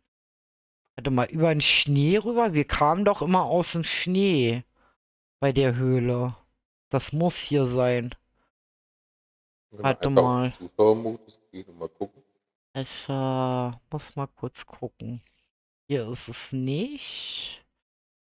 Wir kamen hier immer irgendwo. Oh, da oben ist ein Dingsturm. Ja. Und hier ist irgendwo ist der Eingang. Hier ist er. Ich habe ihn gefunden. Wir müssen es nur rückwärts laufen. Hab's gefunden. Die Prismarinstufen haben ihn verraten. Und zwar gibt es hier Tatsache das legendäre Excalibur. Da, müsst ihr runter. Vorsichtig, es ist ziemlich rutschig hier. Boah, diese Höhle ist Und nice. denkt dran, wir haben das, wie gesagt, alles immer um Survival gespielt, ne? Also die Abenteuer generell. Gebaut haben wir hier allerdings schon mittlerweile dann zwischendurch auch mal im Kreativ, weil anders hätten wir das zeitlich nicht geschafft. So, und jetzt ist seht das ihr mit dem Shader quasi diese wunderschöne Höhle, die relativ dunkel ist. Ich mache jetzt mal kurz den Shader weg. Wartet mal kurz. Ich mache mal den Shader kurz aus, damit ihr mal seht, wie groß diese Höhle ist. Ich lasse es mal kurz hier aufgehen. Also so sieht die quasi aus, wenn ich den Shader nicht drin habe. Ja. Und ich musste aber in der Höhle wiederum mit Shader spielen, damit ich nämlich bestimmte Dinge nicht sehen kann. Ja, also ihr seht schon, es gibt nämlich hier einen Geheimgang und den mussten wir finden. Jetzt Ja, hier muss gibt's ich einen mal. Weg rüber da, ja. Ja, ja, es gibt einen Weg rüber und das, wie gesagt, also wir mussten ja hier oben irgendwie ankommen und es war relativ schwierig. Okay, und jetzt folgt mir mal. Keine Angst vor Lava. So. Ich bleib mal da Das ist eh stehen, ihr kreativ. kommt mal hin. Genau. Ja, danke. Weil hier geht es Wer Tatsache mich auf zum, immer wieder reingeschubst hat. zum legendären Excalibur. Nee. So, hier muss man runter. Und da steckt das Excalibur. Da ist das Excalibur. Und das muss auch so stecken bleiben, weil sonst geht's kaputt. Also. Aber ist das bestimmt raus? Wer hat jetzt jemand da mal rausgehen müssen? Nein, das haben wir nicht geschafft. Das haben wir nicht geschafft. Ja, vielleicht war Und der Artus nicht, ist ja verschwunden. Wir haben ja den Artus nicht angetroffen. Der ist ja verschwunden. Und der doofe vielleicht König war zu faul. Der wollte nicht. Vielleicht wart ihr einfach nicht würdig, das Schwert zu ziehen. Ja, das denke ich auch, weil nämlich danach ja die Inquisition losging. Mhm. Ja. Also, Inquisition ist, was nochmal? Hexenverbrennung. Ah. Ja. Ja. Also, Sonst kommt war Verbrennen. das? Dort an den Beinen aufhängt. Ist das, wo dann da die Monarchen sozusagen dann den Kopf abgehackt wurde? Ist das hier die? Ja, so ungefähr. Auf jeden Fall Moni ist würde das das verbrannt werden. also das Excalibur. Also ihr seht, es geht ja auch darum, euch also ein bisschen zu sagen, habt keine Hemmung, wenn ihr spezielle Items wie gesagt, euch wünscht, dass wir die halt nicht kriegen. Das Problem ist nur, ihr müsst das relativ langfristig immer schon euch überlegen, weil das dauert eine ganze Weile, weil wie gesagt, Skeletto muss die Dinger erstmal zusammenbasteln, also zusammenpixeln. Dann geht die ganze Chose rüber zu Kirito. Kirito packt es auf den Server und Kenshin holt es dann quasi aus dem Paket raus und baut das dann auf oder gibt es euch oder baut ein oder wie auch immer. Aber das Problem ist doch bei den speziellen Sachen, wenn man ja Die verlieren könnt ihr die nicht. Die sind alle bei Illu in einer Itemkiste gespeichert oder bei Rio. Oder in den Schematics halt. Es gibt bestimmte Schematics, die halt, wo nur Kenshin dran kommt und da kriegen wir die Sachen auch wieder. Das Problem ist halt. wechselt. Ja, weil das Problem ist nämlich, wir hatten ja am Anfang das so gemacht, diese Doppelbelegung, das heißt eine Goldrüstung war dann zum Beispiel eine Ninja-Ausrüstung oder solche Sachen. Da sind wir halt jetzt von weg und haben gesagt, wir machen das Problem natürlich genauso lösen. Das heißt also Ersatzsachen, wie zum Beispiel, ihr habt ja gesehen bei der Mönchskutte, die Ausrüstung kriegt ihr so, nur die Mütze halt nicht, weil die Mütze ist auf dem Kürbis, ja. Das ist ein spezieller Custom-Kürbis und ja, das kriegt man halt nur über Befehl halt. Aber wenn solche Sachen sind, haben wir eigentlich immer Ersatzkisten, wo wir das ganze Zeug da auch nochmal reinhauen. Also das ist auch so mit dem Zeug, was ihr morgen kriegt. Also das ist eine spezielle Kiste, die ich habe, die mir Kenshin zusammen gecraftet hatte in der Inquisition, die wir jetzt verwenden können. Und ich muss das Zeug halt dann immer duplizieren. Diese Sachen sind in Ender Chest. Und ich gebe euch jetzt mal einen Tipp. Wenn ihr in eure Starthäuser eine Ender Chest einbauen würdet, ja, wo ihr eure speziellen Items immer reinpackt, weil ihr wisst, ihr könnt die duplizieren mit dem Mausrädchen. Ne? Ja. Und sichert eure speziellen Items immer in der Ender Chest ab. Das ist der sicherste Weg. Ja, alles Okay. gut, Gladdy. Wir bleiben ja noch einen Augenblick hier in der Höhle. Also wie gesagt, das ist mein Tipp, den ich euch jetzt geben kann. Den müssen wir an Lyra dann auch noch geben, weil Lyra, wie gesagt, der steigt erst nächstes Wochenende, wenn alles gut ist, weil die hat Prüfung. Ja, sie ist noch dieses Wochenende noch Genau, weg. weil sie ist nämlich, hat einen Prüfungsort, den sie erreichen muss und ist jetzt am Wochenende halt bei ihren Großeltern. Das hatte sie nämlich total verpeilt, weil normalerweise wollten wir dieses Wochenende euch Lyra vorstellen. Das hat aber, wie gesagt, die Prüfungen gehen vor. Das ist auch immer so meine Bedingung. Solche Dinge gehen halt bei meinem Team absolut vor. Ne? Also wenn Prüfungen oder solche Sachen anstehen, dass man sich darauf konzentriert. So, auf jeden Fall, wie gesagt, ist es ratsam, wie gesagt, dass jeder von euch in sein Haus eine Ender Chest sich bereitstellt. Die wird auch immer mitgeportet, samt Inhalt. Da braucht er keine Angst haben. Also auch Gucci mittlerweile unterläuft der Fehler nicht mehr, dass er die Kisten ohne Inhalt mit rüber postet. Hatten wir nämlich auch schon. Aber das ganze Inventar weg, aber das ist kein Problem, weil wenn ihr euch die Wegpunkte setzt in die alten Epochen, also seit wann ihr quasi da seid, könnt ihr natürlich immer unter der Woche euch zurückporten und die Sachen holen. Also wenn jetzt wirklich mal was vergessen wird oder so halt, ne? Weil das ist ja in der vorigen Epoche abgespeichert alles. Also es läuft auch jeden Abend quasi ein Backup, ja? Das ist ein automatisches Backup, das heißt also, Kirito muss hier nichts machen, der muss auch nichts sichern, also das macht das Programm hier automatisch alles. Das haben wir extra so gemacht, weil wir ja auch unter der Woche bauen. Und es ist nichts Ärgerliches, als wenn mal, man weiß ja immer nicht, was passieren kann, aber dass hier alles halt abgespeichert ist. So, dann gehen wir mal wieder raus hier aus dieser wunderschönen Höhle. Ich möchte ein Samurai-Schwert. Ja, kannst du dir doch nehmen, gehört doch zu deinem Ding. Oder ein spezielles, was noch ein bisschen verschönert ist. Da musst du, da musst du Skeletto Bescheid sagen. So, okay, dann machen wir uns jetzt mal auf. Hier gibt es doch irgendwo die Stelle, wo die Inquisition losging. Warte mal. Über die Ausgrabungsstätte. Die sind Das waren ja Diamant. Die sind jetzt normale Schwerter. Ja.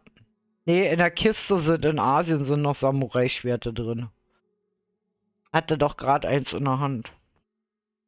Ja, Ja. warum ist meins wieder weg? Ich hatte auch eins im Inventar, das ist jetzt wieder weg. Ja, kann passieren.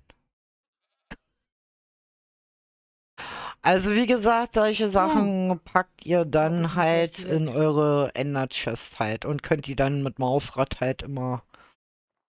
So, jetzt muss ich mal gucken.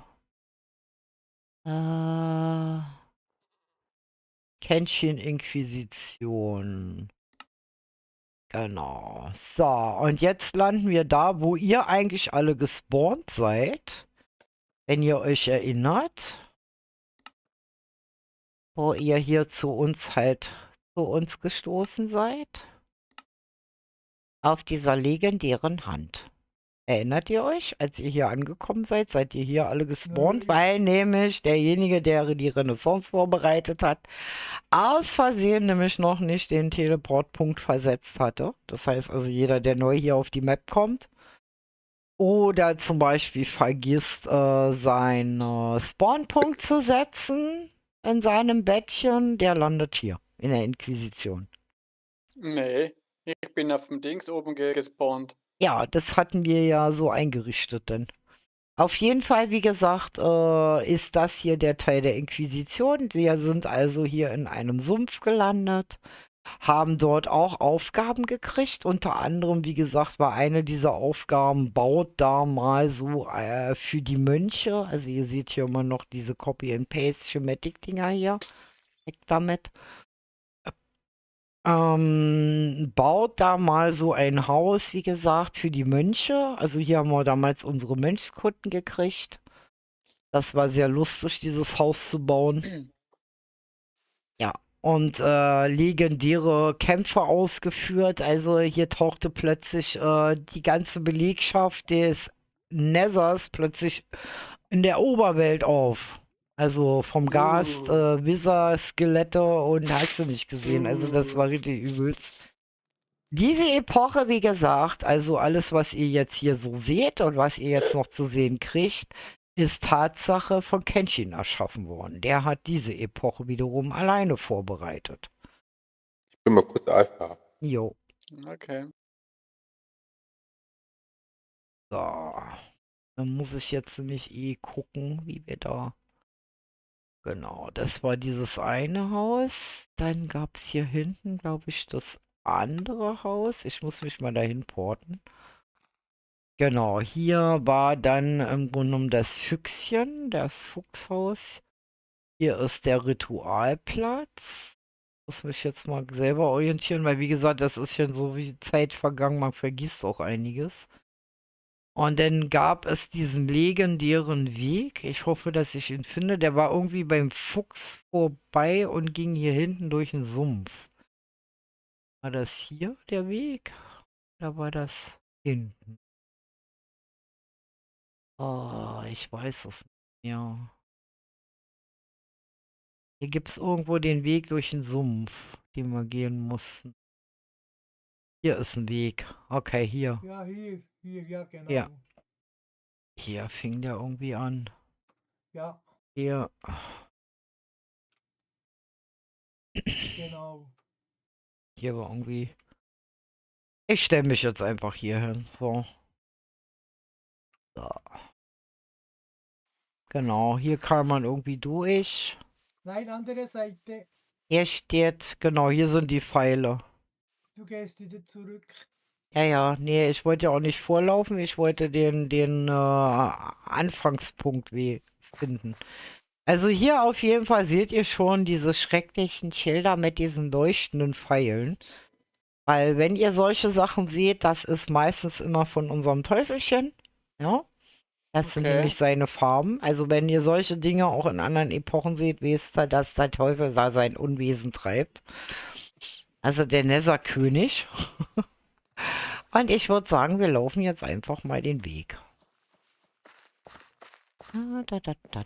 Kenshin, dämliche Streamverzögerung, aber besser spät als nie, genau. Ja, wir laufen jetzt quasi den Weg, den wir laufen mussten, halt, um dieses legendären Netherkönig zu finden. Und das waren auch etliche haarige Quests auf dieser ganzen Lauferei, auf diesem ganzen Weg hier, die wir da so bestehen mussten. Ihr müsst auch wissen, es war, glaube ich, auch teilweise immer, es gibt ja Tag und Nacht und das war manchmal gar nicht so einfach, dann hier seinen Weg zu finden. Wir haben uns mehr wie einmal hier im Sumpf verlaufen. Das war nicht lustig. Ja, aber nur weil wir hinter Bubu hergelaufen sind. Ja. Und Bobo ist nachtblind. Auf jeden Fall sind wir hier halt durch den Sumpf geirrt und haben dann die erste Hütte gefunden. Also zu der man halt rüberfahren musste, ne? Da sitzt eine schwarze Katze im Boot. Okay, und in diesen Hütchen fanden sich immer Hinweise. Da lag dann immer, also liegt immer ein Buch drin und da gab es dann den nächsten Hinweis, was wir zu tun hatten. Und das war ziemlich, also ich sag mal so, es war von dem Aufwand der Aufgaben war das schon sehr aufwendig, was wir hier teilweise machen mussten. Das war nicht, vor allen Dingen, wir mussten ja mit allem rechnen, also dass immer wieder Wizard-Skelette auftauchten oder alles Mögliche halt, ne? Also das war nicht ohne. Also wir haben hier ständig in Angst und Schrecken gelebt. Hier war das zweite Haus, genau. Unternehmt einen Spaziergang an den Strand. Manchmal gab es auch nur solche Hinweise. Was machst du da, Wusi? Durchs Fässchen schauen. Ja, da mussten wir hier quasi am Strand lang laufen und da gucken halt, was wir hier noch so finden. Also es war sehr spannend. Also es war ein sehr langer Stream, wenn ich mich recht entsinne. Und dann tauchten da vorne schon wieder solche Hinweise aufs Nether auf. Ja, also aufgespießte komische Schweinchen und Wizardköpfe, Wizard-Skelettköpfe, Zombies und ja, dann gab es hier noch ein Zelt. Genau, hier war dieses eine Zelt. Da steht dann drin ins Unterholz mit euch. Da mussten wir dann schon wieder irgendwo hier im Mangrovengedöns hier rumkrauchen.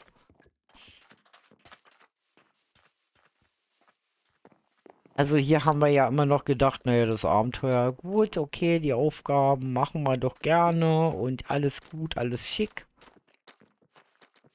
Und da... Also auf jeden Fall, was eben schön war, dass Kenshin den Weg so liebevoll hier immer ausgeleuchtet hat und allerhand Dinger waren, dass es relativ einfach auch immer war, diese Wege wieder zu finden. Das war nämlich manchmal nicht so einfach, wenn es dunkel wurde, halt hier durchzuwurscheln, ne? Es steht eine Kuh auf dem Weg. Jo. So. Auf jeden Fall schlugen wir uns hier kreuz und quer durch den Sumpf. Ja. Immer weiter durch den Sumpf. Einmal hin, einmal zurück. Ja. Also es war schon eine sehr lange Wanderung hier. Wo man immer wieder gucken musste, dass man die Wege hier findet. Das ist jetzt eigentlich gar nicht so schwer. Ja, im Dunkeln ist das gar nicht so einfach gewesen. So, und jetzt ging es halt hier hoch. Jetzt haben wir gedacht, wir kommen in unser Dorf zurück. War aber nicht so. Das wurde halt jetzt richtig dramatisch. Erstens mal, weil man sich hier zu Tode stechen konnte dauernd. Siehe Henry. Der hat das immer gut geschafft. So. Dann ging es hier weiter und weiter. Wir haben uns schon gewundert, wo führt denn der Weg hin? Das wurde immer enger und noch höher und ja. Jetzt muss ich mal gucken. Hier immer noch richtig? Ja, ist immer noch richtig. Immer selber, wenn man eine ganze Zeit lang den Weg hier nicht gelaufen ist, dann ist das schon verwirrend. Okay. Und ihr seht da vorne schon. Wir haben die Medals verloren. Ja, die kommen gleich hinterher geportet. Also ihr seht hier dass der Weg hier doch relativ anspruchsvoll ist. Und dann waren wir nochmal in so einer Höhle. Die Höhle wartet auf euch und ein Respawn Point. Und wenn sowas kommt, weiß ich schon, das wird richtig gefährlich. Ja? Weil wie gesagt, wir sind auf der Suche nach dem legendären Reich des Netherkönigs. Ja, und ich sag mal so, das hier hat's echt in sich gehabt. Hier sind so viele Dinge gespawnt und vor allen Dingen diese Nether-Schiffe, die dann hier auftauchten. Das war schon nicht mehr lustig. Und ihr seht ja, wir mussten ja dann hier noch so wunderschöne Wege, wo man nur rechts, links in die Lava fallen konnte. Wie gesagt, wir haben im Survival gespielt, ne? Wenn man dann sowieso schon etwas genervt von dem Weg war. Das war nämlich Absicht, das so ein bisschen Psychospiele, die Kenshi mit uns hier gemacht hat. Man wird nämlich irgendwann ungeduldig. Wann ist man da? Wann ist man da? Ne? Ja. Ich sehe Name Tags. Ich sehe ein Gucci. Ja. Und hier seht ihr halt noch mehr von dem Nether und ein wunderschönes, riesengroßes Portal. Jetzt hatten wir das Problem bei diesem Portal, dass die Lava immer durchs Portal floss. Das heißt, wir kamen gar nicht dazu, das Ding wirklich anmachen zu können. Also ich weiß nicht, wie viele Tode mir hier vorher gestorben sind. So, was jetzt ganz wichtig ist, wenn wir ins Nether gehen. Ich weiß nicht, ob das ein normales Portal war oder auch so ein generiertes. Ich würde sagen, wir sollten... Ups! Ich wollte noch gar nicht durch. Ich auch nicht. Weil wir sind nämlich jetzt dahin gekommen, wo ich nicht hin wollte. Wir sind nämlich jetzt in der Renaissance gelandet. Das war eigentlich nicht so geplant. Ja, wenn du zurückgehst, bringt dir das nichts. Doch, jetzt bin ich im... Okay. Jetzt sind wir hier im Nether, ja. Also wie gesagt, macht das ruhig wie wir. Geht einfach durchs Portal, geht in das Licht. Und einmal noch wieder zurück, weil ihr landet einmal in der Renaissance. Weil normalerweise, wie gesagt, hätten wir uns ins Ding setzen müssen. Das ist jetzt ein bisschen doof. Wir müssen eigentlich, warte mal, ich mach das mal so. Ich gehe mal zurück an die Oberwelt, ja. Ich hole euch gleich mal. Und dann machen wir das einmal richtig. Wartet mal kurz. Da musst du aber TP@A und dann deinen Namen hinterschreiben. Dann kannst du uns alle zu dir teleporten. Warte. Ja, ich muss erstmal da wieder hin. So. Eine Runde wieder dahin. Ah, das war der kleine Fehler, den wir gerade gemacht haben. So, ich muss mal kurz Römerzeit, Gucci. Wo ist denn jetzt wieder die Inquisition abgeblieben? Mann.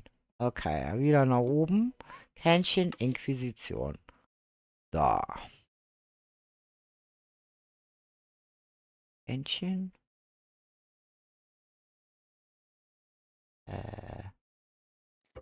Hallo? Hallo? Da, okay. Portal, bin ich im Survival. Warte mal.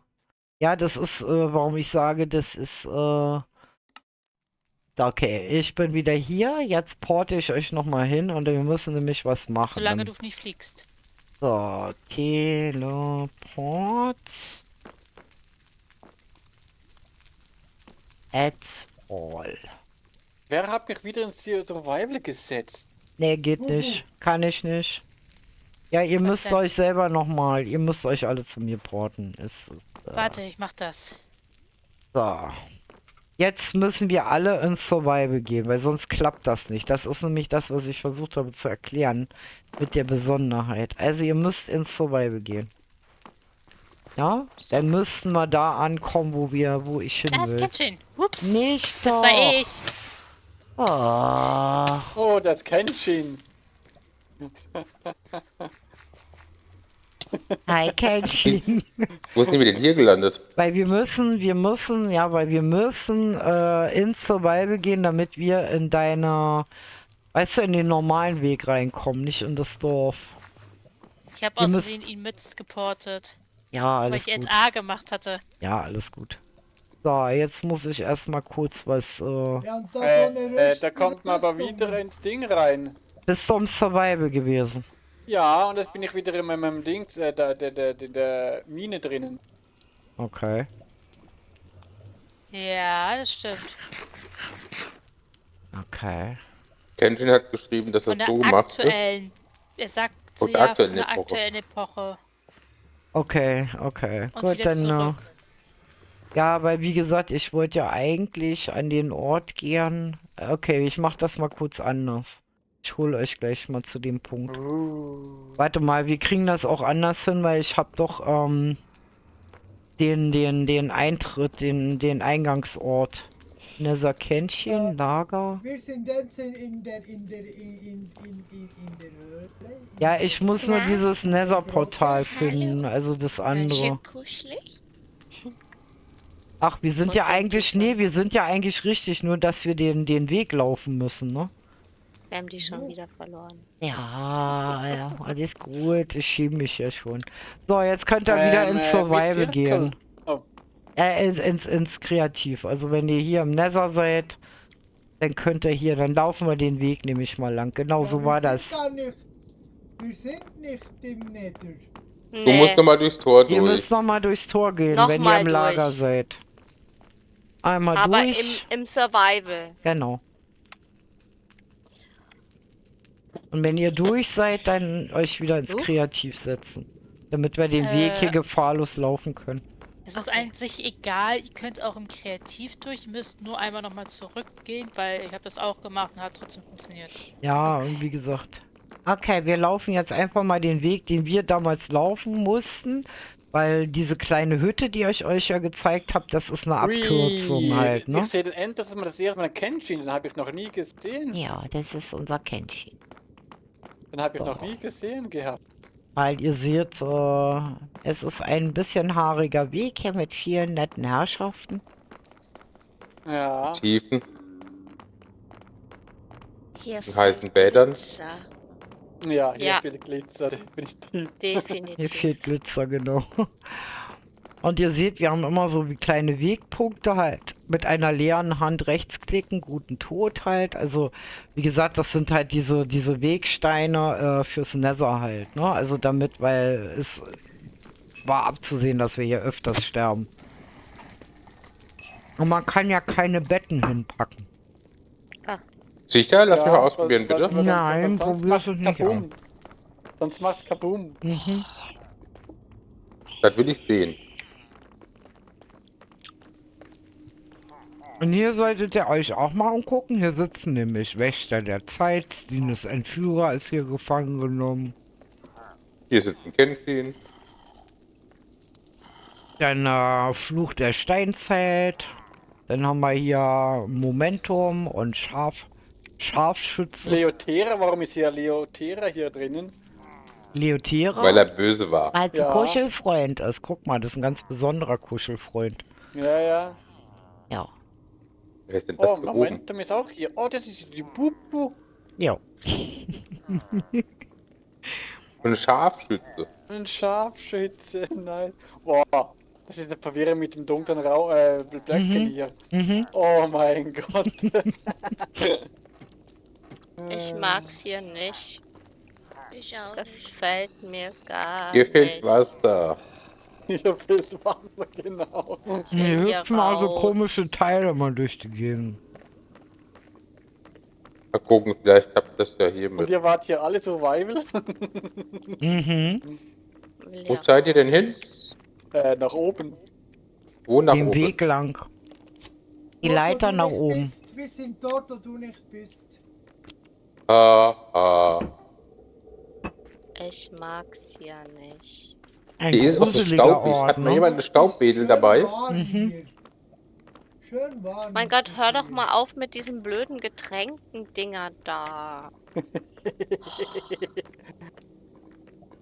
Ich find's nicht lustig. Sorry. Bubu brennt. Und wie gesagt, in Survival, ne, den Weg.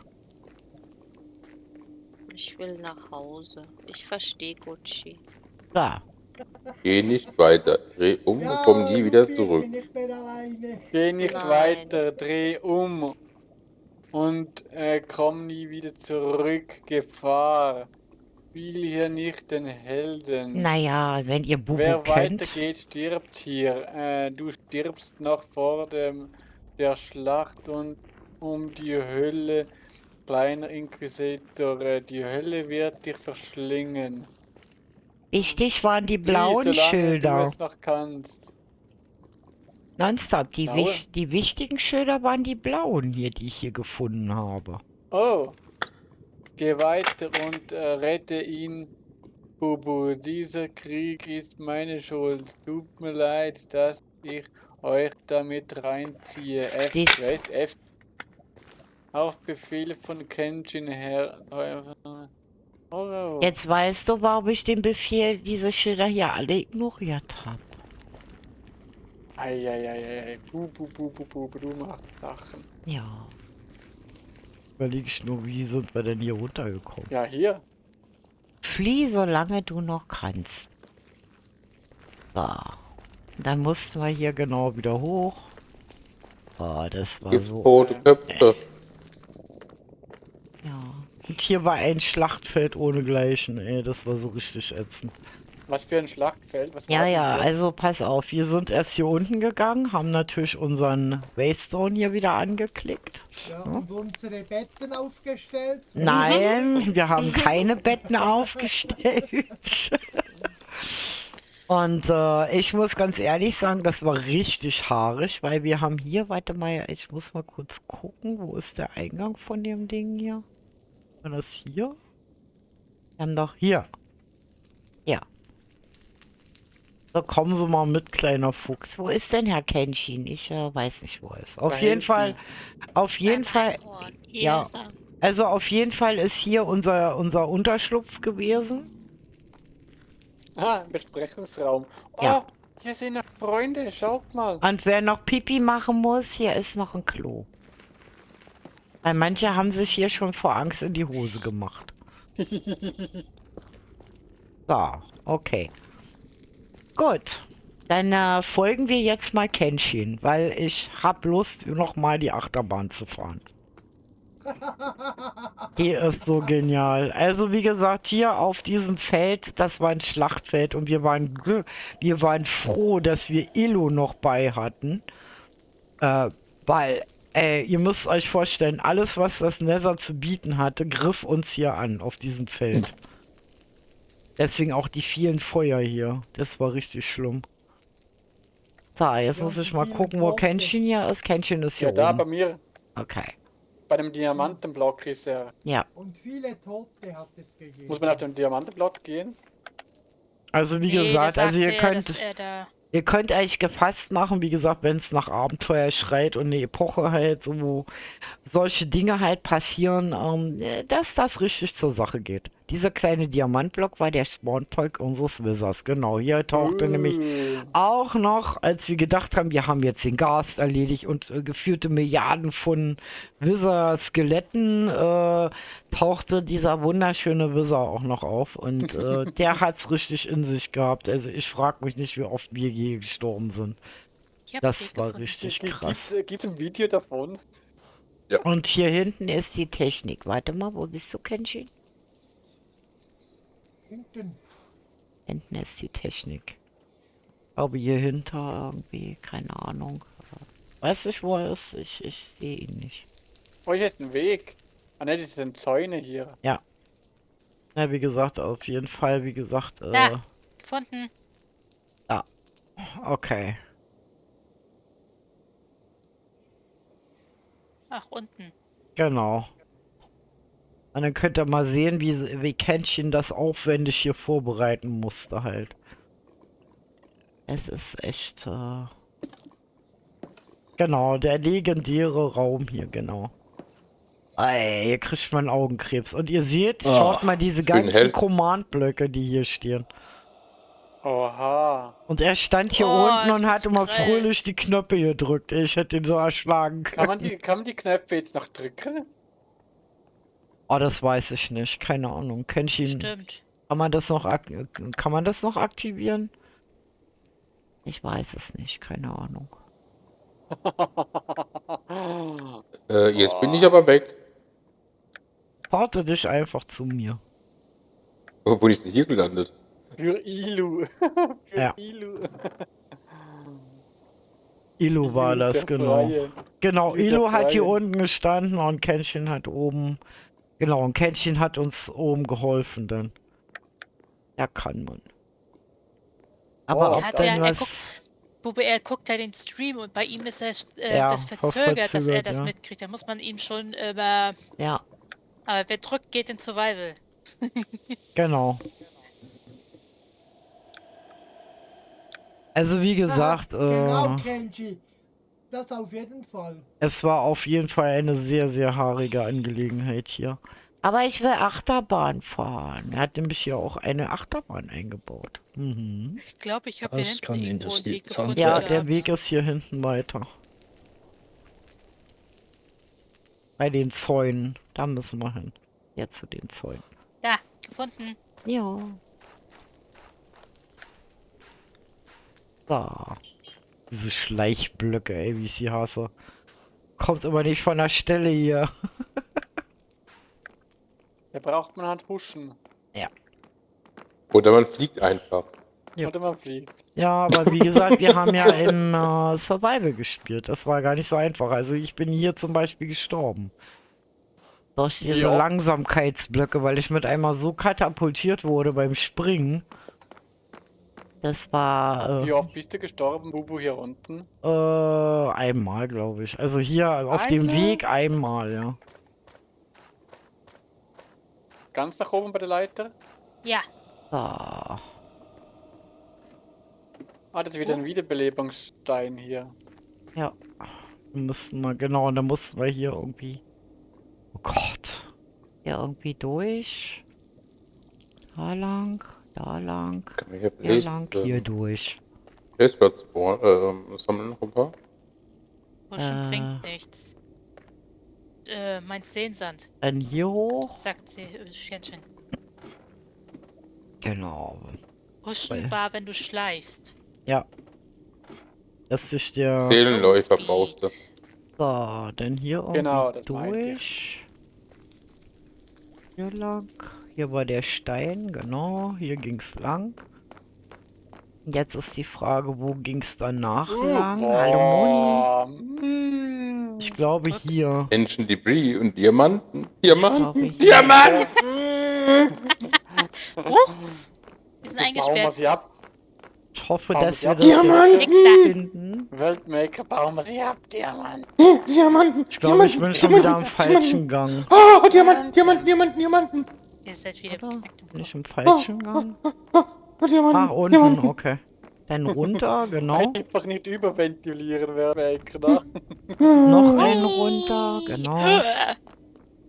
Genau, runter und hier Da war kriegt das. man echt Angst. Nee, hier war das nicht. Also ich Hä? fahre die Achterbahn. Ich auch. Hui. Ui, ui, ui, ui, ui, Hier ui. lang, hier lang. Oh mein Gott. Ah Oh ja, mein Gott. hier war das Geheimtürchen. So, seid ihr schon da vorne? Ja. Seid ihr schon bei der Achterbahn? Ja, ich bin Wir schon fahren am ja Fahren. schon. Okay, die fahren schon. Oh, ich werde Ja, ich verfolgt. kenn Schlimmeres. Ich werde verfolgt. Ich werde verfolgt. Ah, ich werde verfolgt. Ich hol dich, ah. ich hol dich, ich hol dich, ich hol Nee, dich. ich bin schneller, ich bin schneller, ich bin schneller. Ich bin vor dir da, ich bin vor dir da. Nee, ich bin schneller, Du kannst mich nicht überholen. Wollen wir wetten? Ja. Nee, geht nicht. So, einfach eine Lore nehmen. Boah, die Achterbahn ist genial, ey. Oh mein Goodness. Also manchmal kriegt man echt einen Schrecken. Oh. Ja, Die Magma-Blöcke, Achterbahn die sind fahren, ja mein bestimmt auch- Lieblingsteil hier. Ich habe es so geliebt. Ja. Die Magma-Blöcke sind bestimmt auch übelst gewesen. Vermutlich. Ups. Schade, Gladys. Ich wäre so gerne mit der Achterbahn gefahren. Guck mal. Können wir aber nochmal machen dann. Wie, das war's schon?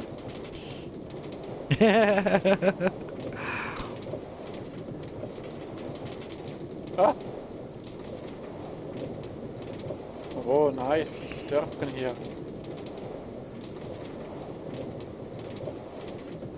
einmal Guten quer durch den Tag. Nether Das fahren beste hier. Holz im ganzen Nether.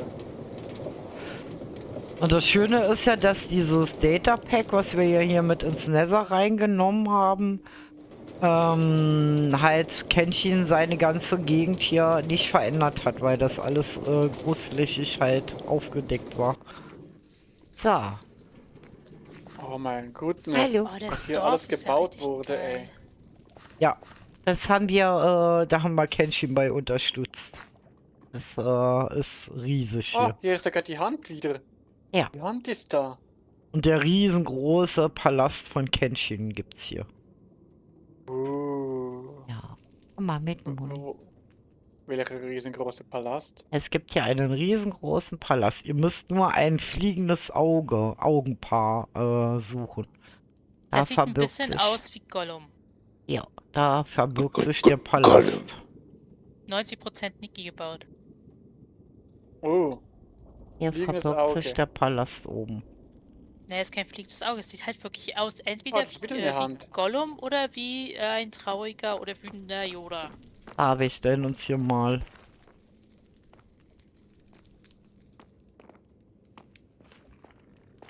Nice. Was hier Ja, dann alles gehen wir doch gebaut mal in den wurde. Palast von unserem Kenshin. Schaut mal, das ist der Palast hier. Oh, es ist fast Mitternacht. Oh mein Ja. Gott, da habt ihr bestimmt Mühe gehabt mit den ganzen Dingen hier oben. Den hat Kenshin vollkommen alleine gebaut. Diesen Ne, ich ganzen. meine da mit diesen, wie heißen die Feuerspähen da? Habt Ja. ihr bestimmt Mühe gehabt. Fackel meinst du? Nee. Lohen. Die Hallo. Flammenbrücke ist von Soera, genau. Also ihr seht, Oh. ein riesiger Palast hier drin. Es ist echt Ich mach mal nice den hier. Shader aus, aber da sieht man dann auch nicht mehr, weil dieser Nebel dann hier noch mehr verstärkt ist. Also mein Shader seht ihr, filtert den Nebel so ein bisschen weg, das heißt, ihr seht ein bisschen mehr. Und wie gesagt, der ist auch komplett eingerichtet. Auch wie Der dieser ist echt Schleichstand. nice. Echt nice, ey. Also es ist echt der Wahnsinn hier. Deswegen sage ich ja, es ist eine besondere Ehre, mit diesem Team hier diese Dinge machen zu dürfen. Ich bin immer wieder hin und weg, was hier so entsteht. Das ist echt irre. Und was ihr euch auch aufgefallen ist, bestimmt, es leckt hier nicht, ne?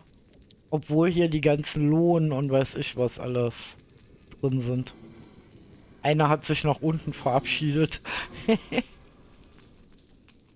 Aber warte mal ab, wenn du hier im Survival bist, dann kannst du dir so ungefähr das Dilemma vorstellen, was dann hier passiert. Wenn die alle Ja. anfangen zu feuern. Aha. Ja, es ist gleich Mitternacht. Also ihr seht, wir sind ja auch fast durch mit der Führung. Ich weiß nicht.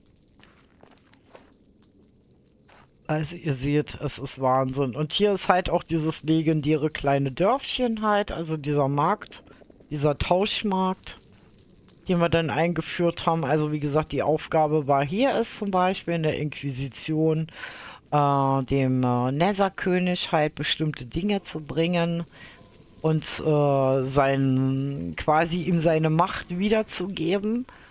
Und als Dankeschön, wie gesagt, haben wir halt diesen Tauschmarkt gekriegt mit der Verbindung mit dem Nether-Portal in unsere Welt und in die Renaissance. Ja. Und deswegen können wir jetzt im Grunde genommen das Nether besuchen. Wir können die Dinge aus Nether benutzen. Genau. Und der Tauschmarkt, wie gesagt, ist im Dorf unten. Und ja. Den kennt ihr ja schon, den habe ich euch ja schon gezeigt. Ja, und hier ist halt das Nether-Portal, was uns sozusagen in die Inquisition, also in die Oberwelt wieder führt. Da können Wieder im wir so Survival durch. oder Nee, da normal? kannst du normal durch. So. Ah, bitte Bescheid sagen, wenn schnell gereist werden soll. Wir werden sie. Hä? Wir Wir sind So. in einem gefangenen Raum hier. Ja, das musste gerade sein. Ah, das musste gerade sein. Man kommt hier mal nicht raus wegen den Ranken. Reingelegt.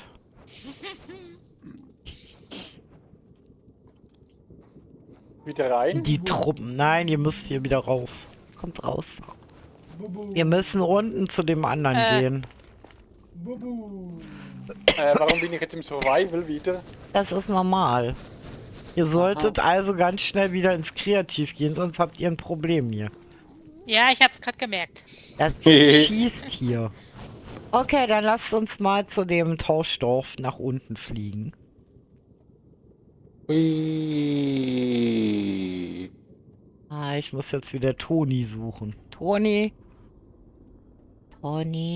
Wo bist du? Toni? Ja, das ist immer hier in diesem Nebel nicht so einfach, hier was zu finden. Hier ist übrigens Padmas Schiff irgendwo noch. Ich suche mal nach Padmas Schiff, dann kann ich euch das auch zeigen. Hier ist ja ein Schiff gewesen. Gefunden. Hast du es gefunden? Mhm. Ich habe zumindest ein Schiff gefunden. Ja, also es ist auf jeden Fall das Originalschiff, was sie halt hatte. Also Warte, ihr mit dem warte, roten warte. Segel. Vielleicht finde ich in der Zeit den Tauschmarkt. Ich und Orientierungssinn hier. Ui, das Schiff kann sogar schießen. Ja, ja. So, ich suche den Tauschmarkt. Wo kann ein Hier ist Schiff auch schießen? noch eine Hütte. Toni, wo bist du denn? Ja, Ich, ist ein Gast. ich und mein Orientierungssinn hier. Hier ist die andere. Aua. Au! Hey, wo seid ihr? Hier ist das Schiff. Jetzt müsst ihr euch zu Irgendwo, mir nirgendwo. porten. Und also ein kleines Easter Egg, was ihr nicht entfernen dürft, das ist das Feuerwehrauto. Das ist nämlich das Zeichen vom Bauteam Kroko. Es ist unser Maskottchen, das Feuerwehrauto. Mhm. Hier ist Portal zur Oberwelt. Ja. Also hier, wie gesagt, ist Padma ihr Schiff gestrandet. Jetzt wisst ihr, Meine warum des sie ein Schreckens. merkwürdiges anderes aus dem Nether hat. Bei ihr ist es kaputt gegangen. Hey, Ja. Hey. So, jetzt suche ich Ich trotzdem geb diese dir ein komischen Bananenbrot. Hier lang. Liberté, Liberté, Liberté. Oh. Ich folge einfach Wann Mach so. mir ein Banane. Hier ist Toni, genau. Hier ist Toni. Bedenkt, ich bin das erste Mal hier. Ja, ich habe hier keine Nü, nü, Orientierungssinn. nü. Absolut nicht. So, Ah, und das wieder ist wie gemodert. gesagt dieses legendäre Portal, wo ihr möglichst nur im Survival durchgehen solltet. Da, hopp.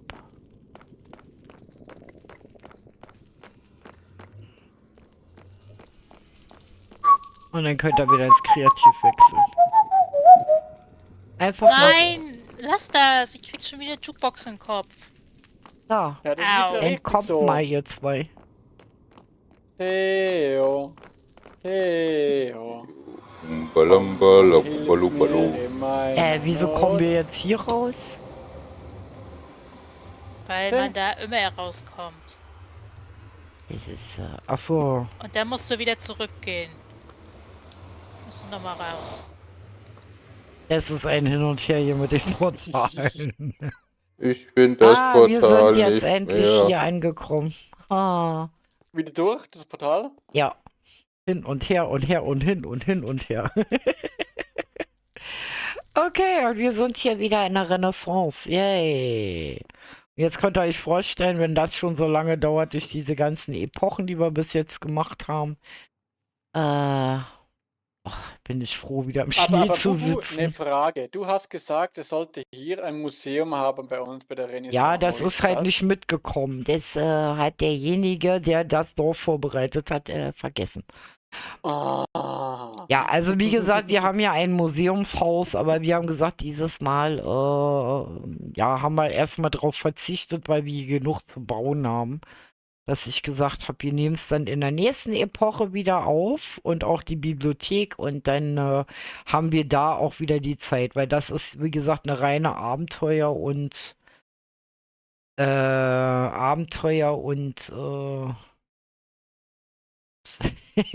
genau, wir setzen uns hier jetzt hin. Da, okay. Ja, wie gesagt, also das war unsere wunderschöne Server-Tour. Und ich sag mal so, ich hoffe, es hat euch ein bisschen Spaß gemacht und euch ein bisschen so die Vorstellung gezeigt, was hier so auf euch zukommt. Als War Neue im interessant. Team. Also wie gesagt, dass unser Spruch, wir kleckern nicht, wir klotzen, Tatsache unser Motto ist, wie man uns Oh schwer mein Gott, erkennen wenn man die kann. Karte anschaut, wo wir jetzt hier jetzt überall gelandet sind Ja, hier.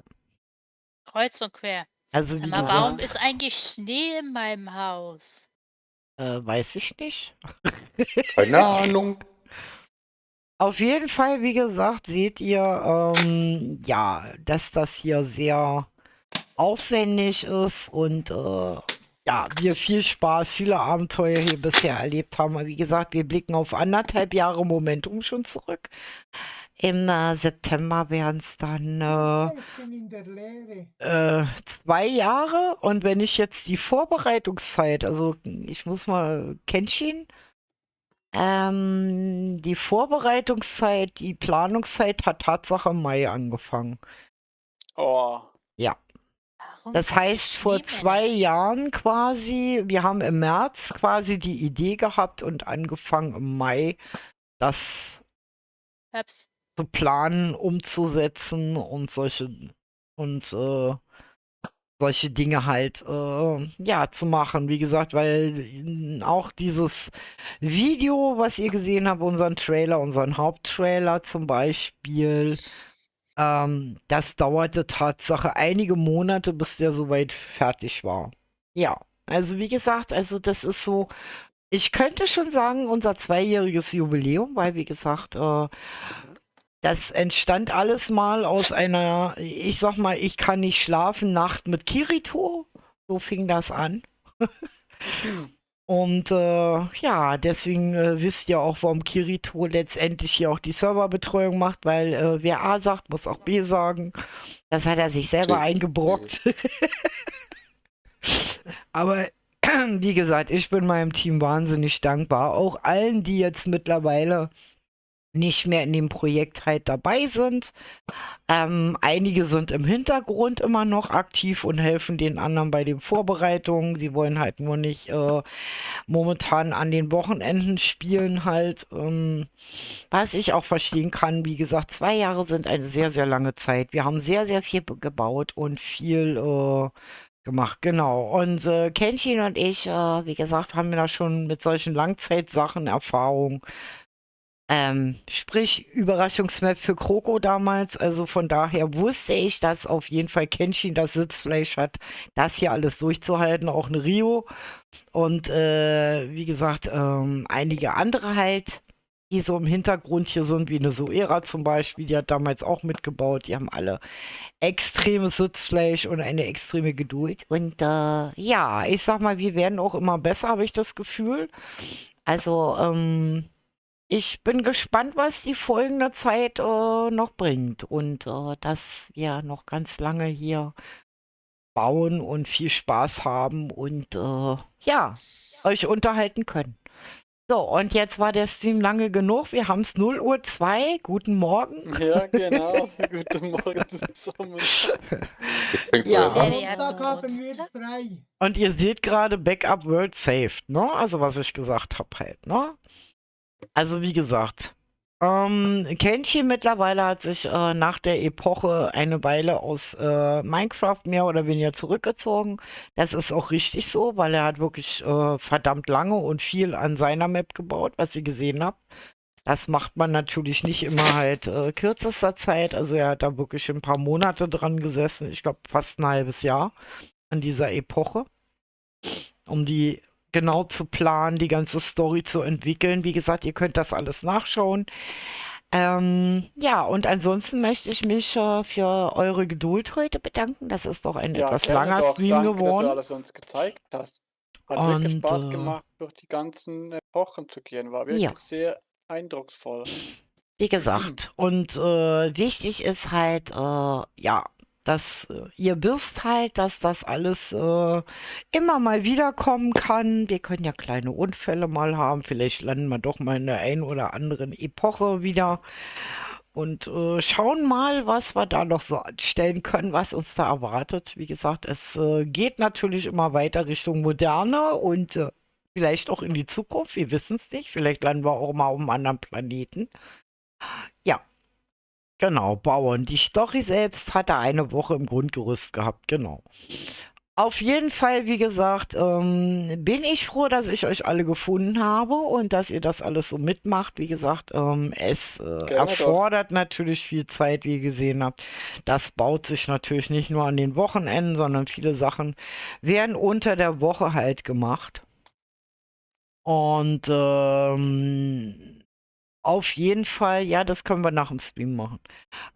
Auf jeden Fall, wie gesagt, sage ich ein riesen Dankeschön an die Community, die uns jetzt seit 2 Jahren, also seit 1,5 Jahren, ein bisschen mehr als 1,5 Jahren begleitet durch das Projekt, an die Spieler alle, die hier mitgemacht haben, die noch dabei sind und an unsere Neuen, wie gesagt, ich freue mich, wenn ihr auch so lange durchhaltet und viel Spaß hier mit uns haben könnt. Und jetzt sage ich erstmal gute Nacht und bis morgen. Und denkt dran, morgen ab 20 Uhr gibt es Abenteuer. Ja, das war mir klar. Sie wurde Wir gerade... hatten frei morgen, weil wir jetzt 4 Stunden Nein. nicht. Ah, nein. Morgen geht's auf Abenteuerreise und dann werden Und wir du mal bist schuld. schauen, Ich dann kann werden nicht. wir mal schauen, ob Du wir bist schuld. das Bau-Mimimi nicht austreiben können. Die haben die ganze Zeit gebaut und haben jetzt nur noch Mimimi gemacht und dann habe ich mir gedacht, gut, dann schicken wir die einfach mal auf ein Abenteuer. Also, seid heute Abend dabei um 20 Uhr. Ich hoffe, ihr schaltet ein. Jetzt wünsche ich euch eine gute Nacht, schlaft gut und tschüss. Eure Genau. Bobo. Tschüss. Gute Nacht.